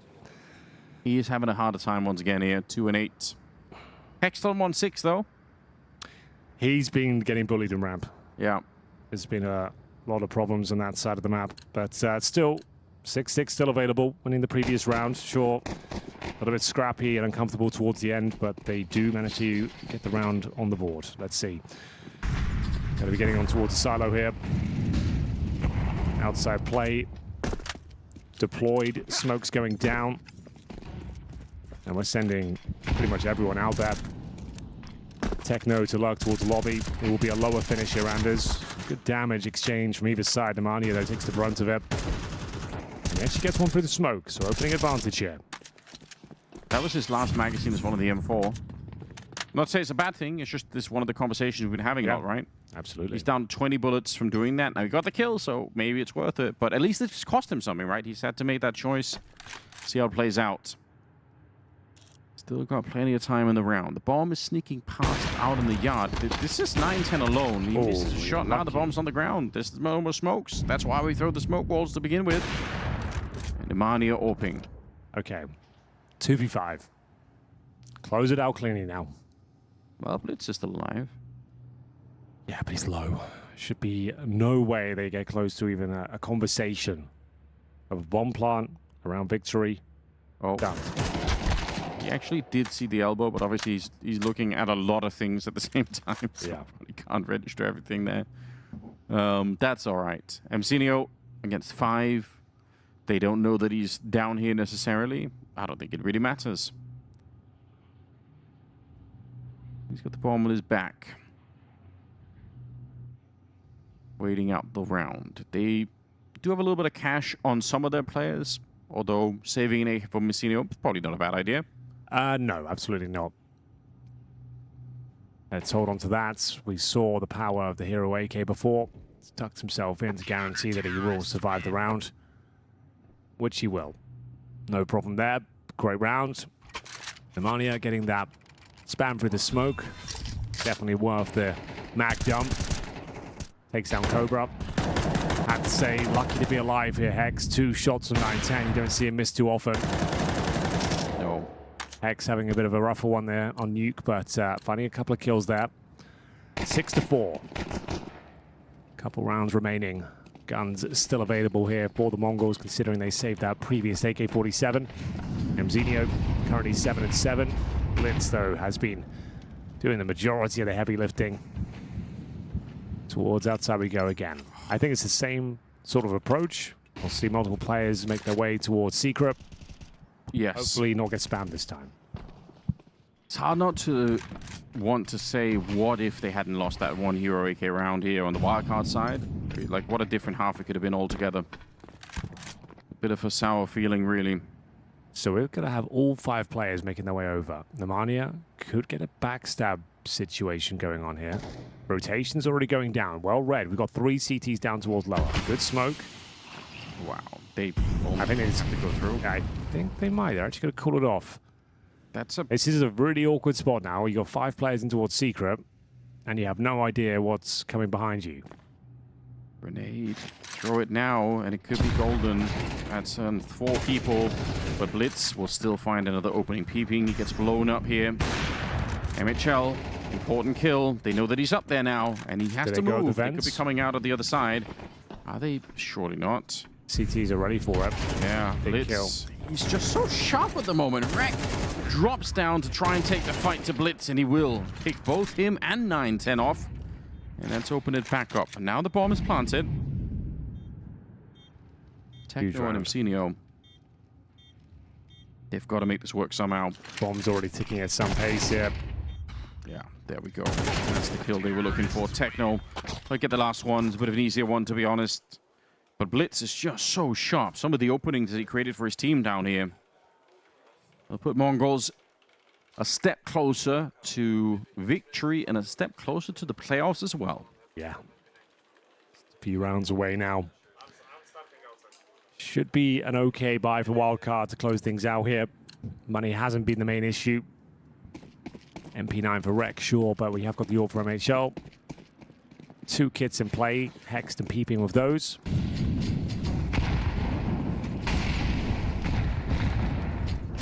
They got something. Peeping. Oh, opportunities there. Unable to connect the dots with the shots. Romania feeling himself in the smoke. Can he find the timing? Absolutely not. Blitz is ready for him. The Predator sends danger on the other side. That's a bit of a shame. I mean, there is an option to do that same play, but flashed in by a teammate out of there in the yard. Walking through it, nothing. Very risky. My God, Cobra Sears, I mean, Blitz has been taking some of the attention for himself, but my God, Cobra Sears is still very good at the moment. Techno 4K.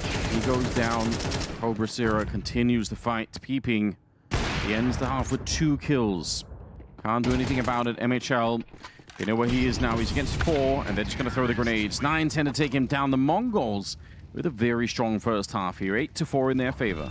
Blitz with 16 kills and 5 deaths here. Cobra Zera, nice sequence, and Hex having a bit of a nightmare towards the ramp room, I'm afraid. Yeah. Finishes on 3 and 8. Everything he tried just wasn't working out for him. Losing that round to the Glocks and the AK, though, that's where it felt like everything went wrong. It was about 3-0 down, and they got 2 rounds in a row. Wildcard. They broke their money completely. The Eco was up next, and 1 AK really did destroy everything for them. Blitz going to town. And it all came down to that window interaction. 1 kill from Peeping there. It would have been a very different story. Not only in the round, but maybe in the half. He finishes up on 2 and 10 as well after having a strong showing on Dust 2. They're trying to raise morale, get Hex back into the game. Yeah, you have to keep believing. Obviously, this is the stronger side for Wildcard on the CT side. Now they switch to the slightly weaker side here. or nuke, which could definitely be problematic. But let's see if they can win the pistol. If they do that, it'll give them a little bit of momentum back in. We're locked in and ready to go. No utility, it's all USPs and armor and everybody. So MongolZ, they're just here to fight. They don't, not going to make it special. Just take the battle straight up. No nonsense Counter-Strike. I do like that. E250. Romania is always doing well with these opening kills. Uh-oh. Can't say the same for CobraZera here, but he does make up for it. Good God, what a recovery. He missed all the shots and then still got 2 kills. Nemanja, he's out of the round as well. And Sunio found him Techno with 2 more kills, and that is the round for the MongolZ. Yeah. Cobra's like, I almost fumbled that. I had complete sitter on my screen, dumped for 8 bullets and missed everyone, then got the double kill. Nice. So no harm, no foul. If anything, a very good end to the round for him. Nemania's got a Zeus on the T side. I know you like a Zeus, Anders. You don't see many of them on the T side, so he's got some sort of mad maneuver planned here. Run for the hut, maybe? Try and see if you can meet somebody there. I don't even know what you could do with this. Just, you know. He's going to bounce off a decoy. Yeah. And what's the play? You're hoping they push through? That is, yeah, that's exactly what he's doing. That hasn't happened, so now it's kind of meaningless, probably.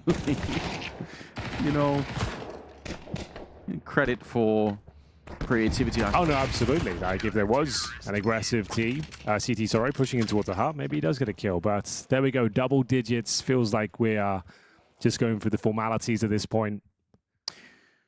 Yeah, unfortunately, that kind of is the vibe at the moment. It's 10-4. MongolZ asserting their power once again. Yeah, you can look at that piece of paper all you like. I'm not sure what it will say to help you shut down the MongolZ in this sort of form. It's a bit like studying while you're actually at the exam. Yeah. You've already shown up. Let's see, though. T side. Oh, okay. Making their way across. Very brave maneuvers here. Challenging. The red grenade comes in. Doesn't quite find its target. But 2 very low HP players. At least Cobra's low as well, but Nemanja taking some decent space here, but they know he's down towards Secret. Good shot from the in-game leader. Takes down Mzinho, one of the hardest hitters on the squad. He gets himself a second as well. Blitz is dead. Timing could have been better. Doing it all by himself here. I mean, if that's what it takes, I'm all for it. They do need a very early start here on the second half. I mean, they're quite far behind at the moment, so the bomb is making its way down towards the stairs. Gonna make a bit of noise right towards the end. Probably doesn't matter that much, to be honest. Nemanja has already been here in front. They find Techno. I appreciate the discipline for Wildcard in this kind of a round. They know that it could be dangerous. They don't want to give anything away. 9-10. Man, they're all so low on health on the other side, but MongolZ just as low, probably going to want to save these guns.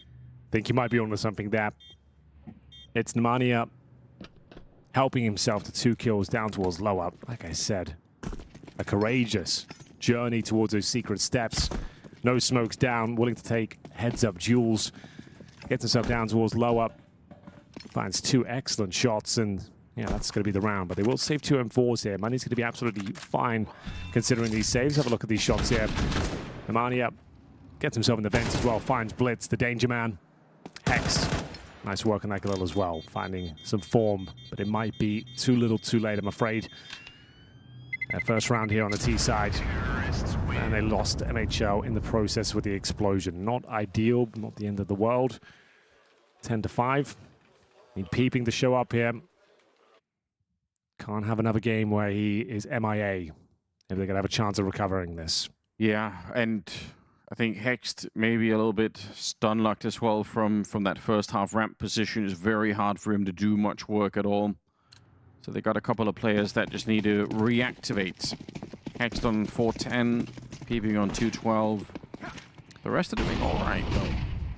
Peeping is the 2nd lowest rated player in the tournament so far. Only player beneath him is Jacob on FaZe, but they only played 1 game, I suppose. Yes. I'm sad you brought that up, Henry. Yeah, of course it has to be him. It's so unlucky, isn't it? I'm not even a Jacob hater or anything. Just unfortunately, he is at the very bottom of the tournament. Yeah. But I just wanted to contextualize while we're focusing on peeping. He's, technically, I would say the lowest rated player in the tournament. But he's only played 1 game. Well, there's no secrets with Jacob anyway, so, you know, not like we're doing anything crazy. And Nemanja will go down. Yeah, I just feel bad for the kid, that's all. I do too. I think he'll have a chance. Here he is. Yeah. We need more of that. Keep that energy going. And you can still find some more work here. Down below, there is a double setup. Corbacira a little bit further back. They've got Emcinio in front on the ramp, so yeah. He's distracting. He's trying to play like he's the only one back there. They know where Emcinio is now, and they're peeking him all at the same time. It's really good coordination. Yeah. Peeping gets another headshot. He does go down, but that's fantastic work. Bomb to be planted. They are a little bit low on health here. So Techno and Blitz, if they know how much damage has been done, it's possible to still do something. They have an incendiary on Blitz. If he chooses that spot in front of him, he could burn out MHL. But, oh, they're out for the hunt. Yeah, there we go. He Molotovs it, but they're going to catch him. I actually kind of love that. Techno gets 1. Hext will take him down. Good individual recovery. Round. Yeah, both for Hext and for Peeping, right? Yeah. They pretty much win the round. Yeah, nice work from Peeping. 4 and 13. 2 kills on that one. Hex recovering his game. 7 and 10 now. Should be at least a partial buy at the top end for the Mongols. All started with an opening frag as well, so the 5-on-4 recovery. Peeping, that's a hell of a shot. And like I said, there's good coordination, no real panic here. They knew multiple players were down there. They timed it well. Good comms. Clean finish. I was going to say take the partial here, but they've got all in on the Mongols side. It's USP only for Blitz. That's kind of crazy. Peeping goes down early, but they still follow it through. And it's a great round to make this kind of a call. And we discuss this all the time, right? But you know the Mongols are not going to have a lot of utility. Even if they do force, it's going to be minimal. So they push right through. 9-10 and Blitz in a 2 versus 3. The bomb only now getting planted. At least they recover an M4. Save those now. I don't think that buy is what we're really looking for. Do you have this sort of lead and the way things are going for you? I think just taking the partial there, saving the cash going forward would have been the solution. If they save the 2 M4s, it's not the end of the world, I suppose. But it's ended with very little, especially when you've got one player on a USP. It definitely puts them at a certain risk. Wildcard going to be up to 7. Yeah. Could be an 8 unless they run into these rifles in the next round. But what I'm seeing right now, Anders, like, considering how the tournament's gone for them so far, this is not looking like a Mongols they'll be lifting the trophy. That's what I'm going to say right now. Okay. I mean, a lot of kind of questionable decisions with the finances, a lot of sloppy play, generally speaking. Convincing loss against Astralis as well. That's true. This is not like 9-10s looked amazing. Blitzes look great here, but in terms of the overall complexion of the team, they're not inspiring hope to suggest like these are the favorites to hoist the trophy. My feeling for what this game would have been, regardless of the map picks, I would have said this is going to be like a 13, 5 or 6 on both maps, no matter what. I think so. I think he needed a statement performance. Yeah, that was in the back of my mind. Something like that we're probably going to see. And it like fair enough. Like this is Wildcard playing lights out CS at points, and that's a really nice play to open things up. But you got a couple of individuals not even showing up for them. And you're still kind of struggling out there. Like, it's not a clean and convincing victory. Kind of clowning on you this round. Both the rifles are gone that were saved in the previous one. They had the force up, so now they're going to be in a really weird state going forward here. Yeah, I don't think it's... How's this for a prediction for you? I think Astralis is going to win the whole tournament. And I think it's going to be a convincing victory. You have become an Astralis fan again, Henry. Well, ever since Mighty Max joined as the assistant coach, he's my boy. All right. So I believe in him. He's a great Counter-Strike tactician, former in-game leader of Endpoint. Since he joined the team, they have looked much better. How long was he with Endpoint? Do we know that? Oh, 5-6 years, something like that. Well, Endpoint have had an ability to create Counter-Strike talent in different... Some of the... We're talking Heavy God. We're talking Flames. Nerds. We're talking Nerds. Yeah. I don't know how they've done We're talking Mezzy. Possibly Mighty Max as well now, you're saying. Well, Mighty Max, like, he's always been a very capable in-game leader. Just couldn't find a home after the Endpoint project and organization closed their Counter-Strike doors. Yeah. Great opportunity for him to join Astralis. He's been there for like a couple of months now, but it only got announced properly a couple of weeks ago. All right. But since he's joined, they are looking like a fantastic squad. Obviously, it's not all because of him, but like I'm just saying that's a great asset to the squad. I feel like he's had enough time to work with them now. They're my favorites to win this tournament. Okay. I think that's a really strong prediction. It's hard to counter-argue that. Obviously, I think I said on day one, I thought FUT were going to win the whole thing, so I'll stay with them. Yeah, no, fair enough. But also looking fantastic. Hungrier than ever. Ravenous, some could say. Yeah. Big opportunity for them. But for the Mongols, I don't think it's unfair to extrapolate from these kind of games and say, well, listen, if they're having to put on a lot of effort to win this kind of a game, what is it going to be like? I mean, we already know with Astralis, but Paravision is still out there. FUT is still out there. Like, it could get worse. Mongols should be devouring Wildcard. This should be an open shut case. It's going to be 2-0. They'll win this. Don't get me wrong. But it's so stressful right now. Like, yeah, but the problem is, like, we're within striking distance now. Like, I agree it's going to be 2-0, but the problem is the money is very low. If you lose this round, Wildcard probably make it a 10-10 scoreline, and then anything can really happen. You're letting Hext wake up into the game as well. Yeah. That's a real problem. MHL's had some good moments. That boost outside of the AWP, that was a really nice little sequence. Can he keep it going here? Difficult to move on the T side, but he's going to try and make it work. In toward the HUD he goes. Brave Pete. So many angles to consider. We're going towards the ramp room. It's his second best position on any map, Henry. You did say that. So maybe he can work some magic. Well, he's about to really work some magic. Could have been a miracle there. What is this? Okay, well, they've thrown the Henry G smokes outside. They have. And MHL is still angling. There we go. So close with the scope, finding Cobra Zero. You think it'd be very risky, and it probably is. Playing that pixel gap as Mzinho. Incendiary in hand. Another opening advantage here for Wildcard. Time ticking away. We're sub 1 minute. What's the final call, the final play? Might not have to be towards the ramp. They're hoping that smoke will dissuade them and they'll just leave the ramp room alone on the CT side and stack towards upper. Here he comes, Mzinho taking a gamble here. Is it the right one? I think it might be. That smoke, though. And Imania's coming in from the outside as well. He could shoot Techno in the back if he's not careful, but Blitz. All right, he's going to catch him. Didn't make it around the corner. Oh, it is not the correct gamble, Anders. In towards the ramp they go, but it is 9-10. He's going to have a shooting gallery in front of him. Easy pick off on peeping. Didn't have a chance, and I think they know now, no matter where they go, here we go. Run into more people.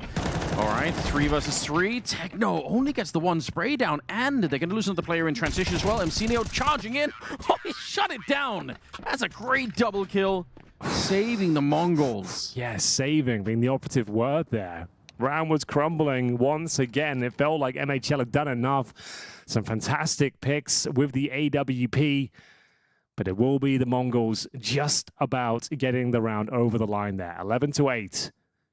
Plenty of cash on the T side here, but touching distance now of the playoffs. Not the best looking Mongols we've ever seen, but should be enough to win this game. They will get a day off tomorrow, a chance to recalibrate and retool, and I think they need it. They are not looking their best. Yeah, they finally got Mara back. Hopefully that means that they can have some good team meetings, kind of, work some of this out. Because it's not the individual, right? They're firing shot. Like, Cobra Zero is crazy. He's had so many great shots. Like, it's nothing to do with the individuals. There's something else that's gone wrong here. Techno's brought out the auto shotgun. Yes. That's the only map you'll ever see it on. That's what they were lacking all along. Mania, he's been doing so much work. Oh, they're running through the flames onto the bomb site. Auto shotgun in the hut. Blown up peeping. Cobra, 2 good kills. Wreck, he does bring it back, getting almost taken down through the smoke, but he's alive. He is alive and well. He doesn't have his teammate with him, though, so it's just him down below. There's no CTs. MHL gets this kill, I think. Oh, and 910's waiting for him, though. Okay. So patient. Clutch required with 15 points of health and a Molotov. Sure, there's no way. Well, they didn't know. There's like a 2% chance. Well, I'll make it 0. It's a clean kill. Fair play. Okay, you're saying if they replayed that round from that point on 100 times, yeah, he could win 2 of them. Yes, exactly. Okay. Well, they're not great odds. No, and that wasn't one of the 2. So, well, 12-8. With the bomb planted, there is still some hope, but it is quickly looking like we have found our 4th team for the playoffs. This will be a hollow victory. I'm sorry. It really will be. I wouldn't be celebrating this if I was MongolZ. I would like, we just about got through this. Like we did not play well, you our and I best game. We're fans of the MongolZ, right? So Yep, absolutely. Nothing to do with this, but I think it's fair criticism. Blair's on the desk. He is the MongolZ fan. I'm sure he's going to be critical as well. Yeah, it'll be interesting to hear his thoughts on what they're looking like right now, whether he considers them to be favorites still going into the playoffs. I hope they utilize the day off correctly and work out what's really going on at this point, because it does not look like a team that's, again, will be winning the championship here in Bucharest. Credit to Wildcard, though, a team that's not even supposed to be here. At sometimes, most maps missing key pieces. Like Peeping hasn't shown up for almost every single map they've played, and they're still here, still in the tournament, not getting knocked out here today. Yeah, I mean, the context is crazy, right? Yeah. They've got a new IGL. They've retooled all of their roles. Absolutely. Like, everything is different about this team.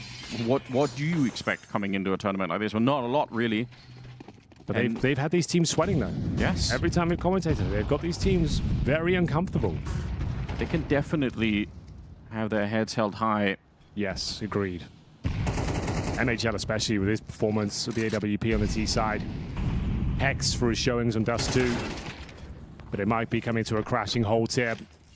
Blitz again. He's a real nightmare. He's got the AK on the CT side, opening up. He's up to 18 and 8 at the moment. And that opening kill shuts down most of the yard threat. Now, MHL is alone out there. The rest of them are in lobby, towards the ramp a little bit. Changing their minds. Ooh. Bit of noise. So they know there's a second player in the yard, I think. They got 2 people down below. I guess if they go back to the A-bomb site, it's not impossible they can make a bit of a breakthrough here and just leave MHL as a lurk. That's all in the past now, because Hex is going to take it down at the same time. Ready to go. Yeah, they're going to be going down. But for this whole round, Cobra Zero and Blitz have been down below waiting. Only now changing it up a bit. Who have we got now? Blitz. Yeah. Thing is, the way he's playing right now shouldn't be a problem. AK-47 in hand, nice defensive position. Won't get his head blown off by the AWP straight away. Just wants one and survive. That's all he's looking for. Yeah. And he falls back. There we go. You've called it, Henry. Smart play from his point of view. Just get this one back into a better position. Rek will finally bring him down, but 18 seconds on the clock here. Cobra Zero, he can't miss this kill. He sees the shadow first. It's just Peeping. 1 versus 4, and he's been sprayed down. Cobra Zero with the final kill. It's fantastic work here. It means the MongolZ have made the playoffs here in Bucharest. Yeah, Mara smiling, but a muted response from the MongolZ. I think Henry once again hit the nail on the head by saying, you know, look, they've phoned this one in, basically. This was like, we know we're better than Wildcard overall. Are we going to try too hard? Are we going to put a sweat on?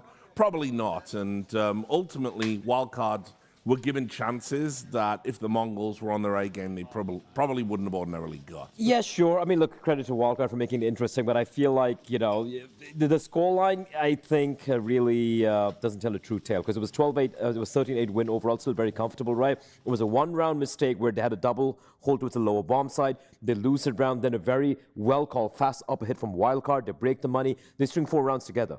Apart from that, it was MongolZ all the way. So it was a bit of a hiccup, but I think the MongolZ, they got things done. They showed why they picked this map. And I'm hoping that this nuke is going to be a mainstay map very soon for the MongolZ. They have Mirage, they have Ancient, get a 3rd map right there. Now suddenly they look a little bit more interesting. Yeah, I mean, it is the classic story of the MongolZ, as you pointed out, for sure, because there were even a couple of situations. There was like the 1-2v2 towards the end that realistically was a 10-8, I think, where they won the 2v2 on the lower bomb side, where Mazinho had the spray down.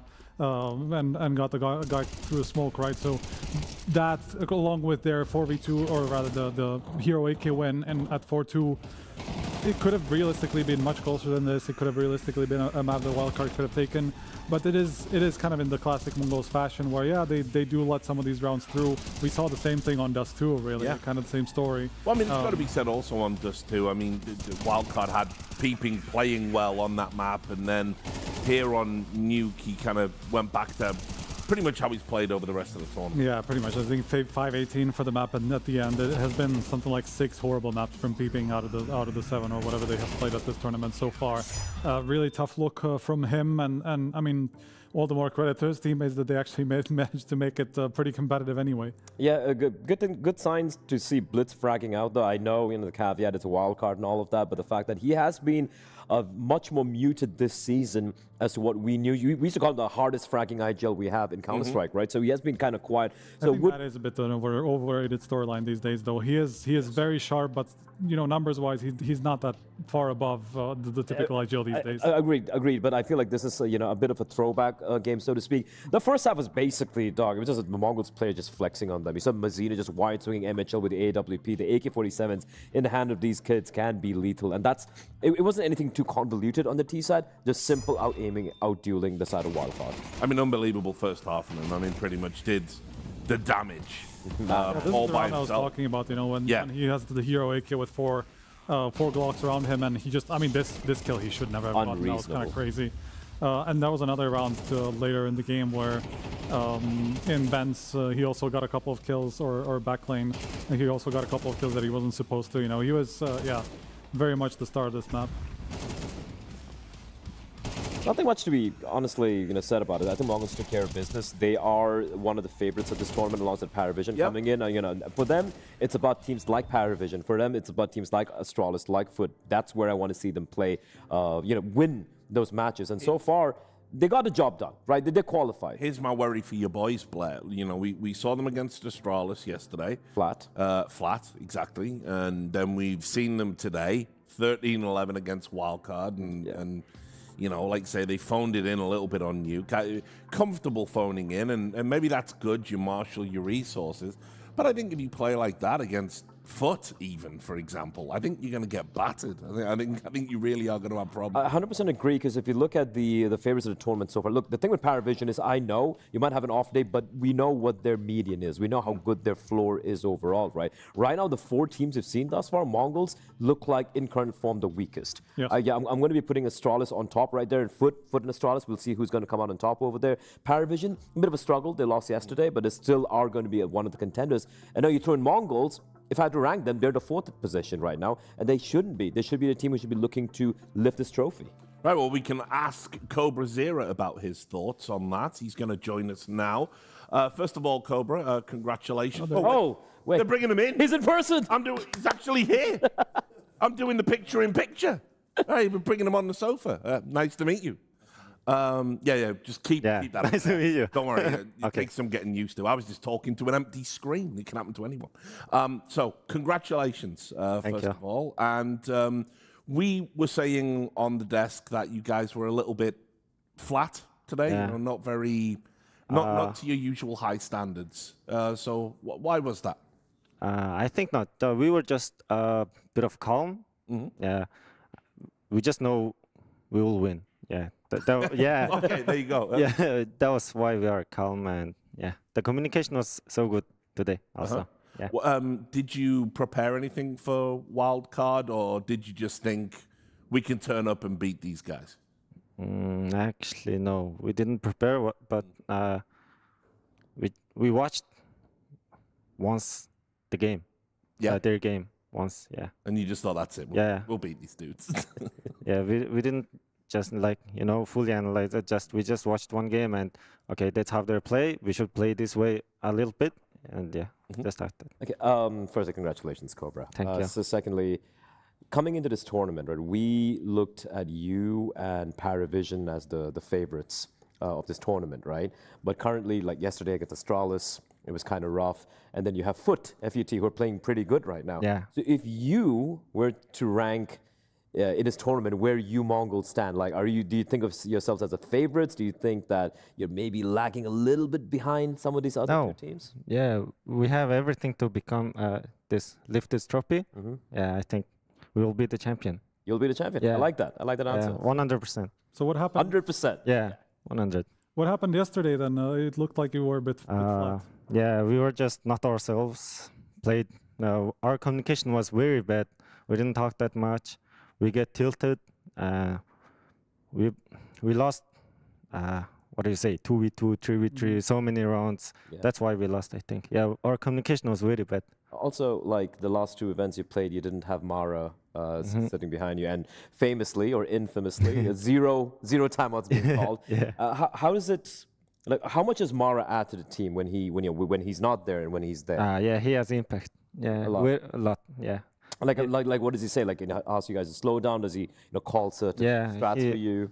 He sees the game as a convoy. He sits in behind us, and third person view is, I think, very important. Yeah, he just predict the team and a lot of things he do. Okay. Yeah. What about you? How are you feeling? Because obviously you've been on the team for a while now. Big shoes to fill with the Senzu question. Yeah. I think you're doing really well. I've said it from the start. I don't think people miss Senzu anymore now that they've got you. And you're picking up an AWP and secondary AWPing. You're doing all of the things Senzu used to do. So you feeling good? Yeah, good. Senzu is unreplaceable. He's only one. Yeah, we have. What do I say? He's good player, and okay, my English. No, you're doing great. You're doing great. Excellent. You're all good. Yeah, he's good. Yeah, I'm trying to replace him. Yeah, that's it. But, yeah. Okay, since I finally have a chance to talk to a MongolZ player next to me, I'm going to use this. He's loving this, by the way. He's on like cloud nine right Finally, right? I could get a hold of him and ask him. Before you joined the team, you have teams like Huns, Chinggis Warriors, and all these Mongolian teams, right? What do you think is the big difference, like the primary difference between you guys, the MongolZ as a team, and all the second, third, fourth best team in Mongolia? What's the main difference you feel it is? I think there's a lot of difference, and their personal skill and the communication is also good, and just the level, I think, tier, it's high. And you think it's because of Blitz and Mara mainly? Yeah, the core team, Techno, Inzi, everyone. Okay. I think you got they play a higher level. Okay. It's winnable. Yeah. True. Yeah, I just wanted to ask about the double upping a little bit more in detail because you were saying Senzu is irreplaceable, but you seem to be taking a lot of advice from the way that he played. Yeah. Is it just your play style, or is it something that you're trying to fill in this team as well? It's just my play style. Okay. Yeah. What do I say? He's my friend, and he gives me a lot of advice, and I just know sometimes second up on the maps. Some maps are good. Yeah. You're doing better than him, to be fair. Yeah. A little bit critical. 100% better than Senzu's hopping. Obviously, if you're friends, it can get awkward, but you are hitting better shots than him. So on the AWP. No. He's no scope. Everything is good. Yeah, but he's scope and kill. That's the best thing. It's the scope that's the problem. So. Look, just one last question. Obviously, you've said now 100% you're going to lift the trophy. I really hope that's true, because I have said in the past you guys should have lifted more trophies. Do you guys feel that way on the team? I don't know. I just joined the team. Fair point. Since you've joined. Since I've joined, we had a, what do I say? We could have won on the ESL Pro League, and I don't know, just our communication sometimes go off, and we have so much.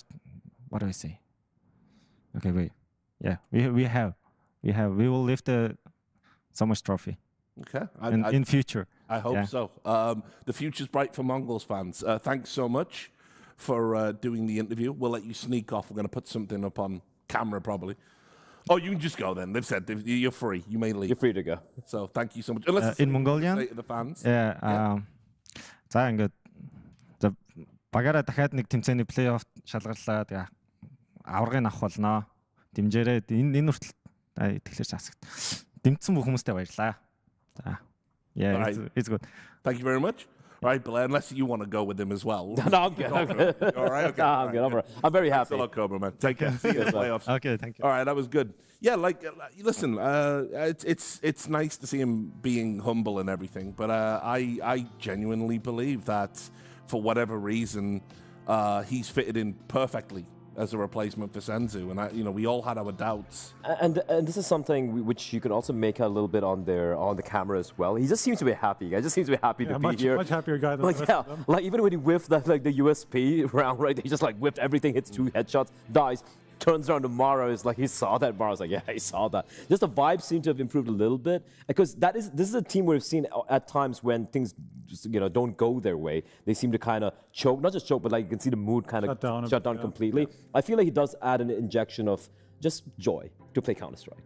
Yeah, and that hasn't necessarily made that much of a difference in terms of their overall results or how they play, because it's still the same craziness that we were kind of used to from MongolZ. But yeah, you're absolutely right. I do think that he's a worthy replacement.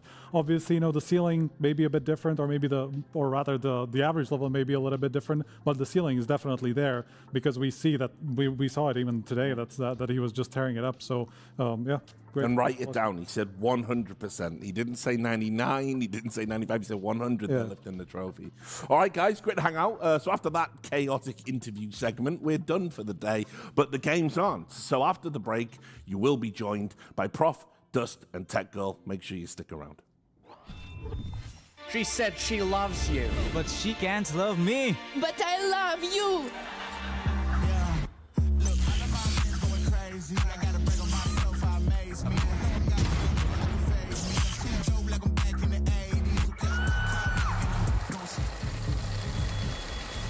I won't play window anymore. What's going on? Play your role. 1xBet. On to the next one.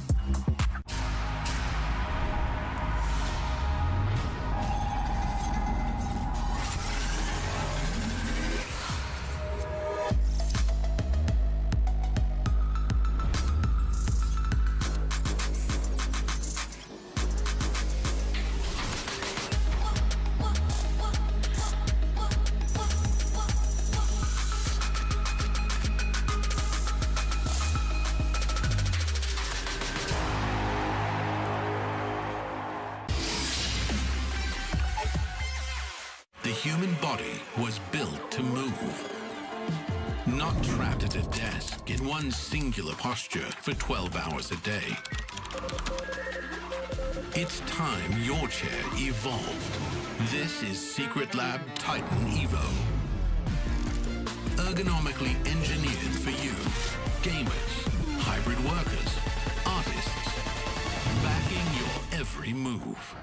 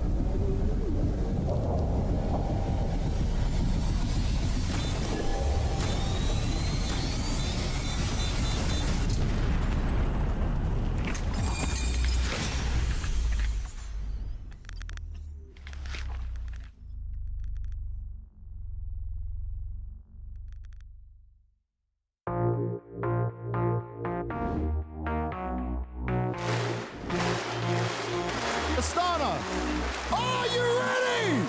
Counter-Strike!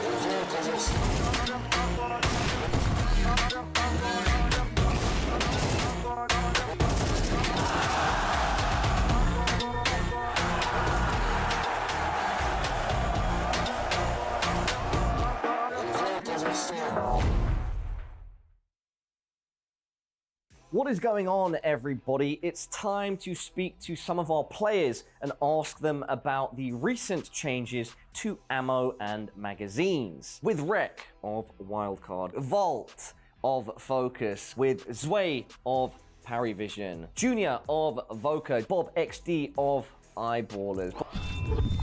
Has the new magazine change ever messed you up? Not really, just because of my positions, right? I think, for instance, like on my team, Nema plays Nuke Mini. I'm sure he's giving it more thought, more conscious decisions of where he's using his mags and stuff like that. I don't think so, no. Like, the one thing I hate now is I cannot shoot windows or like plant pots with my USP. Like on Mirage, when I'm running towards like window, I cannot shoot and reload anymore. That's a waste of bullets, so. Yeah. Yeah. Damn, so you're a bit of a... I like to ruin the map. Yeah. Or kill chickens on Inferno. I don't really think it will matter a lot because it should happen some incredible things to make you run out of ammo. Yeah, I feel like the USP is gonna get nerfed a lot. Like a lot of people start using the P2K because it has another mag in it. But I think once people, it's just a CS2 change or CS change. Once people get used to it, it's not really, it doesn't really affect anyone anymore. I can't remember a time where like I haven't or like thought about it or stuff like that. So no.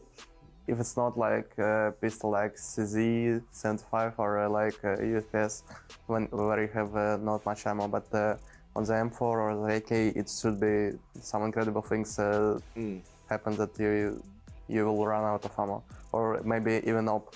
Like it has now 15 bullets instead of 35, but I don't know what should happen,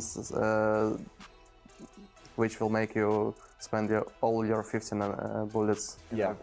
I think it's hard to use all your rounds in a round, or all your ammo in a round, for instance. And as long as you're just giving it somewhat of thought, you're not struggling with it too much. But that's just me personally. So yeah. Just to build on this, or to get some context from your perspective, when the change was announced, what were your expectations? Did you think it was going to have a huge effect, or no? I definitely didn't think it was gonna have a huge effect. I definitely liked it though. I like just realism, right, in this game. You know, trying to make it what you see is what you get, right? The whole slogan when they released the game. But yeah, I liked it so far, and I definitely wasn't thinking it was gonna give me a big difference. But all right, yes. So it's not sort of surprised you then that it's not been a huge change for you personally? Yeah, for sure. I can't imagine the last time I used all my rounds, and even with this mag change, it's just. As long as you're giving it some thought, you know, using all your ammo is not COD reloading, you know, shoot 5 bullets and reload. As long as you're not doing that, it's not really affecting you too much. So, yeah.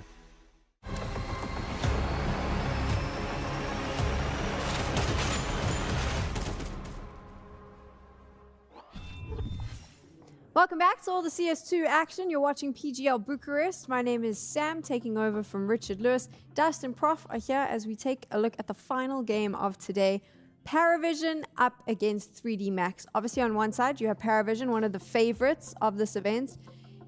And then on the other side you have 3D Max. And what can we even say about this team, Prof? Yeah, I mean, a team in a pretty tough situation. Obviously they didn't make the major. They're a mainstay in the circuit for the last like 12 months or so, even more, just attending major after major. We see right here on the graph, essentially for the majority of last year, they were kind of a borderline top 10, top 15 team, always like on the edge of making playoffs at all the big events, getting some smaller wins, really not an upset here or there, but not really pushing the boundary. And when you're a national team which has a limited talent pool you can pick from, this feels like a plateau that most of these teams hit at some point, and they hit it at a really rough time that they wanted to make a change, right? They wanted to go from, initially they had Maka as the IGL, then Gravity was IGLing for a bit, then they're, okay, this is not really pushing us forward, let's bring it back Maka as the IGL, let's bring back the old coach that we had. It's all of these like little moves that you're trying to do because you don't know really what else to do. Unfortunately, kind of backfired. They missed the major, and now they have more tournaments to play coming up. Again, they're invited to all of the big tournaments, but they feel like they need to do something to improve from where they are. That's the problem with 3D Max. They keep doing just well enough to stay in the invite window, but never do jack shit once they actually get there. I mean, look, this is a team, like, this is what I used to always say about 3D Max. You know the old expression, like, the only thing that's guaranteed to us in life are death taxes. The next one is 3D Max placing like the 14th place. You know, at every single tournament they play. There was like 2 exceptions last year, CAC and that one season of EPL. Outside of that, this team doesn't make playoffs, but they're like right there on the edge every single time. And it's sad because I actually like this team. Like, I like watching them play because they do have a fun tactical style. And that's one of the reasons why they're able to do as well as they do, is despite limited firepower, they play good CS tactically. Have But you man, they seen just been that stuck. I mean, I'm just going to interrupt you there. Though. Oh, good. Have you seen that recently, though? Because I would argue that it's not the same 3D Max that we were seeing before. I agree with you. I think that it got degraded over time. I think that when they initially switched to Gravity being the IGL of the team, you noticed that things still kind of remain the same. Like, I think that's like kind of the in-game leader hangover effect, where like Maka's still there. It's not like he left, so he can still kind of help Gravity along. But I think over time, what they were hoping for was that maybe Maka would see an increase in performance not having the IGL. Maybe the Gravity thing would work out, but it really didn't. You know, things really did take a turn for the worse. And I think that what, you know, Professor was describing there, where, you know, you put Maka back in the IGL slot, you bring back the old coach. It's an attempt to try to get back to, you know, your, not want to say glory days, but back when you at least looked better tactically. Yeah, I mean, the issue there is like also the firepower they have is kind of limited, right? None of these players are like superstar players. They brought in Body about a year back. He brought something, but in the long run didn't really make a difference. Now misutaaa is the latest addition, and he individually has been playing really well. I see a lot of people saying like, oh, they shouldn't have kicked Body, but it's like, I don't really see how this guy is the issue. If anything, he is doing more than Body has been doing, but the team around them is not really succeeding. And you know, they put themselves in situations where they needed to play some of these smaller lands to qualify for the major. They failed. And what that does to a team is like, it really sets you on a really tough course. And what I saw from them at this tournament, especially in the initial matches, the FOKUS one and initially against Voca, is like, this team is not really there, right? They're not really playing together. There's a lot of frustrations. They don't want to be here right now, but they have to be, right? And I think yesterday, after their latest win against Bait, that was a kind of a revenge for the match that eliminated from major contention. I think things might be going back in the right direction, because after this, they still have Rio, they still have CAC that they need to play. They can't just like give up and just die, you know? Yeah, I mean, I think the issue is they could have had both, in my opinion. Like, I think misutaaa has brought some nice playmaking ability to the team. He definitely has been really consistent in his performance so far, but I think they could have removed someone else to bring in misutaaa. I think keep Body as an entry fragger would have been the better idea. Obviously, I can't know what's going on internally. Maybe there's another reason that I'm not seeing, but just from watching them play, I thought that would have been the better approach. Meanwhile, look at a Paravision team that, you know, has solidified themselves as a team that's kind of, you know, in the top 5, you know, lots of good results, but let's be honest, yesterday they looked really flat.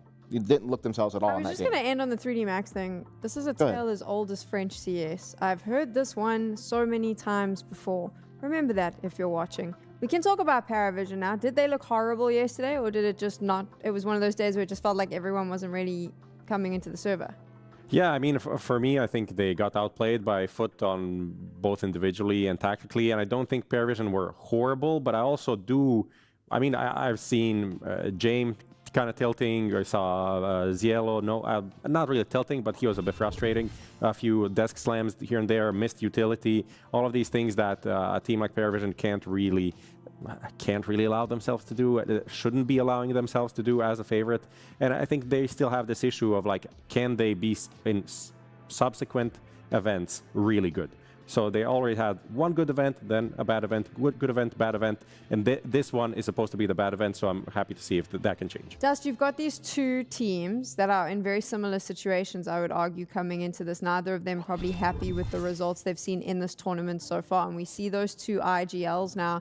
They both have a very similar job in that they need to sort of uplift their team and get them to perform. Yeah, both opping IGLs, very rare. You know, only have a handful of those out there in the world, and both of these guys pretty solid for the role in both senses. You know, I think that James, obviously, you know, after being cast away for a while, has been able to bring up this young group of players on Paravision and make them a true consistent contender, doing so with a very, you know, kind of wear you down, slow, pacey style. Whereas the 3D Max has always been known for like their well-layered executes and map control takes. And, you know, Maka has been the driving force as the IGL. As we get into the pick ban, I think these bans work out really great because essentially each team gets to ban, each team gets to see a map ban that they don't want to play anyway, right? Like, Paravision's Mirage has been awful. Like, they're probably not minding seeing that one go away.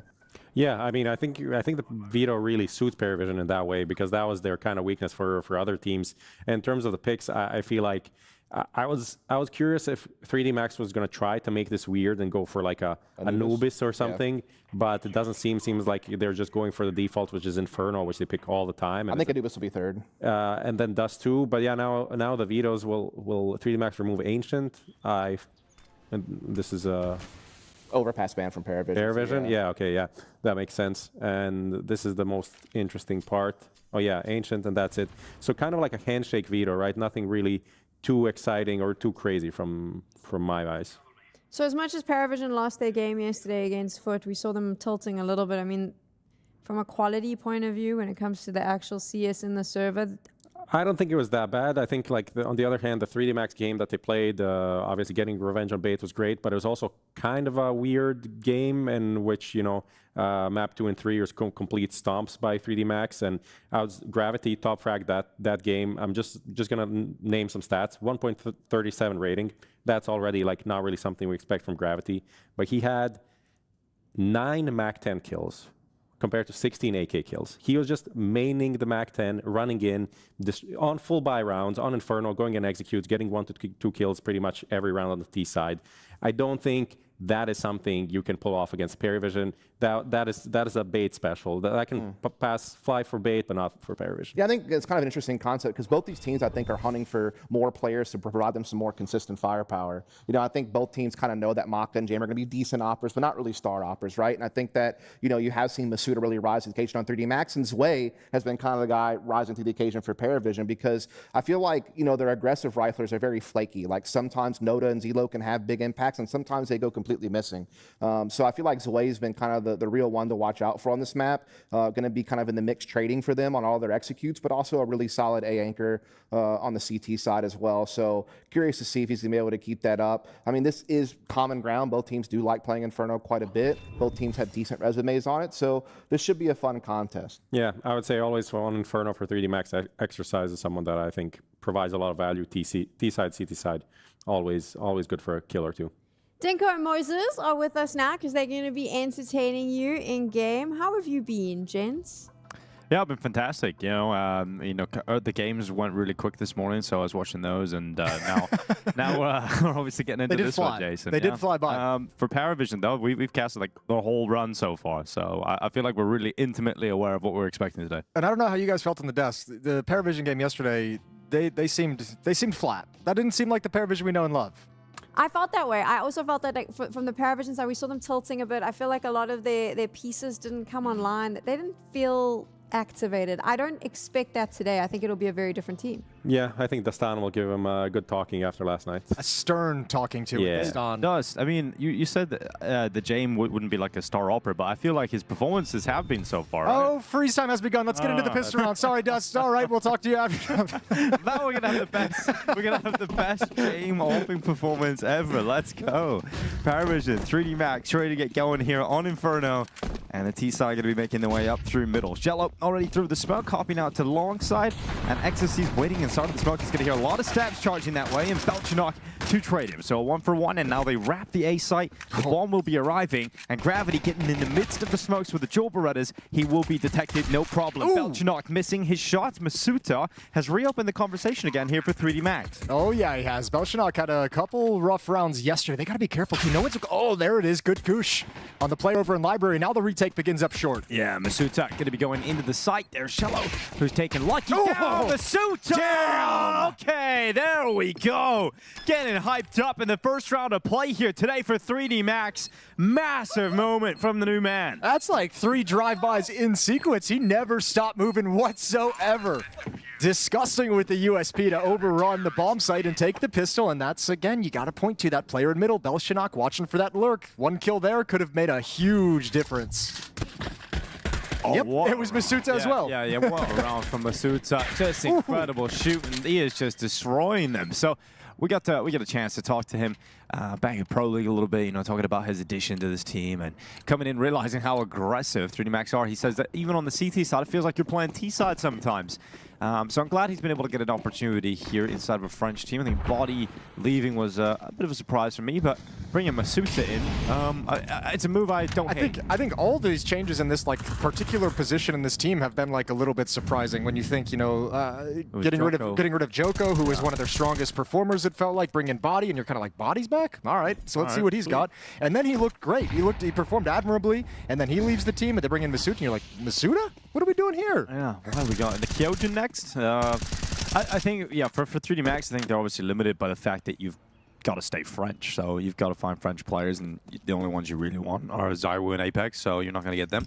Well, fun thing is some of these, I mean, between Body, between misutaaa, these are guys who have like top-level experience too, right? So you're not just like dragging someone out of nowhere in the French scene. And for different reasons, they've obviously got a lot of hunger still. You know, Body played at the top of the scene a long time ago. And so his goal and his hunger is to come back to that. And for misutaaa, you know, he got dropped into a top team very early in his career and didn't really make the most of it. So hunger to prove that he deserves that spot again. But here we go. Banana push coming on up. misutaaa going to handle business first on Nota. Okay, there's the Molotov. They're going to swing off the utility. M4 drops back into the choke point. It's being handled very well at the moment. And P9 not able to get one more. But look who's arrived. It's Maka already inside the B bomb site. And Paravision, they must finish here. Yeah, playing with the first oranges here for Maka. M4 ready to go. Belchanok, great kill. And I don't know how Paravision have recovered this. Like this, it looked like they were about to get melted in Banana, but they have somehow stayed committed. It's really poor fight selection. I think the decision, I think there was a decision, a moment where 3D Max wanted to fall back from Banana and missed the timing on it, and then you kind of get stuck in that sort of a fight. And then I think Maka should have played that way more passively, deep inside the bomb site, to play for time, to play for one cheeky, sneaky kill rather than challenging. Instead, now you have a 2-on-3 attempted retake. Good peek out from Shello. I mean, obviously, he's had a big round. He won those 2 fights in Banana that got them back into it, and third now to lock away the retake attempt. Like, you could see, too, like, the setup actually worked okay in the initial contact. They wanted to have the jump up on the sandbags, but missed the jump, so then kind of falls back towards the corner. And I feel like the M4 wanted to get back into the bomb site. MP9 felt way too committed, kind of stuck between 2 different ideas. And then in fights that you probably don't want to take, considering the investment of Paravision, considering the context of the second round. Really rough loss to take for 3D Max. It's interesting, you know, when the Des asks us like how what we're thinking about this game, it's kind of like, I don't really know what to make of 3D Max right now. Yeah, you know, because you know their ceiling can be high. You know, the individuals, when they coalesce properly, they can be a really good team. But then it just feels like the floor has fallen out from this team, and they've just been in free fall. It's less, yeah, and it's also like, for me, it's also like less inside the server itself. But also remember, this is a team that has the heartbreak of not qualifying for the major, of missing that qualification after a year of feeling like they were rising up and knocking on the door of taking that next step. So that's kind of devastating for them coming into this event without any kind of real... Like, this is one of those events you're playing for the next season with your new player in misutaaa, and then you're playing for pride. Which, pride can be a great motivator. Honestly, one of the best. Can also be... Second only to spite, perhaps. That's true. There's one other one, but can't really say that here. Maka, Shello, 1 for 1 straight away to kick things off. And in terms of that initial attack, 1 minute and 10 seconds left. And 3D Max still have a shot at this because they got players all over this A side, around it at least, to do some damage. But with that kill, it doesn't seem like it even is close to possible. However, taking a Galil away at the end might give some fun over to Gravity for the next round. Finds the kill on Zwei, lurking in alt mid. Gravity just loves SMGs. Yeah? Yeah. He's French Boomich. Really is. Like I was asking Henry, you know, how 3D Max been doing, and he was telling me like Gravity is buying a Mac 10 on gun rounds, flying in and winning rounds on it. Okay. Combination of Boomich and Art. Exactly. So hopefully he can have that level of performance today. No longer the in-game leader of the team. Yeah, that switch up happened as well with all this going back to Maka, and it kind of interesting. I mean, it's hard, man. Like when you don't have like a true IGL, you have Maka doing it. You switch to Gravity. There was a big jump up in their performance when that switch happened towards the end of last year before cratering at the major, but now switching back to it. So kind of passing the baton back and forth, trying to find someone who can get this team into a good rhythm and turn things around. So 2 saved Galils, a Mag 7 on Exorcise, and some saved pistols on Maka and misutaaa.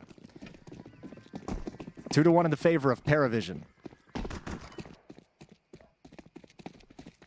think this could be kind of cool. Like when you think, I think yesterday the loss that Paravision took to Foot, I think one of the things they struggled with, especially when you go to a map like Mirage, is the sort of like change of pace and the change of like the style of aggressiveness that Foot was able to bring out. If you think about it in that context, like 3D Max is kind of known for doing similar things. Maybe not so much the pace changes, although they're going to be there, but doing really tricky, really aggressive, really unexpected things. They have like those little cheese plays in their back pocket. It's going to be something that Paravision has to be looking out for.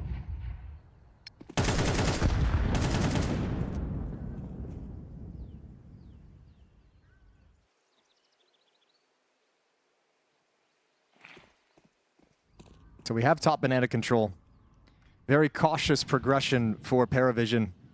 Going to start running out of time. You could see on the map that 3D Max pushing alt mid, clearing out brackets. Now a third player rotating over. And yeah, it's like the weapons aren't super strong, but who knows what that Galil can do. Let's see if Lucky can create some magic. Gravity flanking around the back. Lucky trying to stay alive, but he's in a really uncomfortable spot. There was a lot of utility around him, and he was trying to maintain his life so his teammates could get in a better spot, in particular that flank. And Banana misutaaa trying to draw attention, and it's all about freeing up Gravity. He has to win this round. If 3D Max are to pull this off, it's got to come from Gravity. And he's got to go ahead and Belchnock is first up around that corner. Quick headshot from Gravity. There's another one. Okay, Gravity gets a second kill. Maka coming in as that second layer of the flank.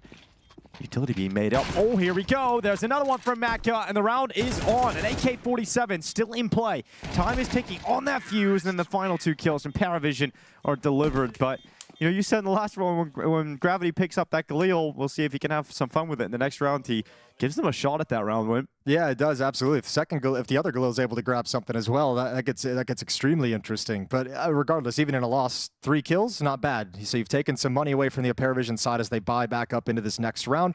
Money's still sitting pretty. T-side a lot easier to manage those losses. Maka's got his AWP out here in round 5. M4s across the board for the rest of the defense. They've got a kit on Gravity as well. So keep an eye on the number 9 man, on the retakes. And there's the spam down Banana to maintain control. It's going to force Paravision away from the location. Actually, not too much damage exchange back and forth. Both teams will be pleased with the stalemate.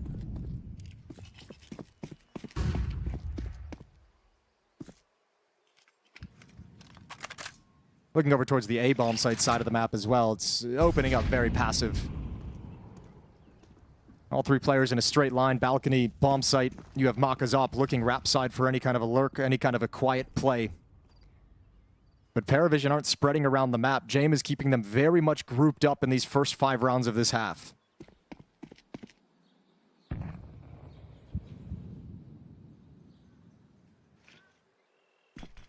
misutaaa up on top of first oranges. He will fall away. Nota able to pick him up with the AK-47. And we have now Gravity going into the swing. So Shello to response, and that'll be the site overwhelmed and taken with 45 seconds left. Paravision put the bomb down and force 3D Max into the safe. I'm going to seem like a broken record, I feel like, if everyone's been tuning into us casting the Paravision game. But again, like, if you have to know that this team is going to be willing to just kind of walk and play contact. So if you're giving them this much room to work with, if they're going to walk all the way up Banana without ever being spotted, that's such a deadly attack that if you have no expectation or no sense of timing of when it's going to come, it's so deadly to try and handle. Turn the corner, no one's peeking into the bomb site. Throw the smoke towards CT choke point on the fly. And Nota just hard clears the top first boxes. That's the main point of danger for the attack. 4-1 for Paravision. Racking up the rounds on T-side Inferno. Terrorists win.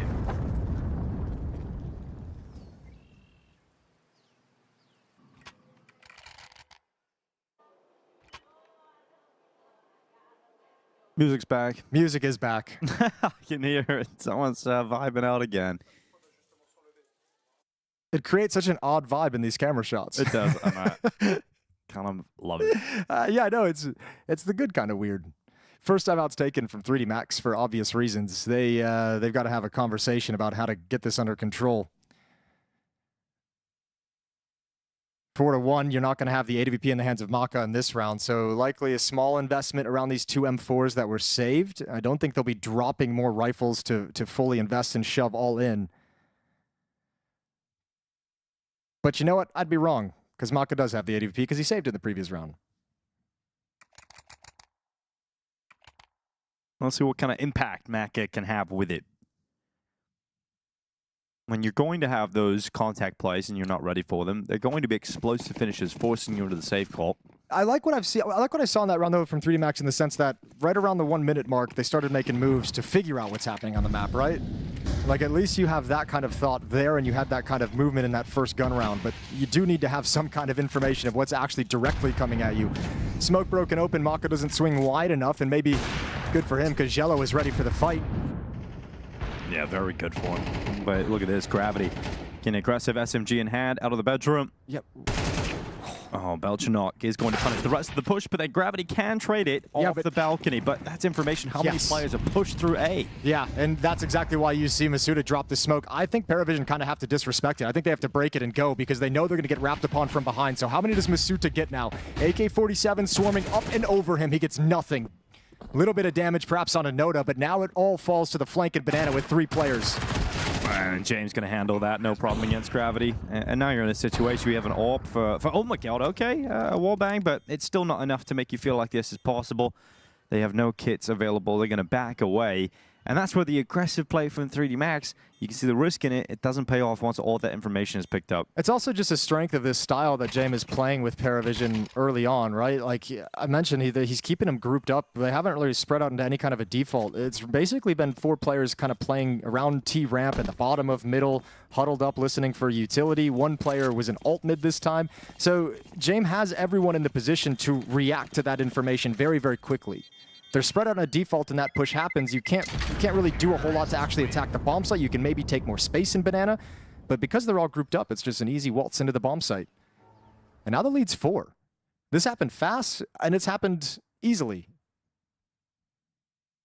And it's a very worrying sign how easy these gun rounds have looked for Paravision. It's a very worrying sign that the B bomb site is starting to get abused, right? And how do you figure that out? This early on. Well, you got the ult for Maka. Do you start it over towards the B bomb side? Do you try and get some openings towards Banana to slow down the takes of Paravision there? Not the Maka AWP, but they have definitely started triple B in this round. A little bit of extra utility, a little bit extra challenge with the boost up onto the half wall. See a lot of teams rocking this move with you get a player up in the boost. You can see that Nota is ready for it. Good response from Lucky with nades, and great kill here from Maka. I guess when you do have the AWP, you can put him up in the apartment, deal with that apartment's threat. Ooh, but look at the space that's being tested right now. Good position right now in middle. A foothold to call the rest of the team over. 3v4 and needed to be recovered here for Paravision if they want to continue in this streak they're on. It's going to be tough to figure it out. Belchenok's been doing a great job on that A-lurk. I feel like it feels like right now they want to... Ooh, nice shot from Maka. Well prepared for the fight. Heard the smoke drop. Not going to get caught off guard whatsoever. Yeah, you get that kill, and all of a sudden I think James can apply some pressure to perhaps the B bomb site, and then maybe you can pull a fake, but Maka's just putting a round together. Yeah, great round from Maka's ult. Finally feeling like he can get some impact here.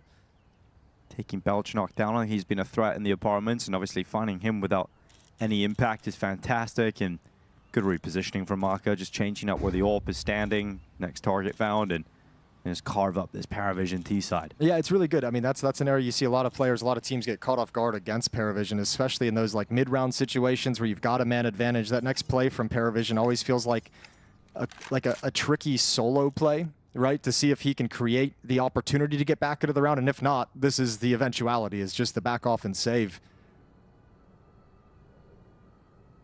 So a second round for 3D Max's CT side on Inferno.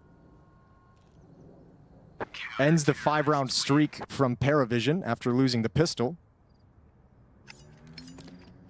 And now we see if 3D Max can continue this success. Because of the saved weapons previously, their economy is actually pretty damn strong for only having won a single round in a row. They've got money behind this buy as well. Maka's almost got 8,000. Gravity's got 4,200 behind it. Very good situation that 3D Max find themselves in despite being down 2-5.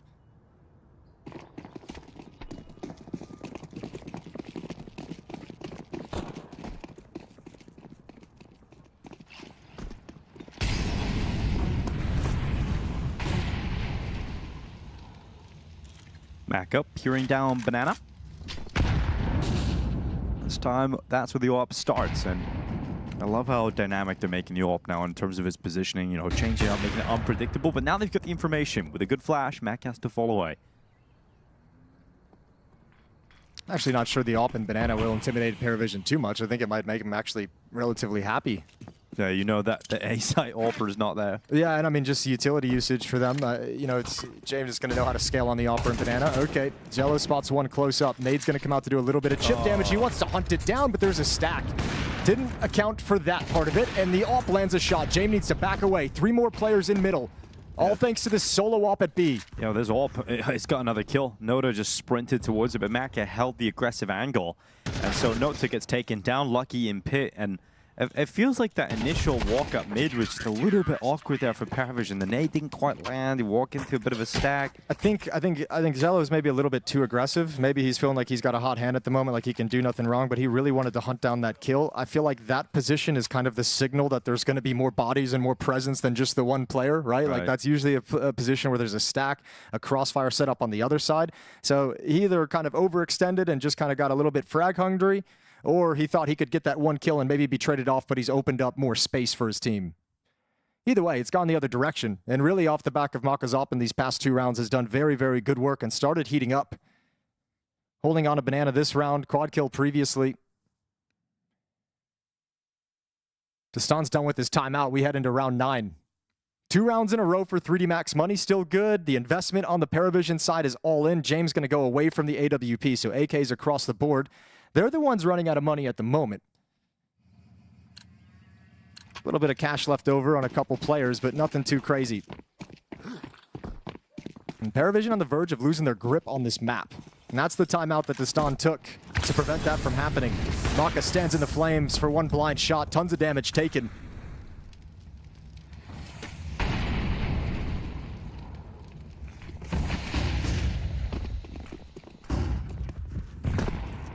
And James clearly noticed the 3B start in the previous round because he's taken advantage of it now.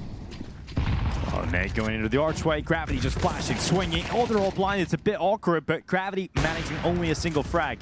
Maka not able to connect his shot, is now worried about being pushed at short because his teammate hasn't got that covered. So Maka has to go back and address that straight through the wickets. Not connecting that one either for Maka. You really got to get one more, and he just can't. So more pressure on Exorcist. Dropping utility, spotting the head of Belgian crossing into the pit, and that's the bomb that's made its way down into the pit here. It's actually really awkward for Paravision at the moment. They don't have any smokes to block any choke points, so the library players, as soon as this fades, are going to be able to get into the action. Exorcist has done a very good job of maintaining a second front to this retake. Yeah. 3 on 4 still going to be tough. And they're going to be worried about the apartments. They're going to be worried about a reposition from Exorcist, and so they can't move out of the site. So Belgian is the only player that's managed to get into the pit. So bomb is planted. 3D Max now setting up their pieces for this retake attempt. They've got a couple of smokes and a flash to make this happen. So one of the smokes land in the middle of the site. Ooh. Another one to block off the pit vision. Interesting. And let's see if they can make this happen. 3D Max moving up, trying to gain some space and ground towards the site, but they're just not getting the opportunities they were looking for. The fights, they've run out of time, and 3D Max are going to try and retreat and save these weapons, but Paravision will be heading up to 6 rounds on the board. Exorcist's good damage on the way out. The bomb will catch another, and it's only Nota that survives here for Paravision. You know what, fair play to 3D Max. They stuck around and really, really challenged and applied some pressure with the position of Exorcist up in halls, and they just never got the opportunity. It's also great discipline from the Paravision guys, not overextending in a relatively stressful scenario where you can't get out of the bomb site, where you got so many players harassing you as you're trying to plant the bomb. And a good decision to back away. You got some great garbage time kills as the bomb goes off to force the rebuys out of Paravision and keep their economy low.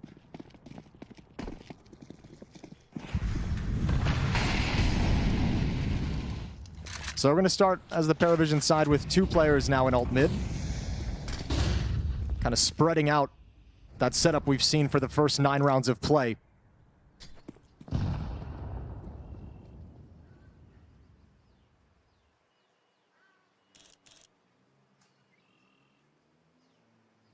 We got Maka looking down into Banana. He's come away with a kill here on Nota. So opening frag here for the AWP. And that AWP presence is going to hide the fact that misutaaa has pushed all the way down Banana. So the timing on his push can be extremely deadly when he chooses to make it. 3 players up in the halls at the moment. But Paravision have not dedicated themselves to anything quite yet. 4v5. Need to find something equalizing. I think the plan is going to be to force back the misutaaa over towards Banana, force that B defender to get back into the bomb site, open up a little bit more of the map, force the defense to shift a player over.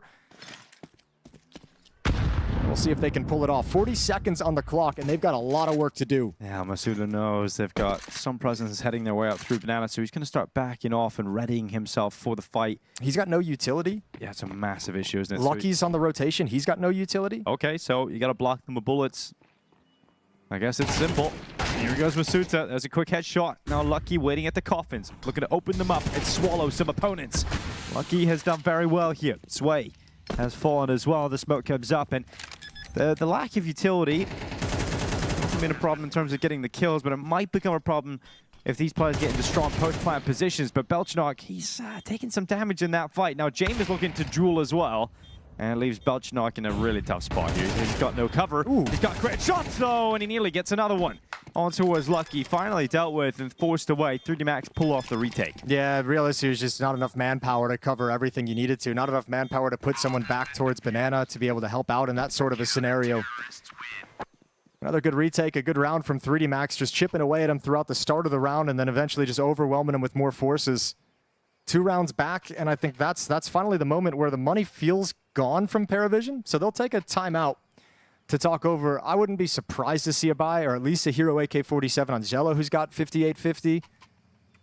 But for the most part, Paravision might have to sit this round back, and 3D Max have clawed themselves into a situation where they can get out of this half with a tie game, 6-6.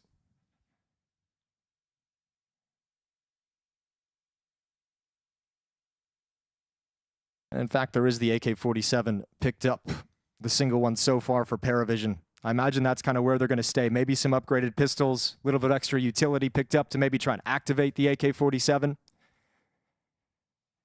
But if your Paravision this round falls squarely on the shoulders of one man, Jello, to be able to create every opportunity.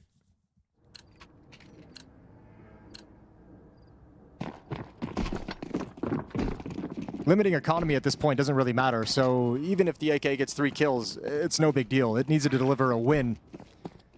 Oh, look at the aggression here for Gravity. They're not ready for it.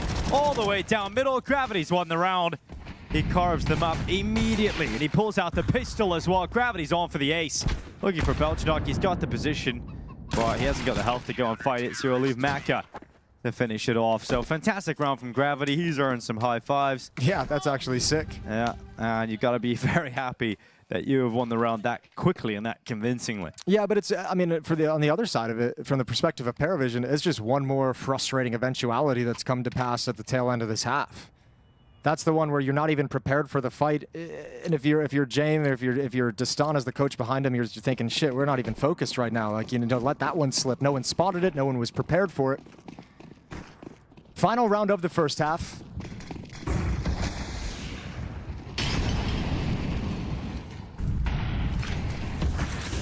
There goes misutaaa. All the way down into Banana. It's going to be Nota with that kill. misutaaa getting caught, and an opening frag here for Paravision as they look to try and leave this half with a 7-5 lead.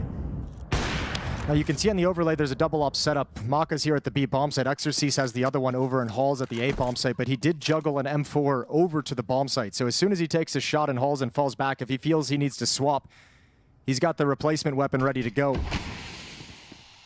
But it doesn't look like he's going to get any action. Once again, 3D Max, they shuffled the third player over to A, I think just to swap a couple things with Gravity. Now Maka's coming back. And now he's running back to CT spawn, so we've just stockpiled more utility, but that's not going to matter. Paravision's coming through this.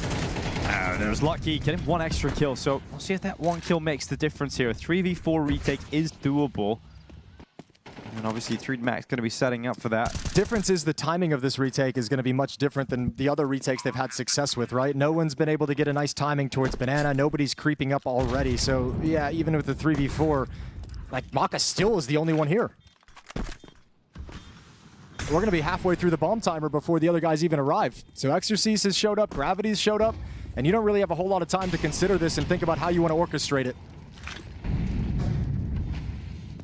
Yeah, I mean, it's really running thin on time now, and they're just not going to be able to force these players out into the open. And Nades haven't gone to the right spots.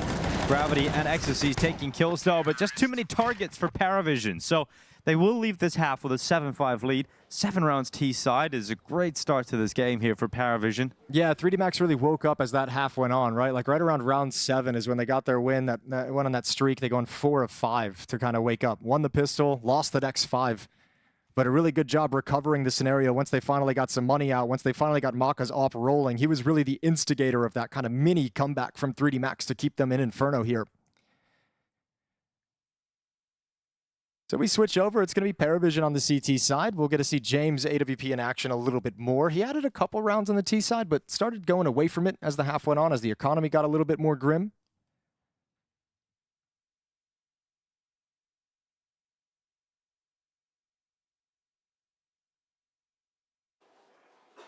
Still pleased with what I saw at a 3D Max, like, right? Like, I mentioned I didn't really know what to expect out of him. I feel like this is like one of those situations where you've kind of missed out on qualification to the major. You've had like a frustrating year leading up to this point. You've made roster changes. I felt like this was an event that 3D Max could just like kind of fade out of all on their own just by virtue of like, I don't know, just the situation they found themselves in. But good fight out of the team here on the first map of this series.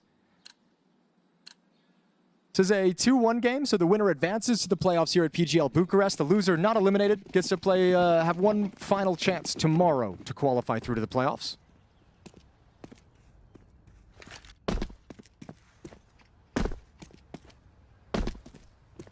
I think for Paravision, they would have expected to be a team that would have been looking at a 3-0 record, but yesterday, getting absolutely destroyed by Foot. I mean, there was a 13-11 close first map, but then 13-6 on Mirage. Like, really got handled quite easily there, Paravision. Inferno hasn't, been the best thing for them. We casted the game they played against FOKUS. That was an overtime win for Paravision. They only got 5 rounds on their CT side,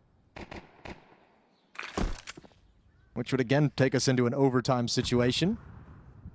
Gravity looks like he wants to challenge a little bit. 2 players. The bomb is here as well. Now 4 players actually slowly creeping up to the A bomb site. But all the attention is towards B with utility being sent out. Now I think Paravision has the idea. It's Zwei and it's Belshunok to defend. Zwei waiting in pit. USP in hand. There they come over the top of the balcony. Belshunok now taking Gravity out of the play as Belshunok's got a second inside the site. misutaaa is the pistol god. This is incredible. Back-to-back pistol impact from misutaaa. He was the reason that 3D Max were able to win it in the first half, and he's doing it again here. We've got Nota up through short. Dual Beretta's ready to go, but Mac has stopped him in his tracks. And Belchunok's going to wonder what the hell has happened here. He just got 2 big kills. And 3D Max is still going to win this pistol round. Yeah, he actually got 2 important kills. That feels like it would have given advantage over to Paravision. Unless Jane can pull off something special here. The miracle worker himself has arrived. And he's looking for one more headshot inside of the pit, though. The time is the problem, and misutaaa's about to win this on time, if nothing else. He waits in pit, and he'll collect a 4K. Incredible pistol work on display today from misutaaa. Yeah, I mean, damn, those 3 kills come in such quick succession to crack open the bomb site. Gets the kill on the pit player. Belshunok inside the bomb site is running out of ammunition. Is able to clear that out. And even the third player, the player who kind of arrives at the perfect moment for support, just gets deleted. Let's see it again. There's one. Boom. Yep. See ya. You thought you were going to come step into this fight. He had other ideas for you. Great shooting with the Glock across the board. misutaaa with 4 kills. Maka with a 1 kill. And that's both pistol rounds now in the favor of 3D Max. However, they did lose the second in the first half. And Paravision is sneakily extremely dangerous in these rounds. Yeah, especially when you got a scout for James. 5.7s can be so strong, and you've got a rifle in there too. Difference now, because we saw Paravision like with the scout obviously on Dust 2. We see it all the time. Tag a couple players, multiple mouse Mirage as well. Tag a couple players, the pistols can clean them up. There's not as many lines here on Inferno for the scout to get those clean tags or get those tags early before contact is made.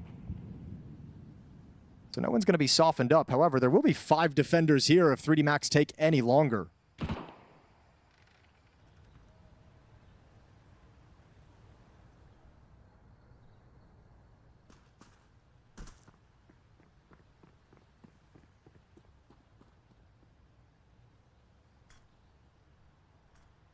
Paravision starting to second guess this stack.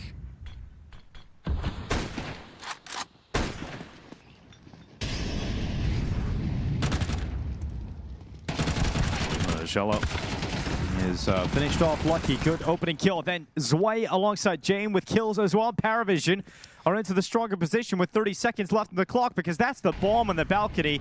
3D Max have got to go back and get that somehow. It's way too early for the Halls portion of that attack to try and force their way out. The mid players weren't even up in bracket yet, so this is just a disaster all of a sudden. Yeah, now misutaaa says the AKM, but they have to get the bomb.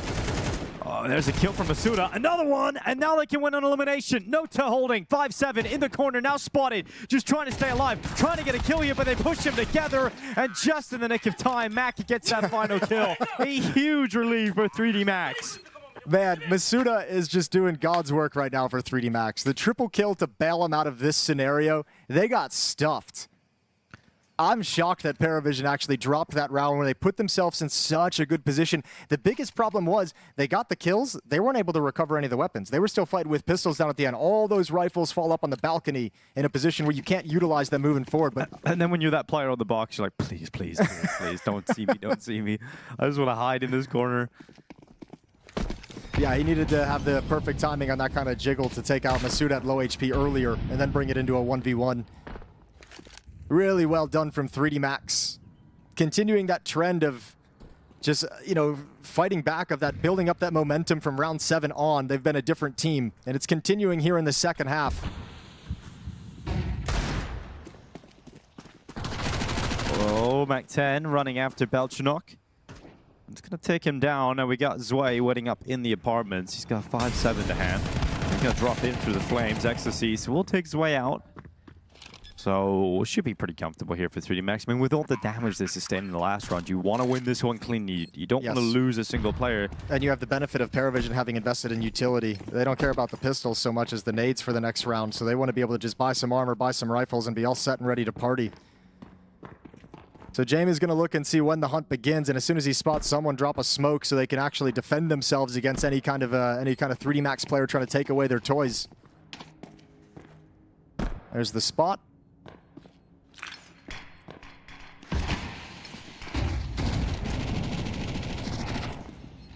And no one's coming through that. No point to take the risk if you are 3D Max. Maka can come in with the Mac 10, but even he's being a little bit shy about taking a fight. So, I mean, on the other hand, all that utility that Paravision were trying to save kind of gets used to protect everything. So it doesn't get brought forward to the next round, but it did prevent the Mac 10 from getting any bonus money on the kills. 8-7 in the favor of 3D Max. We got the first gun round coming of the second half. James got the AWP out already. One single flashbang to his name. No kits across the Paravision defense.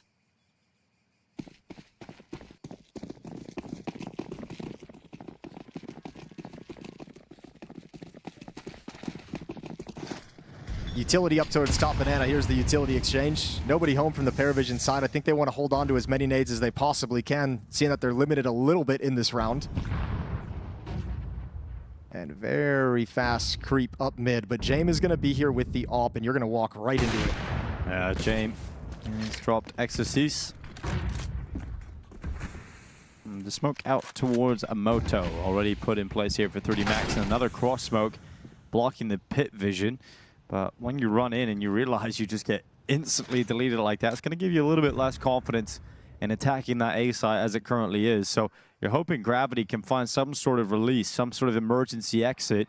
He's moving up through Speedway here with misutaaa. The good timing there to catch Nota just before he rounded that corner, which means Shello knows what's up. He knows he's about to be pushed through CT spawn. He's going to try and get into position quick enough to deal with this. They know where he is now. He's just going to back away into the coffin, into the church, and just try and stay alive. But that has given 3D Max a sight and the bomb plant. And it's left a lurker in Lucky over towards CT spawn, and he's telling his teammates, nobody's rotating. There's no noise cues. There's nothing.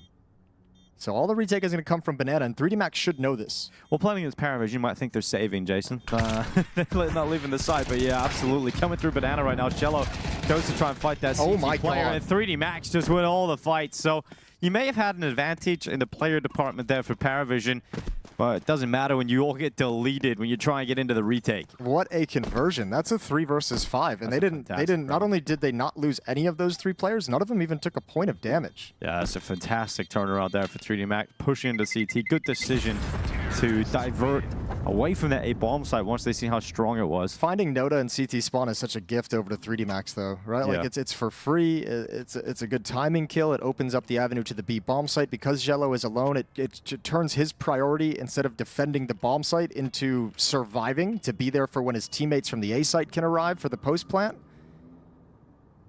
It changes the dynamic of everyone's situation in that round, and just a beautiful recovery again for 3D Max. Now a 2-round lead, and for the CT side, this is their final timeout on the Paravision side, and I feel like I feel like when you burn your third timeout this early in the second half, something's going wrong. Like, not in terms of the game strategically or tactically, although there's some of that.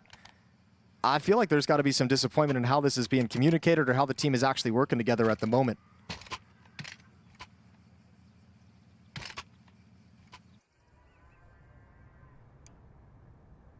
Another... Yeah, it's an interesting vibe. I mean, it's another day where Paravision aren't looking their best. We'll put it that.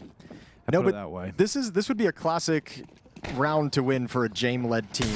Is the economy's in a weird place. You have an AWP that was saved, MP7 and M4 bought up. Look again, Gravity going so fast that he's found one. All right, Henry was lying to me. You know, he said Gravity's buying a Mac 10, and these kind of rounds, he's just running through smokes and he's winning the fight. So there he is. Gravity sprinting up, getting the opening kill here for 3D Max. They've got the A-bomb site. Yeah, and I think you're going to say Paravision's already backing off. This is nuts. Well, I'm loving this. This is what 3D Max were doing all last year. You know, that's what made them exciting. That's what made them a fun team. And really, it was such a disappointing start to 2026. We're like, oh no, 3D Max in free fall. But well, you know, like this stuff is. It's always good to have these rounds and the ability to pull off a round like this, right? And you are correct. These are the kinds of things that made them such like an interesting team on their initial rise up. But the problem with it is once teams know that like this is what you're doing to win games. It's not like that it's a direct counter, it's that everyone's just going to be more prepared for it. So the question for 3D Max was always, can you develop the other side of your game so that you can have a different look that you give teams, so you can switch up to this when you need the impact? And the answer to that question is that no, they've never been able to kind of build that into any kind of significant level that we've looked at and been confident with. Also, but it's all good. I mean, this could still just knock these guys out and win you a map. Also something, you know, you were mentioning as well was the fact that misutaaa in this map has bailed them out of so many crucial situations. You know, winning them both pistol rounds when it looked like Paravision were going to win both of them. Yep. misutaaa stepped up and got the impact to win those. You've had good starts in both halves because of him. I think he's got a quad kill in both pistols. Yes, as well. yes. And then obviously that one round where you're up against the weaker weapons and he gets the 3K back. You know, that could have turned this in Paravision's favor. So misutaaa has been the X factor, and you can start to see frustration really mounting now for Paravision. 5-round losses in a row here. And we've got an AWP coming out for Jame. They're back to a decent enough buy here for Paravision, but things have got to change now. Yeah, they do. Well, Gravity's just like, if it ain't broke, don't fix it. He's coming back with his Mac 10. He wants to come right through this mid-smoke one more time. And indeed he will. This time nobody's home. How much does he actually want to challenge? I think a lot, because his teammates are coming up in the halls. Very fast-paced timing hit. Yeah, Belchnok and Sway, though. They've got the first couple of kills, and Sway, another one. That has just carved up any opportunity for 3D Max, and Paravision feast on it. That's what I mean by, like, it's not like a direct counter. You're just more prepared, and you just make different decisions. This time, the defense is like, well, all right, if Gravity's just going to be jumping through this smoke in middle, we'll just play far back and force that Mac 10 into a really crappy fight. Once again, stuff the halls attack, and there's no real strength past that for 3D Max. Interesting situation, though. If Noda dies at the B bomb site, he's playing so far tucked in towards Church. But it's basically a one-on-one at the B bomb site. Lucky hasn't seen anyone move just yet. So he's dropped down middle, so there's a timer for Exorcise.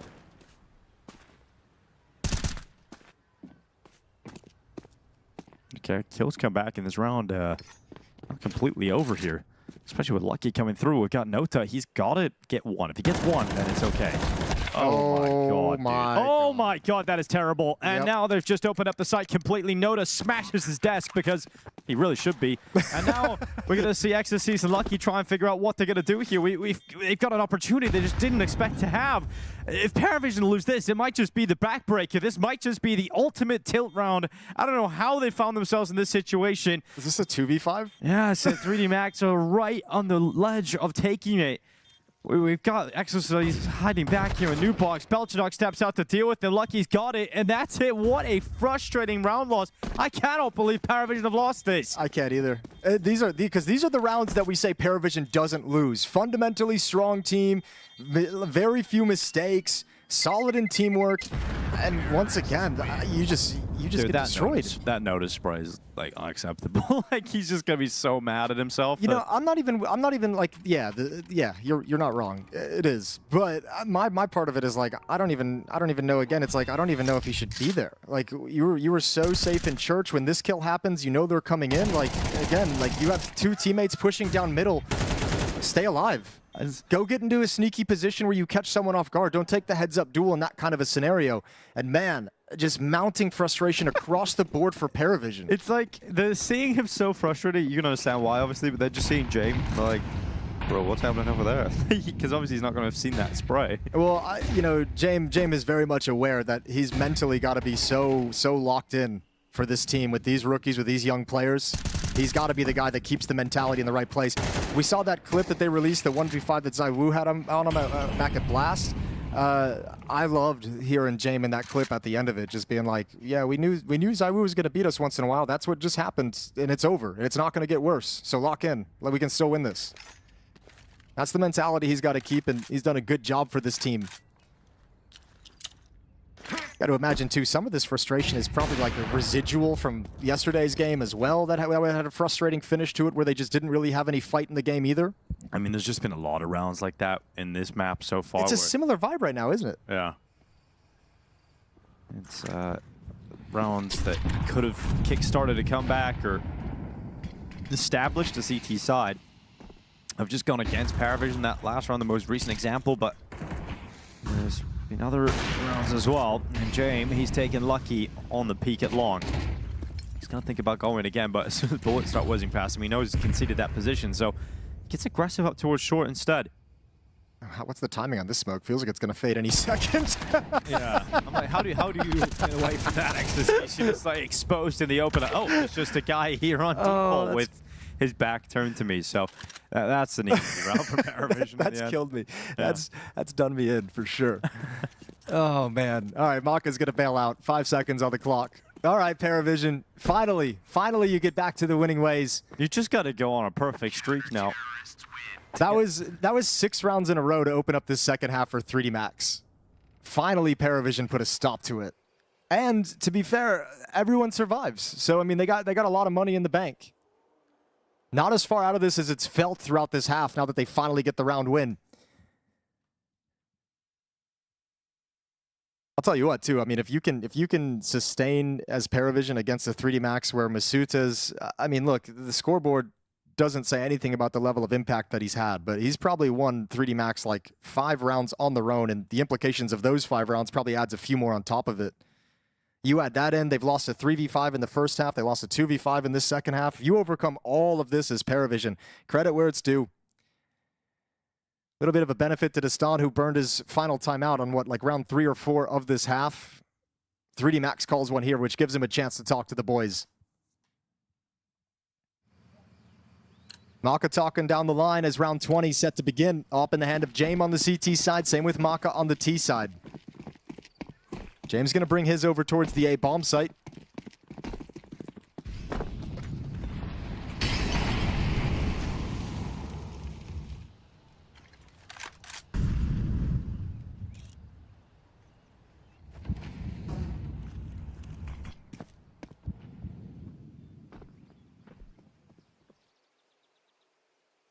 Though it has a smoke as well to replenish this. If he wants to keep the deep fight. Instead, going to back away, play the half wall. Or at least posture like he is. Not dedicated to it at the corner. He can back away with ease.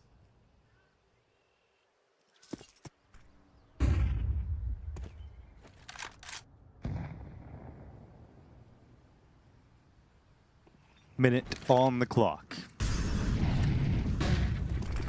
Here come 3D Max. Making waves through top middle. Out long now. Smoke is up. Could be for a mid to B split, though. Very much could be. They've enjoyed those, and if they do, there's 3 players defending it.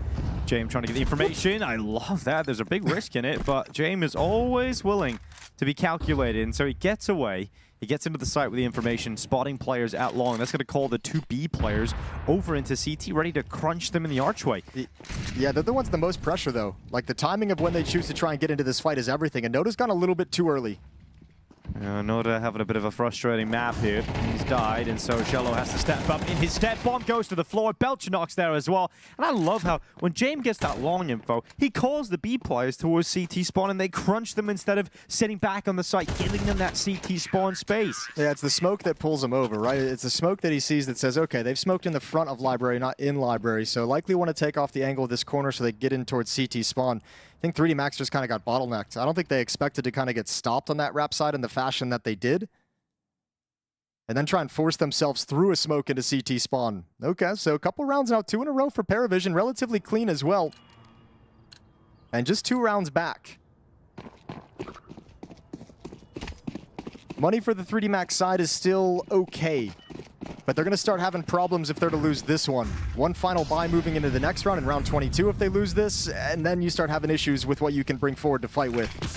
So over to the B-bomb site we go. Hasn't gotten a whole lot of love throughout this half. Gravity's success up middle with the MAC-10s has lent 3D Max into playing a lot towards the A-bomb site, at least in their initial push.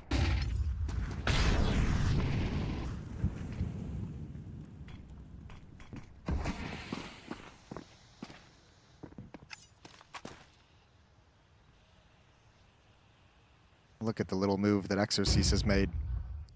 So the B portion of this attack can take its time, can be patient. The B defenders, they don't seem very aware of this possibility. Actually, not at all are they aware of that possibility. And now Exorcist even spotted the second. Oh. That's the round. It's cooked. Yeah, this is that impact that Prof was highlighting on the desk that Exorcist can provide. And playmaking ability certainly on display in this round. He steps out, finds himself another round win, and might not just have the cherry on top. Yep, James getting caught now. Exorcist has won the round, but he's finding some bonus levels right now. Gravity will take his way down elsewhere. Belchinok eventually getting rid of Exorcist, but it's going to be map point found by 3D Max. Yeah, it really is. Came into today really expecting a 2-0 from Paravision, but I kind of did as well, to be honest with you. This is really fantastic stuff from 3D Max. You've had big moments from so many individual players. Gravity really is stepping up. You know, I think that has been the biggest issue for me coming into this year was Gravity stopped being an in-game leader. So you no longer have the excuse to not frag. Like if you're going to be a member of the squad, you got to start having some impact. Also, if you're IGLing as Gravity, you're not making those MAC-10 plays, you know? Like then who's the guy making those plays for you? You know, like that's what they've kind of, I think that playmaking ability, that willingness to get into the grimy fights that Gravity has done throughout this map is something that probably 3D Max felt like they were missing. I remember at the tail end of like Body's tenure on the team, and certainly things had degraded by that point, but watching them on Inferno was watching like 3D, like it was watching Body kind of play a solo game in Banana, disconnected entirely from his team, and the other 4 players kind of doing their own thing on the other side of the map. It felt like there was just like, and to be fair, they all acknowledged that too in his departure. He's like, we had 2 different ideas of where we wanted to take this team and how we wanted to play this game. But now you put Gravity back in this position and you can get him creating those opportunities. This time it's Exorcist just sliding through 2 smokes. Rap side, Paravision called a bluff that it's just a fake, not actually a presence of any player. Nobody checks for that slide. And Exorcist just gets freebies on the bomb site. Well, 12-9 for 3D Max.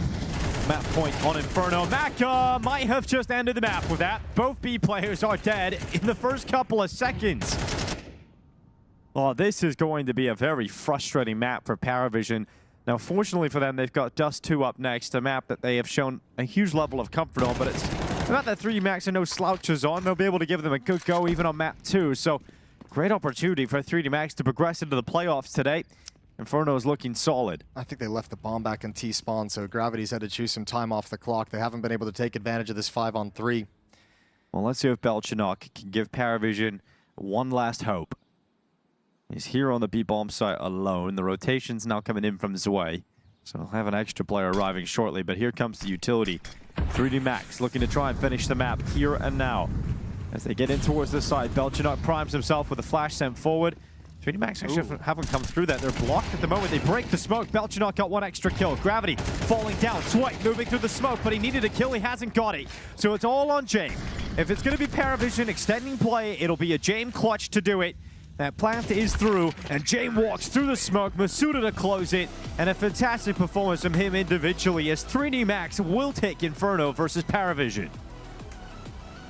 We've got this really weird vibe going on in the studio, and I think we need to address it before we get into this 3D Max victory. Dust, you look a little bit angry and tilted. What? What is going on? I'm picking up these really concerned vibes. It's more of just disappointed. I'm disappointed in Paravision. I feel like they were doing all the right things early. You know, they got off to a really good start on their T side in the first half. Zelo was having a lot of impact on a lot of the trade fragging that they were doing. And it also was nice that they were able to, you know, get the bomb plant and the pistol to kind of propel that despite losing the round. And so everything was going their way, but credit where credit's due. I think 3D Max made a really good adjustment in the first half. I think that the issue you run into when you have a team like Paravision who is so structured and disciplined is if you just give them all the space to kind of, you know, play out the round the way that they want to, that's where they're going to feel very comfortable and they're going to work together well. I think you saw 3D Max start throwing a wrench in things, right? Mako was getting aggressive with the op in some situations. A couple of other players were making some big plays to kind of disrupt them. Like you had that one round where they just run a dude down middle and he kills like, what, 4 people I think it was when it was all said and done? I mean, so it's just nice to see 3D Max disorient Paravision in that first half. I think for me the Paravision thing is they're really not beating the allegations. The allegations that they can't play against like worse teams, quote unquote, that they only play good against the top opposition. Like in this game, kind of what you said, 7-5 first half is really good. Then on the CT side, they get completely demolished and outplayed by 3D Max, and credit where credit's due. On the other side, my concern for 3D Max, yes, maybe they're not the best team in the world, but it's also about the chemistry. Are they even in this mentally, right? I think if this game happened on the first day, this would be a completely different ball game. But I think over the course of this tournament, they've rebuilt this chemistry because otherwise you're not winning a 2v5 and a 3v5 on the T side of Inferno. No way. Seeing as we're here, let's have this conversation. What was going wrong with Paravision's CT side? I feel like they just gave up too much, right? I mean, I think there was so many times that 3D Max were able to expose the arch side of middle, for example. Like, you know, James that kind of guy who's going to take like maybe like one op shot, and then once you kind of scare him off the angle, he's not really ever going to kind of repurpose it. And, you know, in some situations, that's fine as long as you're able to relay that information to, you know, your B players. Hey, just so you know, they could be in CT spawn, like need to be account for that. And unfortunately, there was one round where they just literally had no idea, and Exercise is able to push through into CT spawn and get a free double kill. So I think they were giving up a little bit too much ground. Also, Zelo and Noda were just worthless B defenders that half. I mean, I don't know what to say. And this is really kind of more of a systemic problem with the team is that, unfortunately, even though they do have 2 aggressive riflers that do have really high ceilings, that you can be very impressed by when they're on form, they're just woefully inconsistent. And when you're putting those 2 guys together on the same site, on such an important area of the map, and they're both underperforming, you're not going to be able to get much done.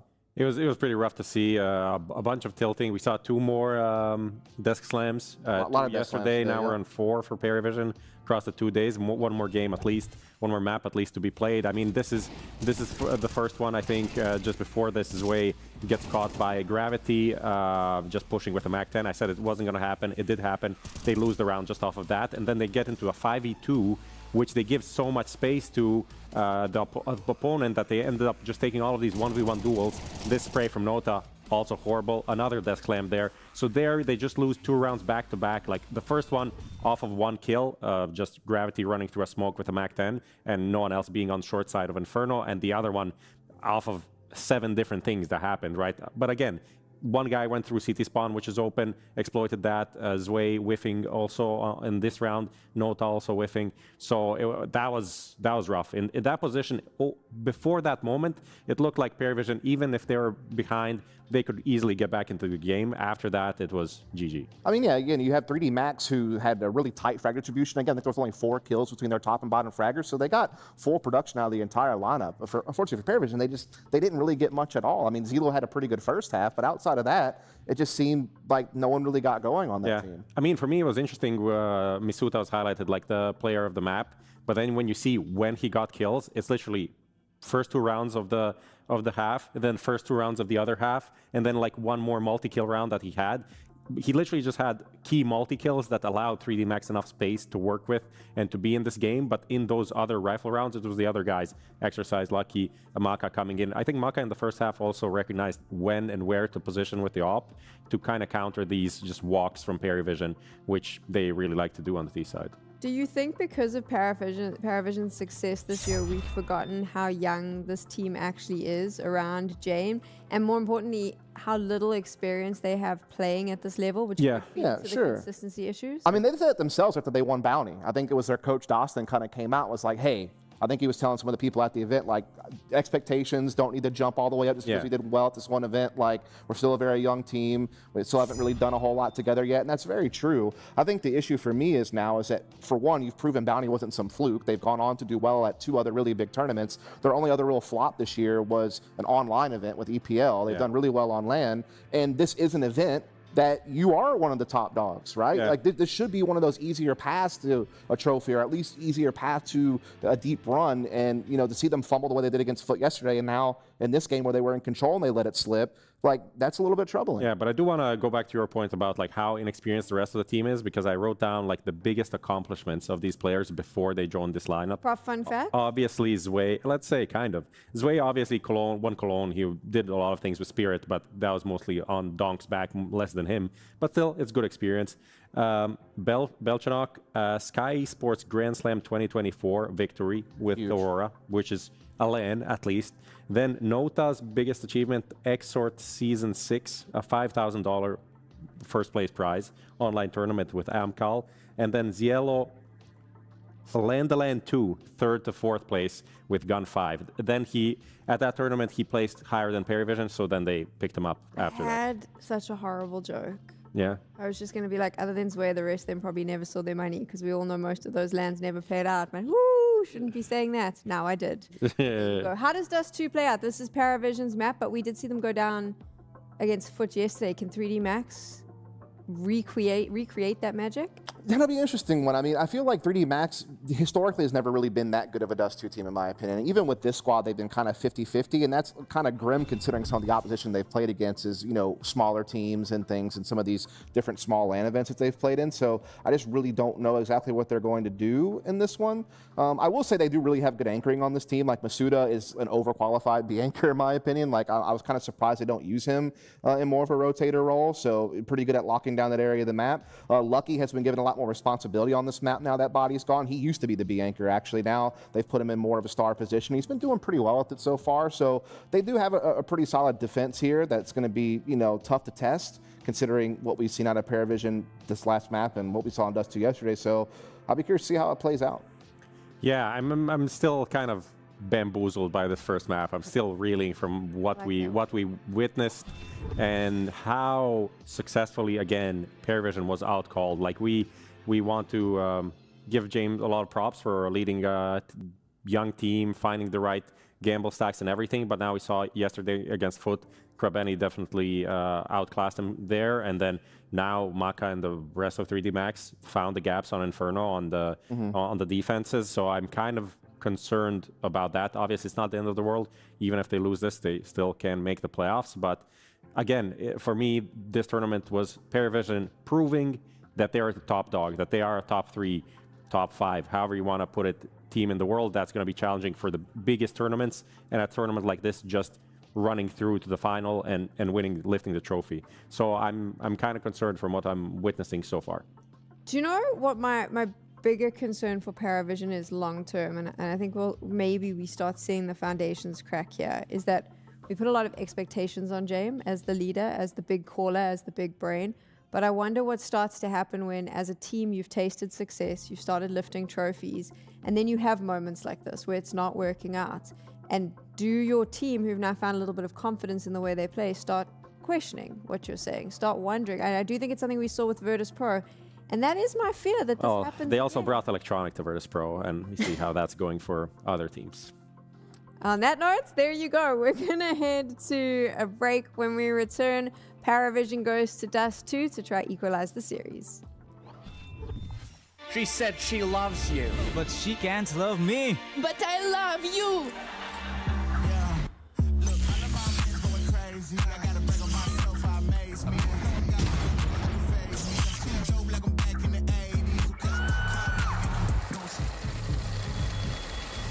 I won't play window anymore. What's going on? Play your role. 1xBet.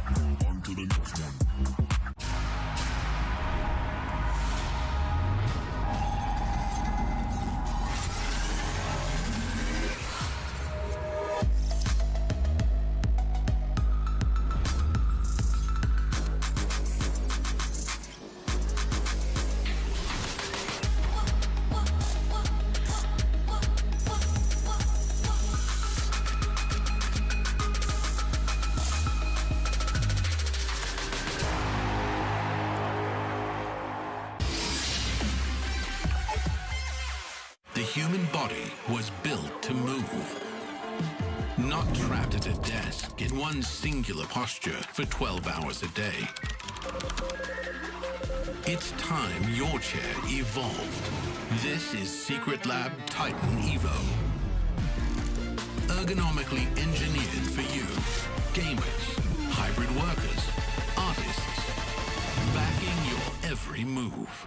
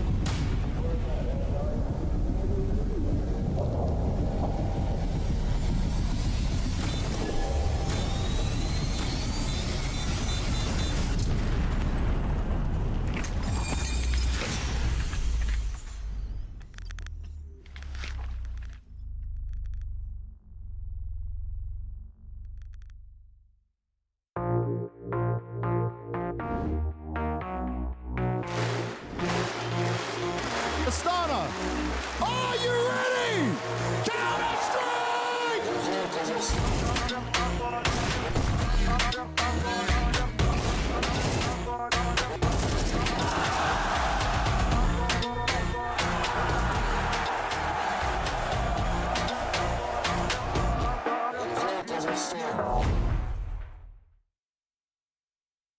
What is going on, everybody? It's time to speak to some of our players and ask them about the recent changes to ammo and magazines. With Mazinho of the MongolZ, FOZE of Astralis, Insani of MIBR, with Dewi of Inner Circle, Demau of Legacy. Has the new magazine change ever messed you up? Not really, to be honest. I mean, you think about it a little bit more, like in the back of your head, but I don't think it really has an impact. Yes, it is. I think I mentioned it like that. I'm still figuring it out, and from now on, I hope it never happens again. But yeah, sometimes it messes me up. Not really. Yeah, doing good, and thinking it's more realistic, but still sucks. It was the first day when I was playing after this update. It was first round.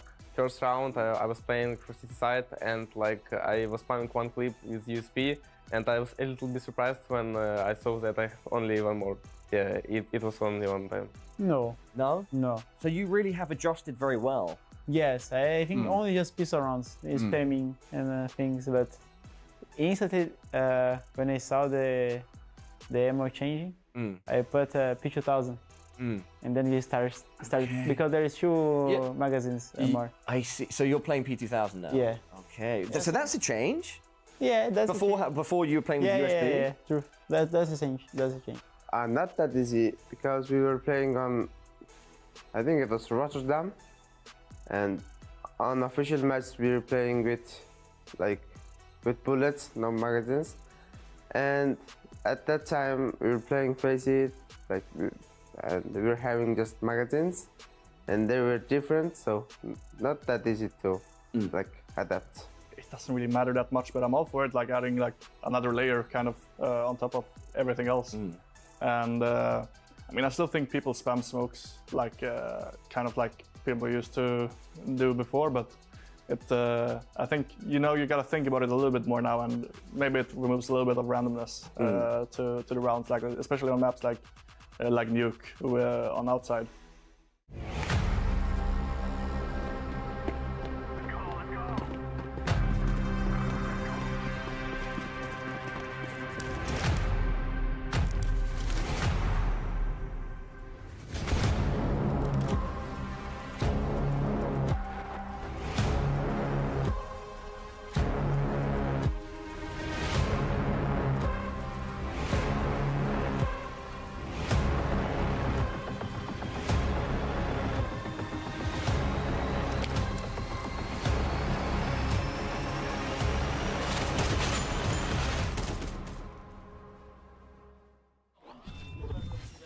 3D Max are one win away from the playoffs. One map victory, and they find themselves in the playoffs here at PGL Bucharest 2026. Paravision, a very disappointing, frustrating Inferno there, Jason. I'm sure they're going to have had a great reset in between and get ready to fall back here on Dust 2. Scary thing is it's back-to-back days of like really frustrating, lackluster play from Paravision, which is extremely worrying. Like once it starts getting 2 days in a row, you start having this as a trend, and then you get really concerned for them. So hopefully they can turn it around here on Dust 2 and change the nature of this and maybe fight for a series victory, fight for those playoffs today. Otherwise, they're looking at a world where they got to come back into the studio tomorrow and have a chance at elimination and a chance at the playoffs. But you never want to be in that scenario at 2-2. Swiss system is heating up here at PGL Bucharest. 3 defenders at the A bomb site, all lined up towards short. And Paravision is going to slowly make their move towards Xbox control. Smoke is just going to fade now. Jello has the P250 ready to party.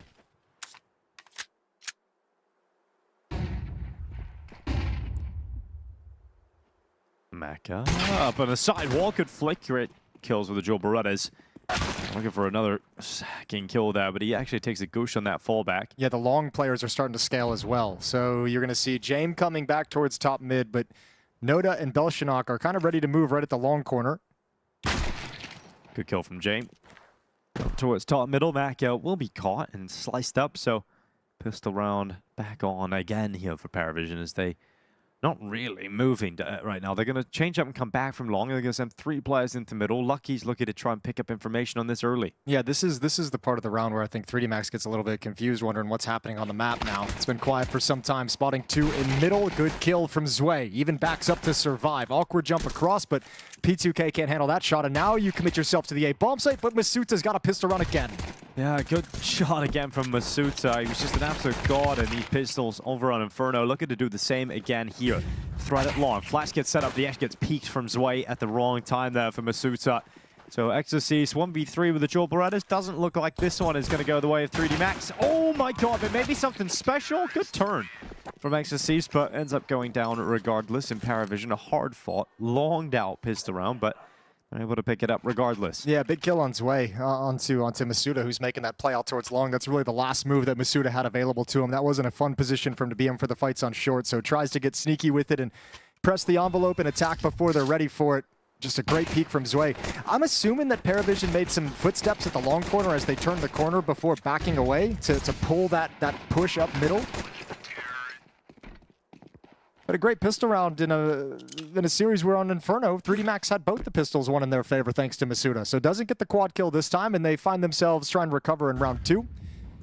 A push. Not a whole lot of investment. Should be a lot of bonus money built up this round, and indeed there will be. All 5 kills coming from the SMGs, so money in the bank and a 2-0 start.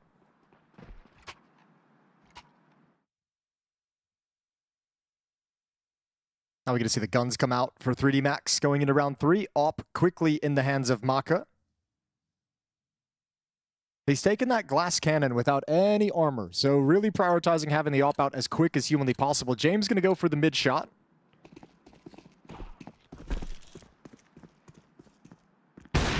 And he's got it. Yes, he does. He's very, very good at those. Even yesterday in the loss on Dust 2, you know, Jame was still popping off. Jame was still finding some crazy impact. That's a good point that we didn't touch on, is against both Legacy and Focus. I feel like Dust 2 has been a map that James been able to be impactful. I mean, that's a sign of things to come. You know, we're in the 3rd round. He's got the AWP out. He's got that kill on the mid-cross straight away. And you're going to have to play this in a 4v5 on the CT side.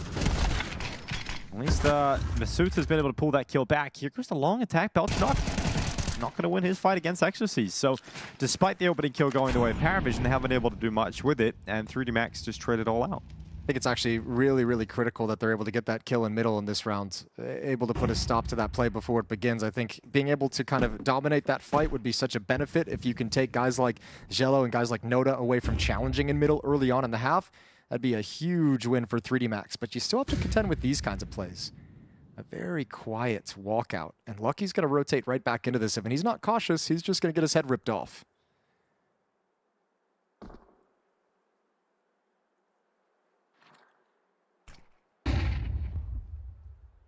We got Zwei Spawning some heads out long, Exorcist. Well, takedowns wait. That was a 2v4. The plant is going to be coming in. Nota to punch the digits through, and a lot of damage done to James. It's a great pop-up there from Nota. He's done well in an awkward situation to get another kill. It's tough to see him get in one more, and Mac can make sure that he won't. James reposition quickly, but it's not going to end up affecting the round. So 3D Max will win it. And they're still looking for him, but he's long gone. It's all that long play. The two players, I mean, they were actually very, very, yeah, they don't trust anything, do they?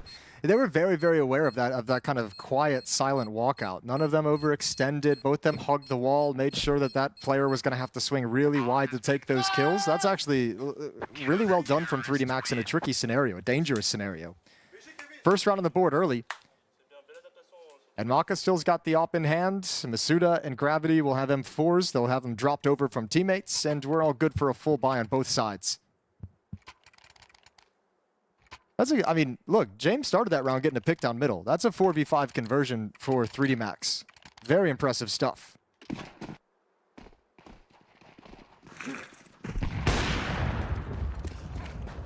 Well, it's going to be a quicker out long with utility here for Paravision. They're going to get that long corner smoke, another deeper smoke. It's not fully on the corner. It spreads a little bit further.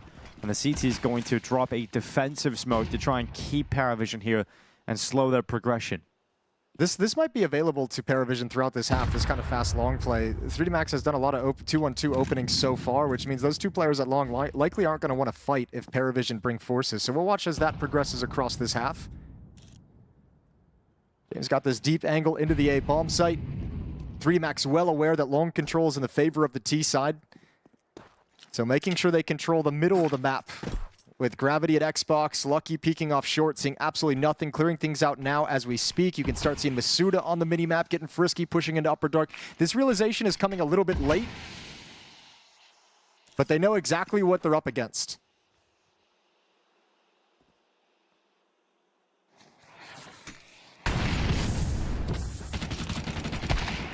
It's an awkward scenario, but Maka is going to connect straight through that smoke. Exorcist also too. I mean, Paravision just crushed. There's no way forward now. You've got two players. They're all about to fall. And Maka's AWP has got another one. So just absolutely destroyed. Nowhere to go there for Paravision. Yeah, I mean, this feels very uncharacteristic of Paravision, like quietly crossing that smoke, but no one kind of being aggressor. They parked themselves at that box and sort of waited. I think they wanted to wait out the smoke, the defensive smoke inside the bomb site. But God, that just sitting ducks for the utility of 3D Max. One Molotov ruins everything. Everyone's able to swing off it wide, and Paravision just get deleted. They only get one kill in the round. A strong opening, a strong start to Dust 2 once the guns have come out for 3D Max, and now they switch into a double op setup. Maka in middle. Lucky's AWP over at the long corner, and they're up against pistols in this round. So it should be a little bit slower as the Deagles get time to take their peeks and take their jiggles.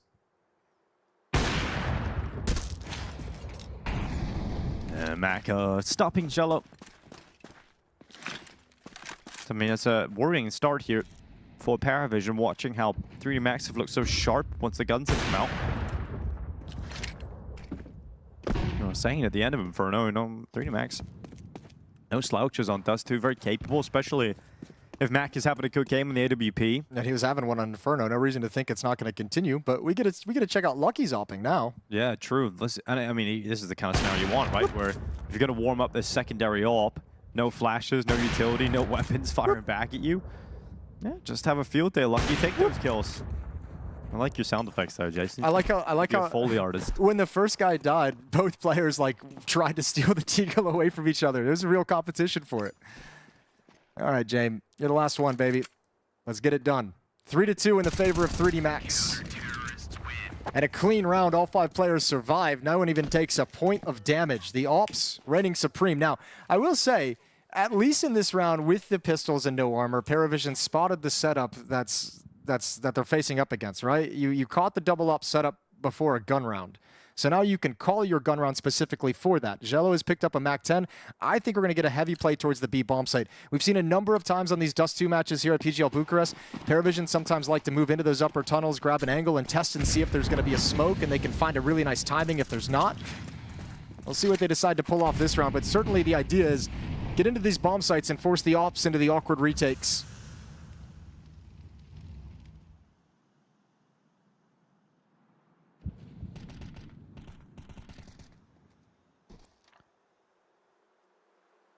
Maka. They want to boost we see so many Opras use this angle, and it's so tough to deal with from the T side perspective because you don't see them on this boost. Yeah, a lot of what we've seen has been players walking down middle to Xbox and then like reverse clearing it by walking into tunnels. That's a great flash to deny the boost. That's a very, very effective flashbang. I mean, we see so many teams just get almost a guaranteed kill from that boost. Yeah, it's been a really tough setup that's come into style recently that's just been tough to deal with for a lot of squads. Well, good flash there from Paravision.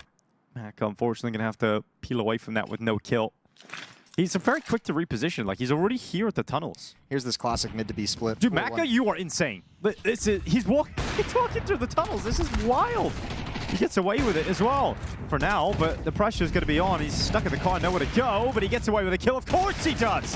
He's got a shot for another one there as well. Yeah, I thought he might have had that second one. Man, it all come crumbling down.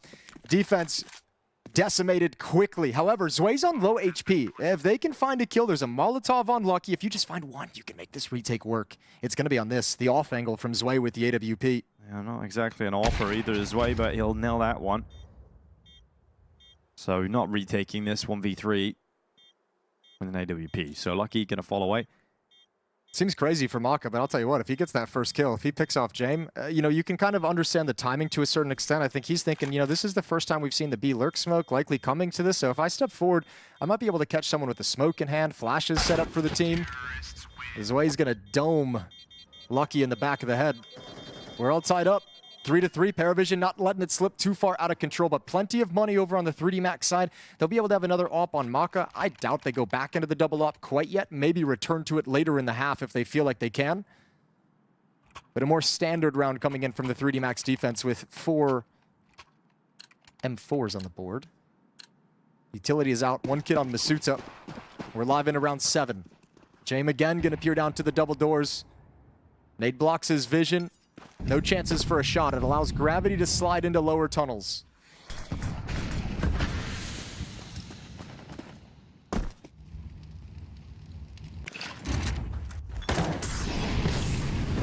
Gravity burning. His toes tickled. And he's going to get through the smoke back to safety. Decent amount of utility used up, though, to keep himself alive. That's back-to-back rounds now. Paravision has negated the aggressive stances, the aggressive openings from 3D Max without taking any damage, without taking any losses. So really well done from Paravision the first 30, 40 seconds of these rounds so far.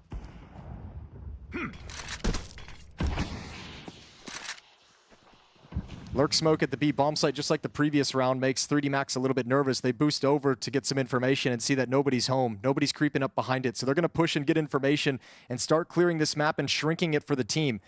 Paravision, the pacing on this round could be deadly. If they get stalled out, if they get slowed down, it can be a very fast flank coming through Catwalk.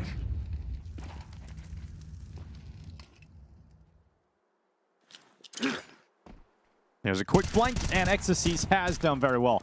He's nipped in, he's got Belchanok, and he falls back without trading his life away. Don't need to die here. Yeah, and misutaaa is going to fall away. He had Maka backing him up, so once that rifle is kind of going for the reload, it kind of baits his way into thinking he's got a kill there, and then Maka is ready to punish the push. misutaaa is able to reposition in time to deal with the threat coming up the B ramp. It's a very well-worked round here for 3D Max, and I love the aggression on the CT side, but I love how quick they are to react when things go south. I like watching them. I mean, I like that they're being so proactive in terms of finding out what's happening. That was something we brought up at the start of Inferno when they were playing very passive openings on the CT side, and Paravision was able to get that stretch of 5 rounds. Now, I mean, towards the tail end of their CT side on Inferno, and now here the CT side of Dust 2, making sure, like, at quiet moments, someone is going and figuring out where Paravision is exactly.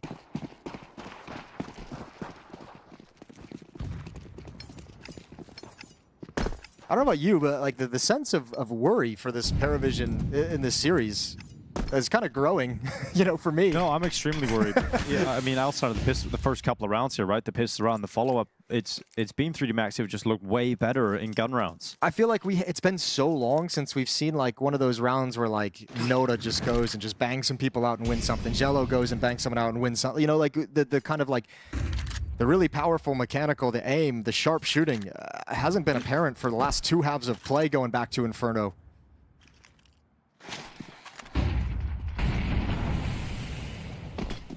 Well, there's the push up through the B ramp. The smoke is broken, and missed shots here from Lucky.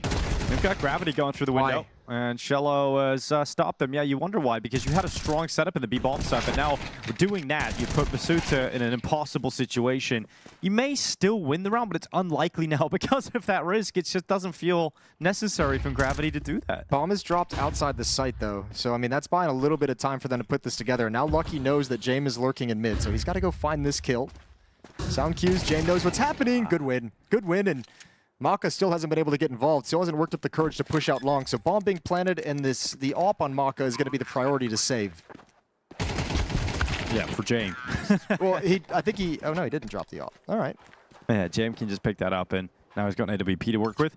Yeah, I mean, that's just a weird round from 3D Max, especially Gravity's decision. You know, you go, why, Jason? But well, I think the comm was probably 1 is out. I don't know if he saw the second player enough to actually comm it. He's saying 1 is out, 1 is at the boxes, and Gravity is thinking, like, if I can sneak out and grab this kill really quick and take away the pressure of that first player coming through doors, that will do a lot for us. But obviously, it turns out to just be the wrong decision that just puts way too much pressure on his teammate. And it may be a deceptively important round to lose that for 3D Max as well, because you know you had Paravision in it. Wait. Okay, interesting. Yep, go on. I'm with you. I'm sitting up. Like Paravision didn't have a great buy there, right? They didn't have a lot of weapons to work with, and so losing this round is just giving Paravision the boost in their economy. They need to get back into a buy round. You could have actually extended your lead significantly here at 3D Max. Now you've put your economy on the ropes, and you've given Paravision a way into this game completely. There's nothing available for 3D Max after that round. That is such a disappointing loss. Yeah, so it certainly swings the momentum of this game to where Paravision's in control of the situation now. Let's see what they can do with it. Another drop from Jame. This time he doesn't want to spot deep, doesn't want to give anything up. So he's blind to everything, telling his teammates, be careful and lower because I haven't looked for anything at all. They could be there. And Jello's well aware. Well, that smoke very deep. Maybe he's not aware. Okay, well, if you can do this 3D Max, then you don't have to worry all that much. Well, look, let's see what happens into the A bomb site, because he's still going to have to retake this. You have an AK and an M4, that's coming over late, but that means that Maka with a USP, Exorcist out at long with a 5.7, they got to wait for the rifles arrive before they even think about doing anything at all. There's no kits, but plenty of time in the bomb timer to make this work. It's just the strength of this coming from CT spawn, and 1 is shaved off already.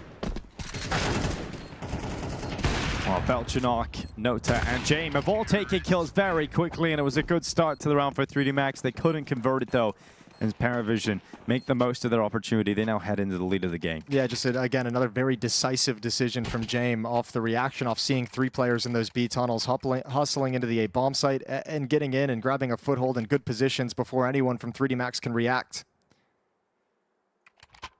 2 in a row now for Paravision. 3 of the last 4 in their favor. But the AWP is back in the hands of Maka, M4s and rifles for 3D Max, and Jame is going to take an aggressive look. 1 once again has snuck into lower tunnels, and Jame is going to find Maka, who is distracted elsewhere. Well, there's Lucky, aggressive at short. He's got Gravity still in the midst of middle, and staying committed to this disruptive style on the CT side. Gravity's now reset and peeled away, but they're setting up their next move. He's done his job, right? He was the aggressor, finds the equalizing kill. He's done everything they could have asked of him for the moment. Now, they have got Lucky still very advanced towards short. He's on the stairway. He's not alone. He's got teammates with him, and that flash will set up his peak. And this is very proactive again from 3D Max. Well, because they have the aggressive defense in middle. If misutaaa gets contact, they can jump down and fight. But now they got 2 M4s looking at the headshot angle, and ooh, Zwei, you could be in trouble anytime Lucky peeks his head up. There's a kill. Belchinok has done very well there. Exorcist and misutaaa, they'll 2 right back here for 3D Max, and Zwei had to respond. Now the aggression going against 3D Max. Exorcist is up next. He gets caught by a flashbang, and it's real awkward, but they're both low on the other side of things, extremely low. 26 HP on Belchinok, 15 HP on Zwei. And Exorcist has a shot at winning this in the 1v2. He has to stay exactly where he is. He has to stay parked because they can go back up Xbox towards short, so he's got to be honest about that one. Good kill. That's Belshinock with the most HP. Yeah, so he just waits right around that door, just pausing. He wants Exorcist to consider the B bomb site. Yeah, and he is. He very much is considering that. Well, times, I don't think Zwei can win this now. Nope.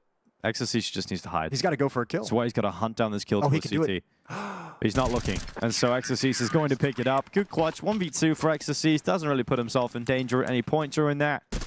An exceptionally important round there for 3D Max. I mean, it's really cool seeing the different layers that 3D Max is throwing at this kind of mid pressure, right? It's one by one, and that doesn't mean that it's like baiting or it's incorrect or anything like that, but one player goes and dies, and then they don't expect another player to come from the same position. Paravision actually did a good job overall of not just collapsing to the amount of battles that were being brought at the double doors and at Xbox. Just come out on the losing end of the clutch. Timeout for Paravision. They're first to talk things over. All that money you mentioned just a couple rounds ago disappears. Jame has the AWP, Noda with an AK, same with Belshinock, but Zwei and Jello stuck at 2,500.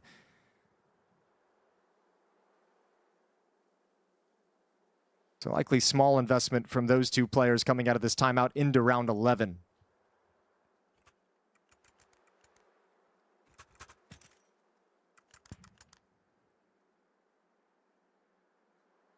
No ADVP for the CT side either. Not able to recover that in the previous round.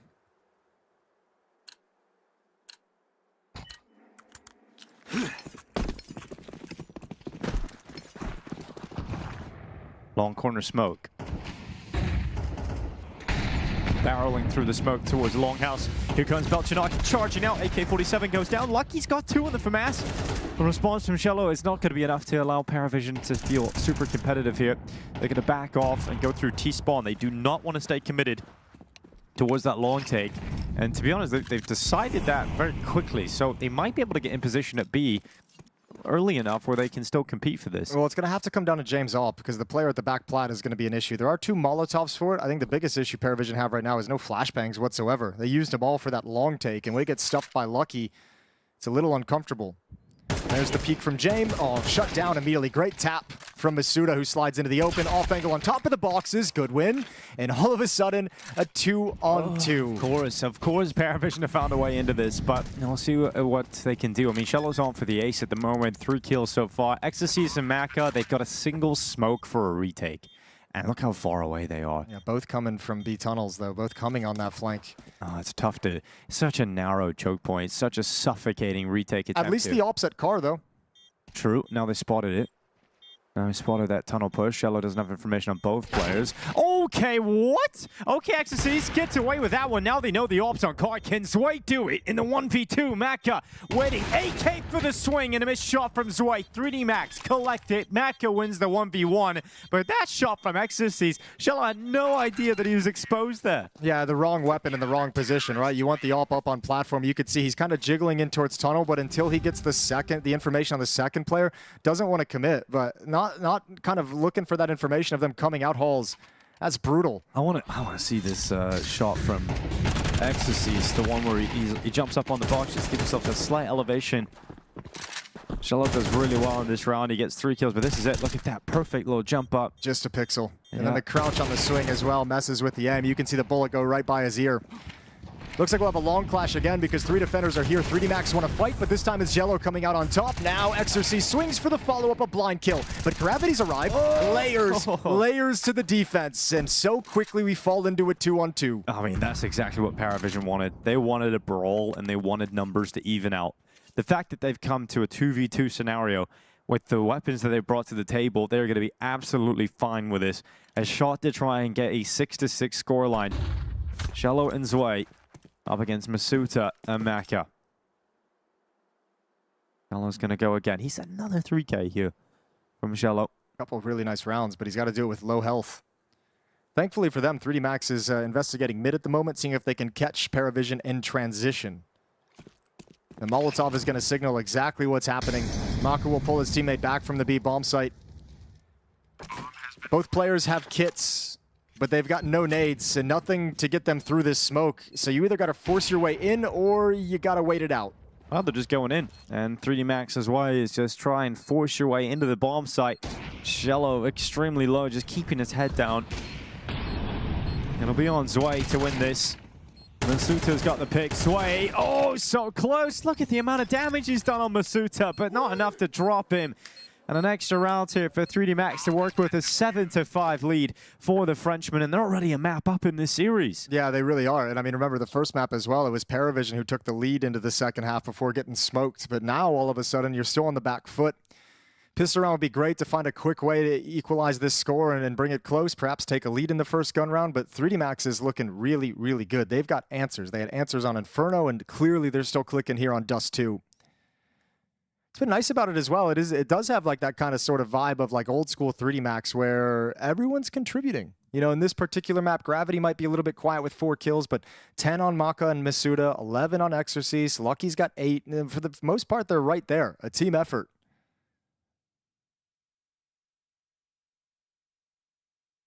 And you have to imagine, as they switch sides to the T side, this is where Gravity can bring himself up on the scoreboard as well with the kind of plays that we saw him make on Inferno. What kind of aggression is he going to bring out? What kind of trickiness and craziness is he going to bring us here on Dust 2?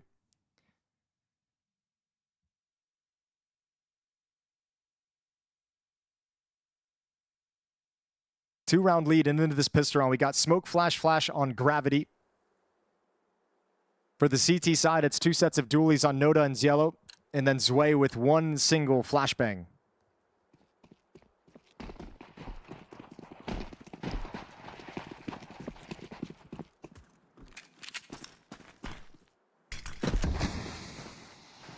There goes James. And blocked by that molly. Flash goes up.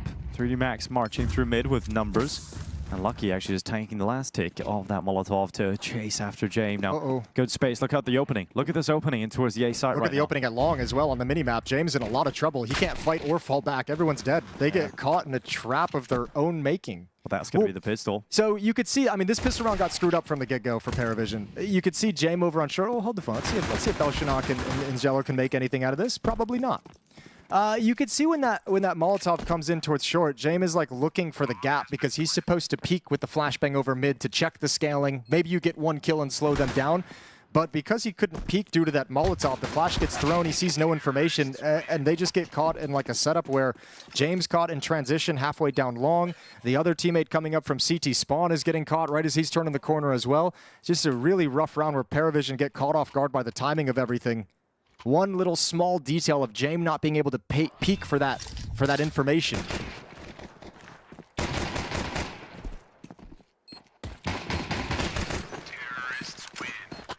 You got to say, misutaaa again with a spin on short to catch the flank immediately. Of course. What a god. Yeah, pistols are really doing well for him today. Definitely his wheelhouse.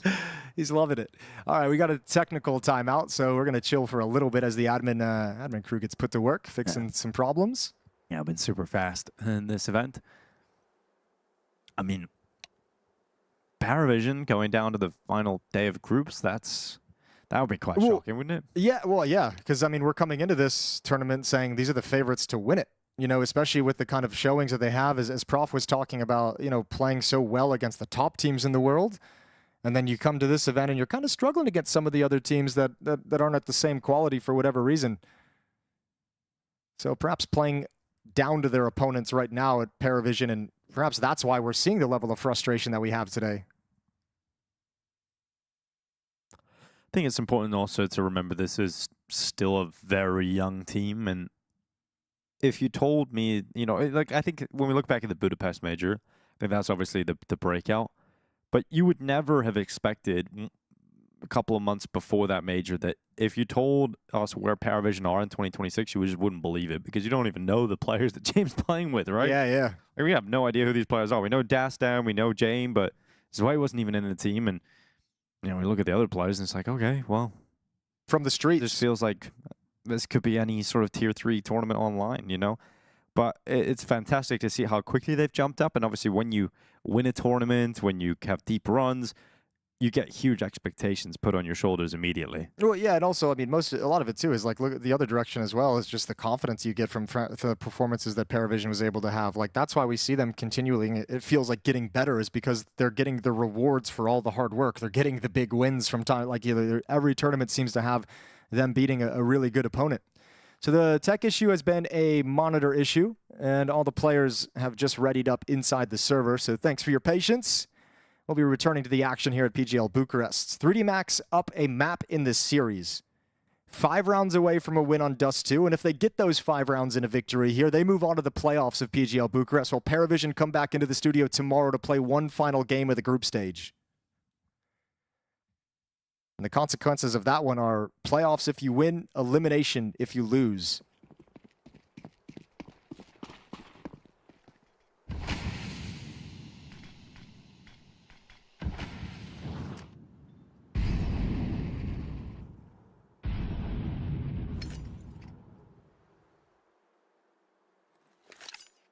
Well, easy round coming up here for 3D Max. No real resistance for Paravision. Obviously a couple of 5-7s. And a 3-man setup on the B-bomb side. That 5-7 taken down. The second one also picked up by Gravity, and that's exactly what he wanted. The Mac 10 just racing. Ooh, his way at least taking Gravity down, and so you don't lose any of the big weapons there at all. And no issues whatsoever. Fist bumps in. Yeah, but I feel like, I mean, like, look, I don't know if they were ever going to win that round, but I don't know. I feel like Paravision individually, like, the players aren't as sharp as I'm used to seeing them right now. It feels like they've lost a step here. Maybe they can turn it around. Maybe they can find it again. 5-9. Well, you basically have to do it now. Like, you're one map down in the series. You're 9-5 down. 3D Max had a great start in the second half, so they've got a lot of money now on the T side. And one of the great benefits you've had on this map is James AWP, which you won't have for this first gun round on the CT side. And he really hasn't gotten going yet on this map. No one has. Everyone on all 5 players of Paravision at 9 or 8 kills. Yeah, anyway, if you lose this round, 3D Max are going to be off to the races. If you lose this round or if you take too much damage in this round, it's going to delay getting the op out for James. Which is certainly a huge win condition that Paravision's trying to get to here on the CT side. Intrigued as to how 3D Max are going to play in this first gun round. We've got some aggression coming from Paravision, and it's worked out really well. Misutaaa's died in the tunnels. An opening kill in favor of Paravision. Let's see how they play with it. What's the 3D Max response?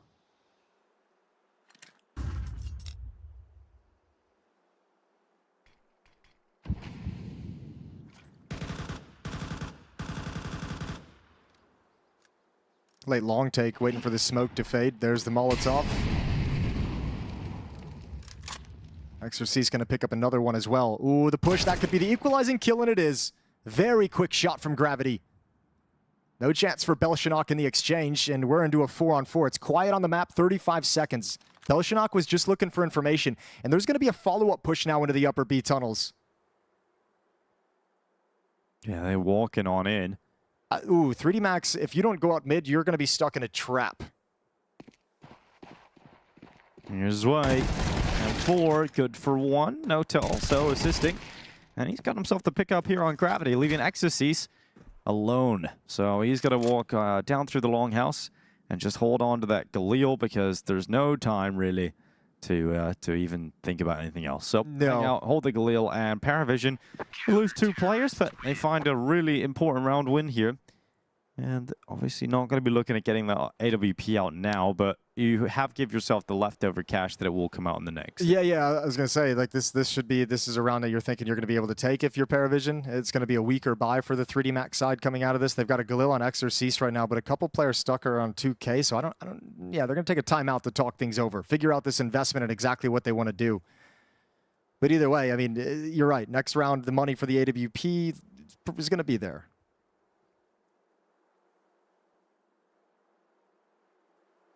So 3D Max talk things over, 9-6 lead. First gun round of the second half doesn't go their way. misutaaa fell early.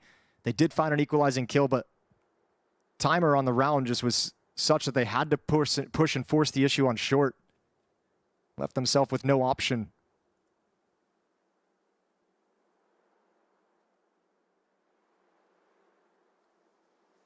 Now, when they turned that corner on Cat as well, they did have utility. That was kind of the thing that made me scratch my head. Lucky had Molotov, had a flashbang. You probably can't use the Molotov on the clock, but a flashbang around that corner could have done wonders. So small missed detail that has some consequences to it. Round 16 is live. Zwei and Nota head out towards long, but they hear no noise, no indication that an attack is coming. Instead, the first play for 3D Max is going to be Lucky moving through lower with gravity and taking control of Xbox.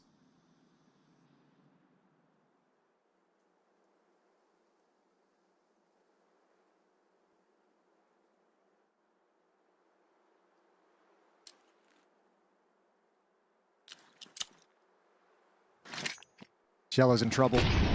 Yep, flashes in, and Shello backs away into spawn. Yeah, Gravity's gone ahead and taken him down. So really important opening kill here for 3D Max. Can they make anything of it? Smoke for the cross. He's still got a player waiting in the tunnels. That's misutaaa getting ready to go. But Mac has taken James down, blinded, and through the smoke. Belchnok steps out of the window. He's looking for the second kill. He's done a decent job at isolating these fights. But Mac has killed everybody else. So it doesn't actually matter at all. Nope. It's a huge round. So convincing from 3D Max. He's doing everything he possibly can to just hang on to the bomb site. Like, guys, I've stayed a lot. I'm doing it. I'm doing it. I got one. They haven't come. Oh, God. You're all dead. Maka in middle just doing work. Okay, that is a fantastic response from 3D Max. The fact that, you know, Paravision get back to winning ways, they get on the board again, and then 3D Max come in like that and just knockout blow straight away. I mean, I like it. I like to play the flash in. You get that kill in CT spawn, and it's like, whatever. Let's go to the B bomb site right now, and we'll just deal with what we find. And we were just talking about how, okay, you're going to have enough residual cash to get the AWP out. Changes that combo. Killed it. Like, that's just killed the game plan. They're set back again. We're realistically looking at 11 rounds coming out for 3D Max before we get the first real buy from Paravision. Oh my Lord. Where they get the AWP out. Maka destroying them, and 3D Max are absolutely looking like they're in the driver's seat to take the playoff spot right now. Yeah, you might not get an AWP out for the rest of this half. You know, you might not ever have that weapon in James' hands. And it's certainly not being picked up by 3D Max and Maka at the moment because they're rolling with this AK setup. I think they're definitely going to have it because Shello's on $3,000. So the conversation, I guess, is you are going to give me that. Well, the conversation is I need to have this at least once to see if we can make this work. Okay, you go down at long, but that's a lot of information. Now, 3D Max hasn't quite grouped up yet to take advantage of it, but you've seen 3 players out at long.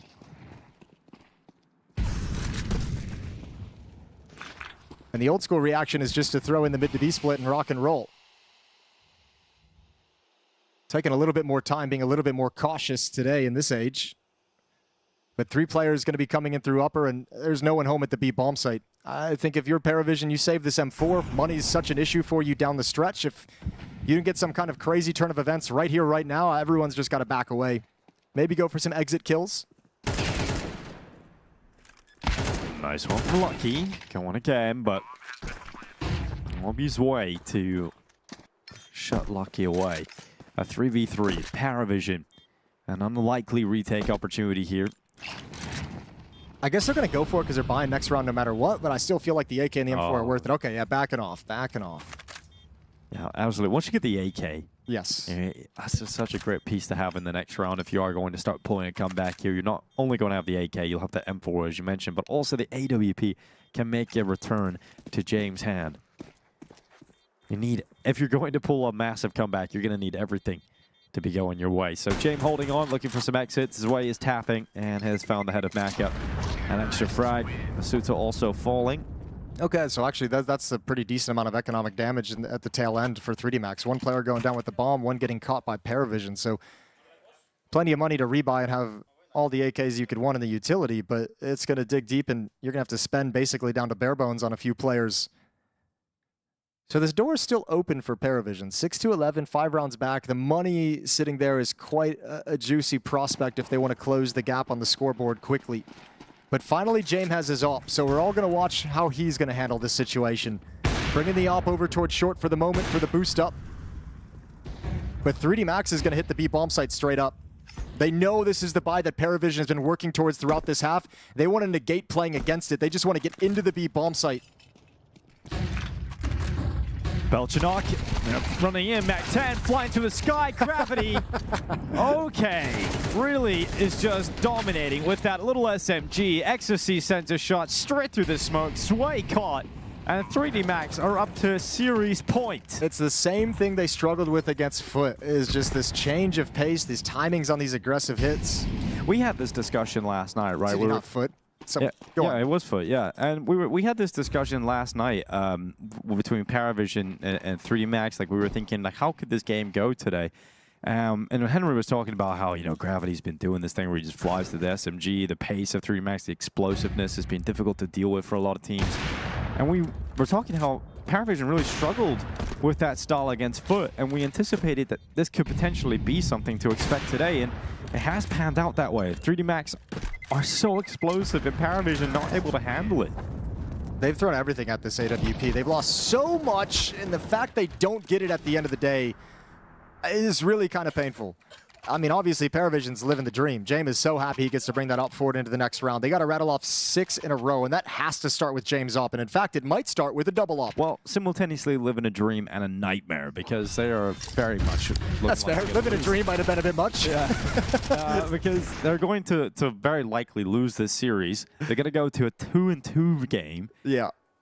You have one shot to make it into the playoffs. You're going into a 2-2 game on a streak of 2 series losses where you've looked bad. Yes, and let's look at the teams that are in that 2-2 bracket. We've got Eyeballers, Wildcard, Legacy, Bait. I mean, they already played Legacy, right? So that would be probably the team I'd point at that would be the most dangerous in that group. You don't have to play them. But I mean, again, we're talking about the trend of Paravision so far these last couple series playing you know, to their competition instead of kind of elevating themselves. Yeah. But I mean, they should be able to beat Eyeballers, Wildcard, FOKUS, Bait. Like, they should be able to beat every. They can't play FOKUS either. So yeah, you should. I don't think. No, they played Foot and FOKUS and Legacy. Foot, FOKUS, and Legacy. Yeah. Okay. So yeah, you're looking at either Wildcard, Eyeballers, or Bait. All should be winnable games, but the most difficult opponent is probably Bait. So. And 3D Max really handled business against them yesterday. But how cool would it be if Wildcard eliminated? Okay, there you go, misutaaa. One more to find coming mid. Oh, you get away. That's huge. Oh, okay, you don't get away. Good catch from the grenade. Would have been great to still have that presence on the other side of the map, but 3D Max and Paravision descend into a 4-on-4. Minute and 20 seconds left on the clock. James AWP on short right now, and that can turn his perspective to help with the long cross as well.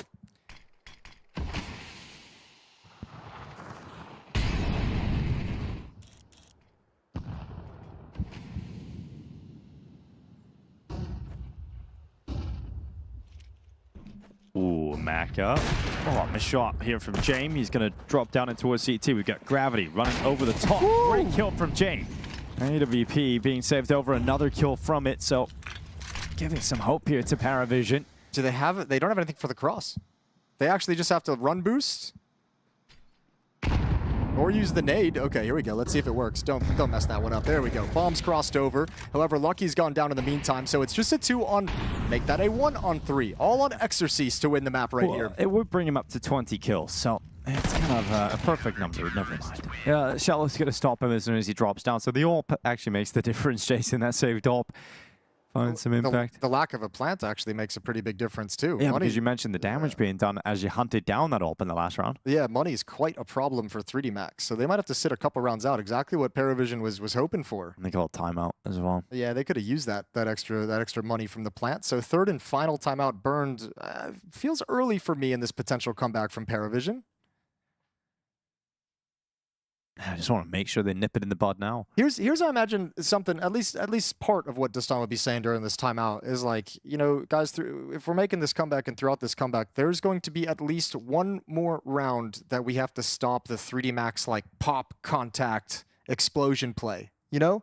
Like the play they just kind of couldn't handle over at the B-bomb site a couple of times with Gravity coming in with the MAC-10. There's probably one more of those where 3D Max says, let's go for the uppercut. So Destan's probably trying to make sure the guys on Paravision are just always on notice in those weird timings when you feel like nothing's going to happen. Those are the kind of the scariest, the tensest. 5-round lead for 3D Max. And in this round, with the economy the way it is, they kind of shove all in. AK-47 on Maka, MAC-10 on Gravity, which, I don't know, with the way he's been using it, might as well be an AK-47. And then some upgraded pistols as well for the T side.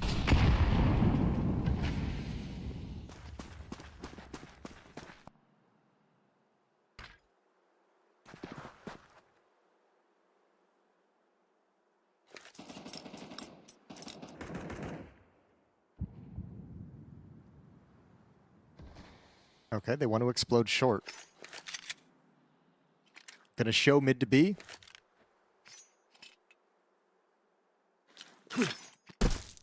I imagine Gravity with this MAC-10 is going to drop down and try and aggressively pressure Jame at the corner with that AWP. They're playing retake at this A bomb site, so 3D Max has to be careful. Oh, good ding straight away here on Jame. He's going to feel the heat. Is now 3D Max burst into the side. It's got to be a retake. They're going to concede the plant. You've got it so clean. Now is time you need to get some bodies back towards short. You have to extend the level that you can protect against. Exorcist and CT spawn. That's a good shot. A good flick. That Deagle needs its kill. It's not going to happen in this round. Ooh, it might not be there, but Lucky's fighting back. Well, they're just dropping. Instead of going short, they're fighting CT. And that's a risky maneuver that just hasn't worked. So Gravity, a 1v3 required on the MAC-10. It would be a special way to close it out. There's the first. Low HP on the next. 13 bullets. Yeah, that's not great. There's low HP though. Oh, he's got it! Down to a 1v1. Belchinok up against him. And the limited ammo looking like it's going to cost him. He pulls out the Glock. He goes for the finish, but he can't get it done. Real nice try there from Gravity. And time? Oh, he's got it. Okay, the music started for a second. I heard that. It looked possible. Yeah, but he's actually got the defuse. Juked us. All right, really, really close call there. 3D Max almost making it work with the push into the A bomb site. Lovely stuff to get the bomb plant, though. 4 kills is very nice. Money's bruised on the Paravision side. AWP is still in the hands of Jame, which is, they worked so hard to keep that gun in his hands throughout this half. And it's starting to net you a few rounds on the board. And yet again, 3D Max, even though that round is so nice, can't really do anything after the fact. You gotta save up for AKs, because now the game changes for 3D Max. Now it's about maximizing the number of rounds you can fight with AK-47s and Galils.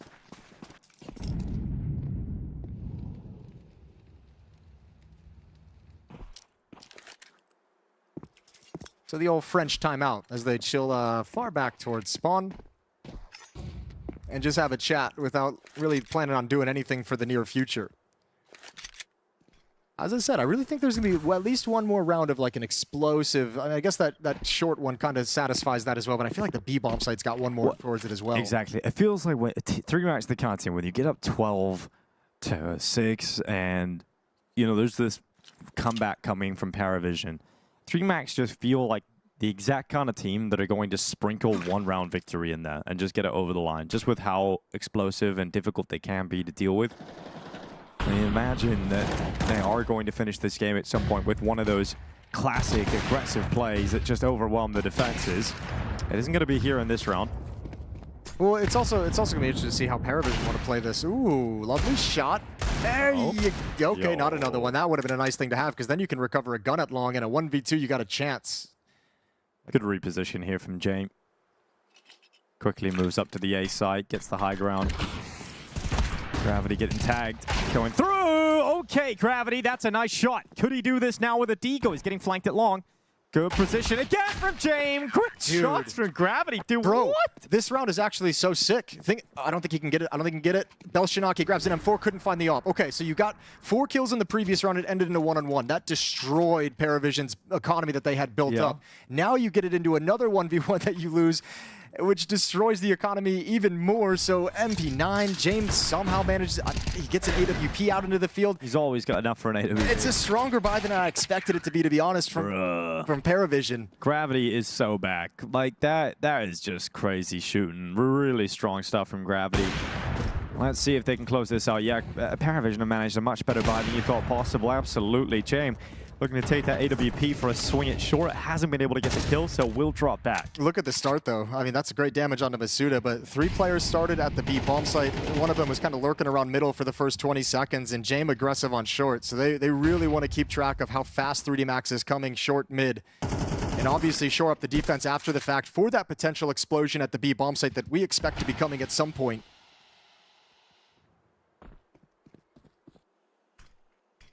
But this is often where that conversation about 3D Max has its most is at its most important, is like you had 3 of a total of 6 that you will have to close out this map. How many do you want to dedicate towards like the cheese plays, towards the attempted explosion? Doesn't it feel kind of flat, you know, if like you just attempt to win the round and you kind of headbutt with some cheeky like fast-paced rushes?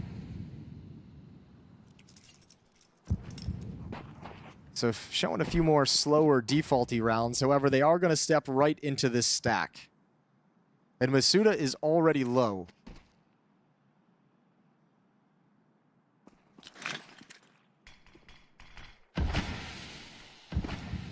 held at the door.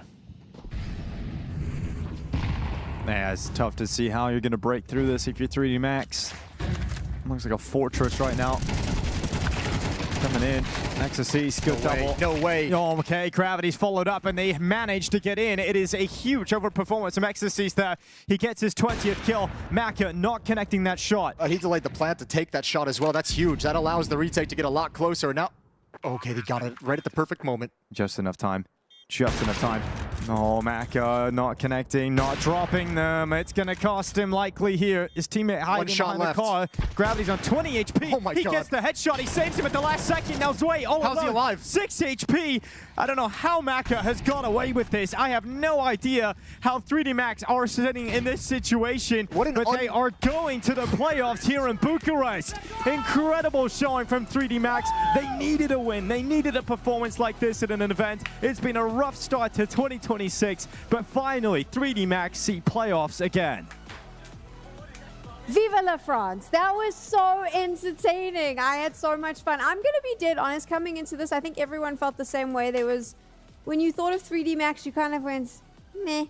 And then they put on that show in Dust 2. Those last few rounds, that was fun Counter-Strike to watch. Yeah, I think 3D Meh is like a pretty good team name for them a lot of the time, but not this time. Not on this day. They were the underdog, not only in the matchup overall when you look at recent results and world rankings, but when you looked at the map pool, they were also the behind the 8 ball on both maps that were going to get played, and yet they came on top of both of them, and they did so in a way where I feel like they're kind of showing you the blueprint of how to beat this Paravision team.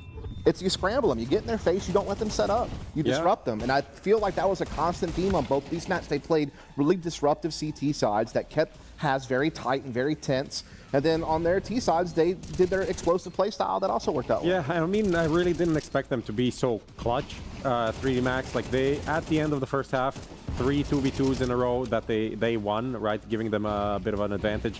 And then now at the end, again, this last round that we witnessed, I don't know what was going on, but I just feel like the Paravision guys, they are in good situations, but the kills are not going their way consistently throughout the series. And, you know, I criticized a bit of Jame before, but I think the individuals were just outclassed by 3D Max across the series here. And here's the crazy thing, as I was just going to say really quick, it's like that's the big fear that everyone's had about Paravision. Like when we've seen them make this kind of rise throughout this year, where they've been able to, you know, win a tournament, make some other big, deep playoff runs, the one thing that people always had to kind of worry about is the individuals on this team, is that, yeah, you have some guys who have some high skill ceilings, but they don't always show them, right? There's been an inconsistency in player performance, and I think you saw that again today.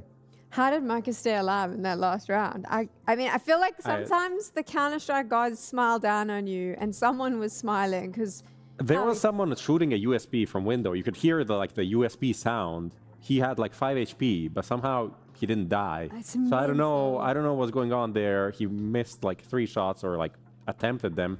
The molly was there. The plant came in last second. So, but I mean, that was kind of the story of some of those clutches in the first half as well. Like a 2v2 exercise that he won against Zway. That I don't know. I mean, in the end, it was a 1v1 against Zway that he just like AFKs in middle and runs out of time, and we were just like, what's really happening here? It's really questionable some of the situations, but on the other hand, you just gotta give props for 3D Max. They played their game, and their game is not something Paravision is super happy to play against this team. I don't even know if the scoreboard tells the whole story, because I mean, you got to think how many rounds 3D Max almost won with barely anything. Like Gravity almost had an insane deagle clutch to finish this game off a round earlier than it did. So I mean, it was a grind really the whole way forward. I mean, other than, you know, Jame and company winning the pistol and the follow-up in the first half, really it felt like once, you know, we saw 3D Max get that 3-2 lead in the first half, from that point forward, they really kind of controlled the game in a lot of ways.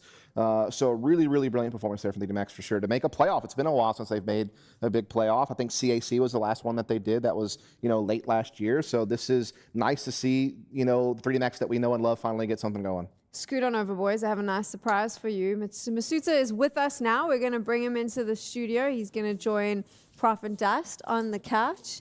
Hello. Hello. Hello. How's it going, man? Congratulations.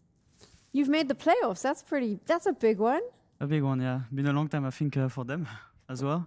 Well, I heard they wanted some help to make the playoff because they're not used to it.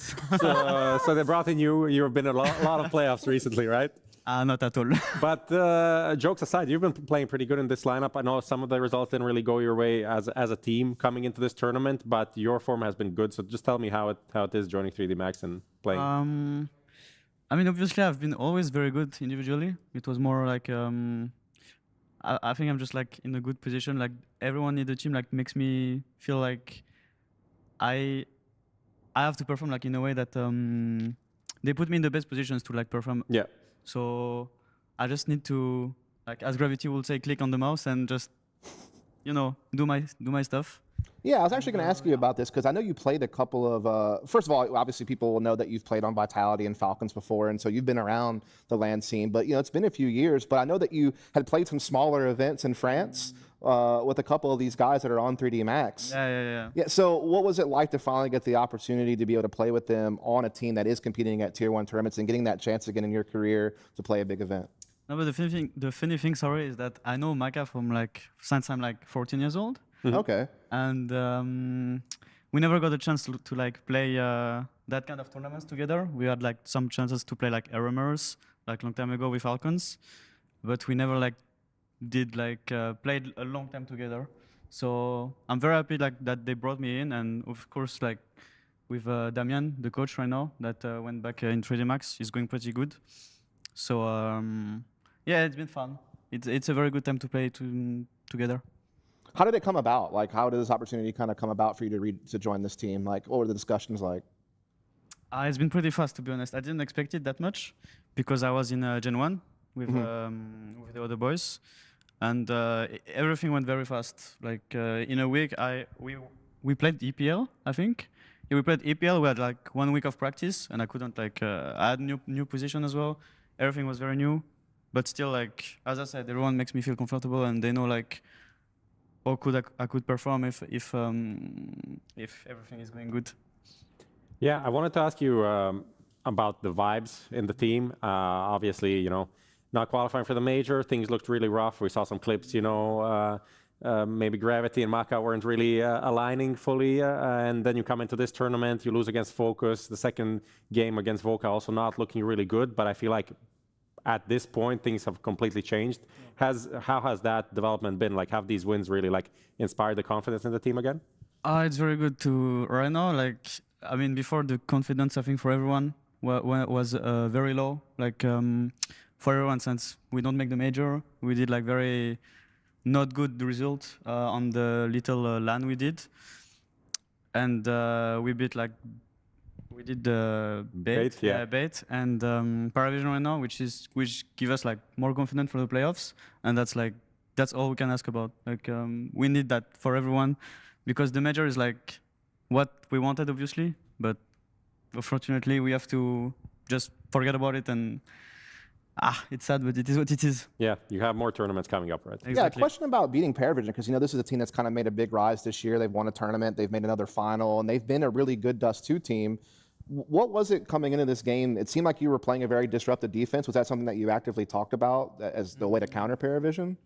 Not really. We played like, I mean, Dust 2 for us is like a very confident map. We played against in EPL a lot of good teams, and we just play our games. Of course, we did like some anti-strat, but like it's just about like how we play more and adapting than just focusing on what they're doing most likely.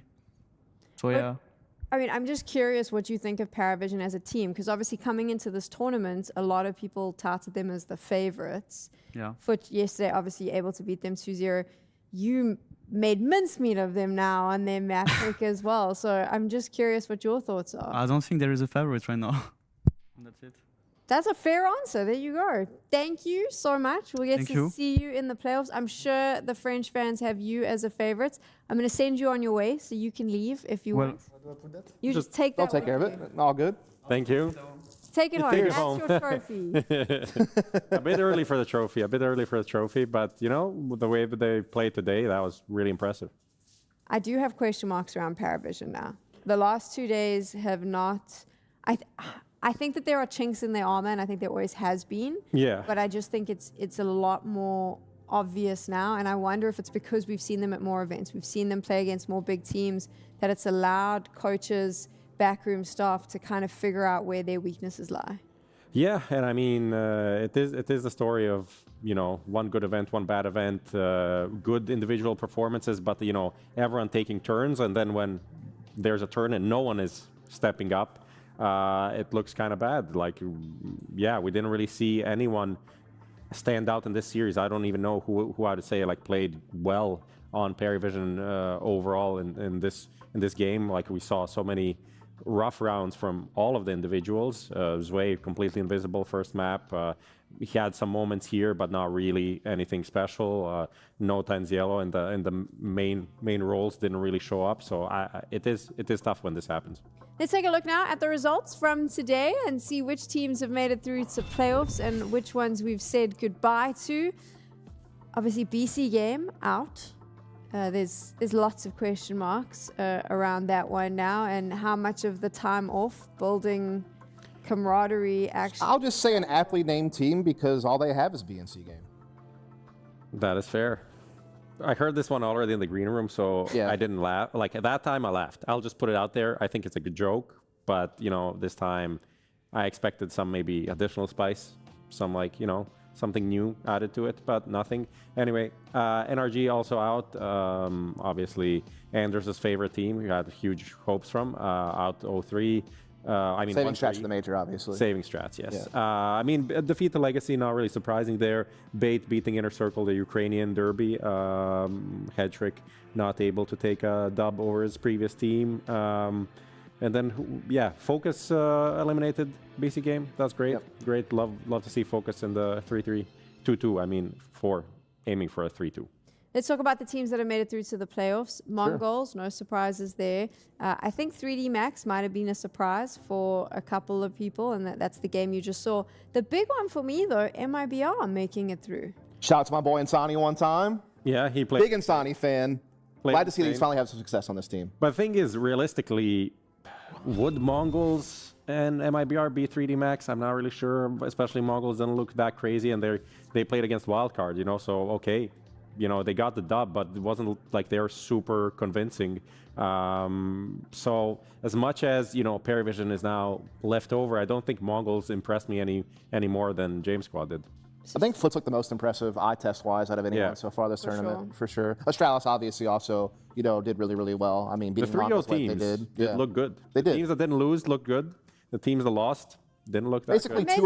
Imagine that. There we go. What deep diving analysis we're getting here. Let's take a look at the games that you get to watch tomorrow as we find out the final teams jumping into playoffs. Starting with FOKUS versus Eyeballers. I know exactly who Prof is supporting during this. His Croatian sensation. Yeah, they were Croatian. The Croat goat, as Dinko called them. That's a huge opportunity, definitely, for FOKUS there to move on to the playoffs for the first time for this lineup that's been together for a month. So that's huge. Bait Legacy. Okay, Legacy definitely have a point to prove that they can make the playoffs, I think, and they should be in that they're in that conversation to win this title potentially with the lineup that they have.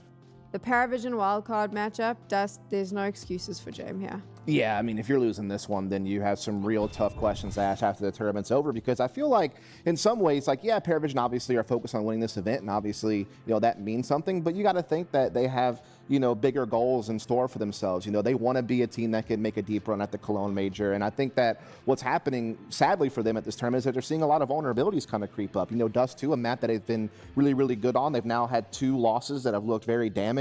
The fact that their Mirage is so weak and open, they don't play Nuke, their overpass has been shaky. Like, the walls are kind of closing in on this team, especially when you add in the individual performances not, you know, really showing up. So there's a lot of fears, I feel like, creeping in over there. Yeah, I mean, it's just rough that they're there, but also doesn't mean anything. It's James. He always loves to make it as long as possible, a long road. So let's see what happens. I was about to say, I feel like James loves to play as much Counter-Strike as possible, so he's just doing PGL Bucharest on hard mode. We will be back tomorrow with those 3 games as we find out which 3 teams will be joining us in the playoffs for PGL Bucharest. So get some rest and be up bright and early tomorrow. We'll see you then.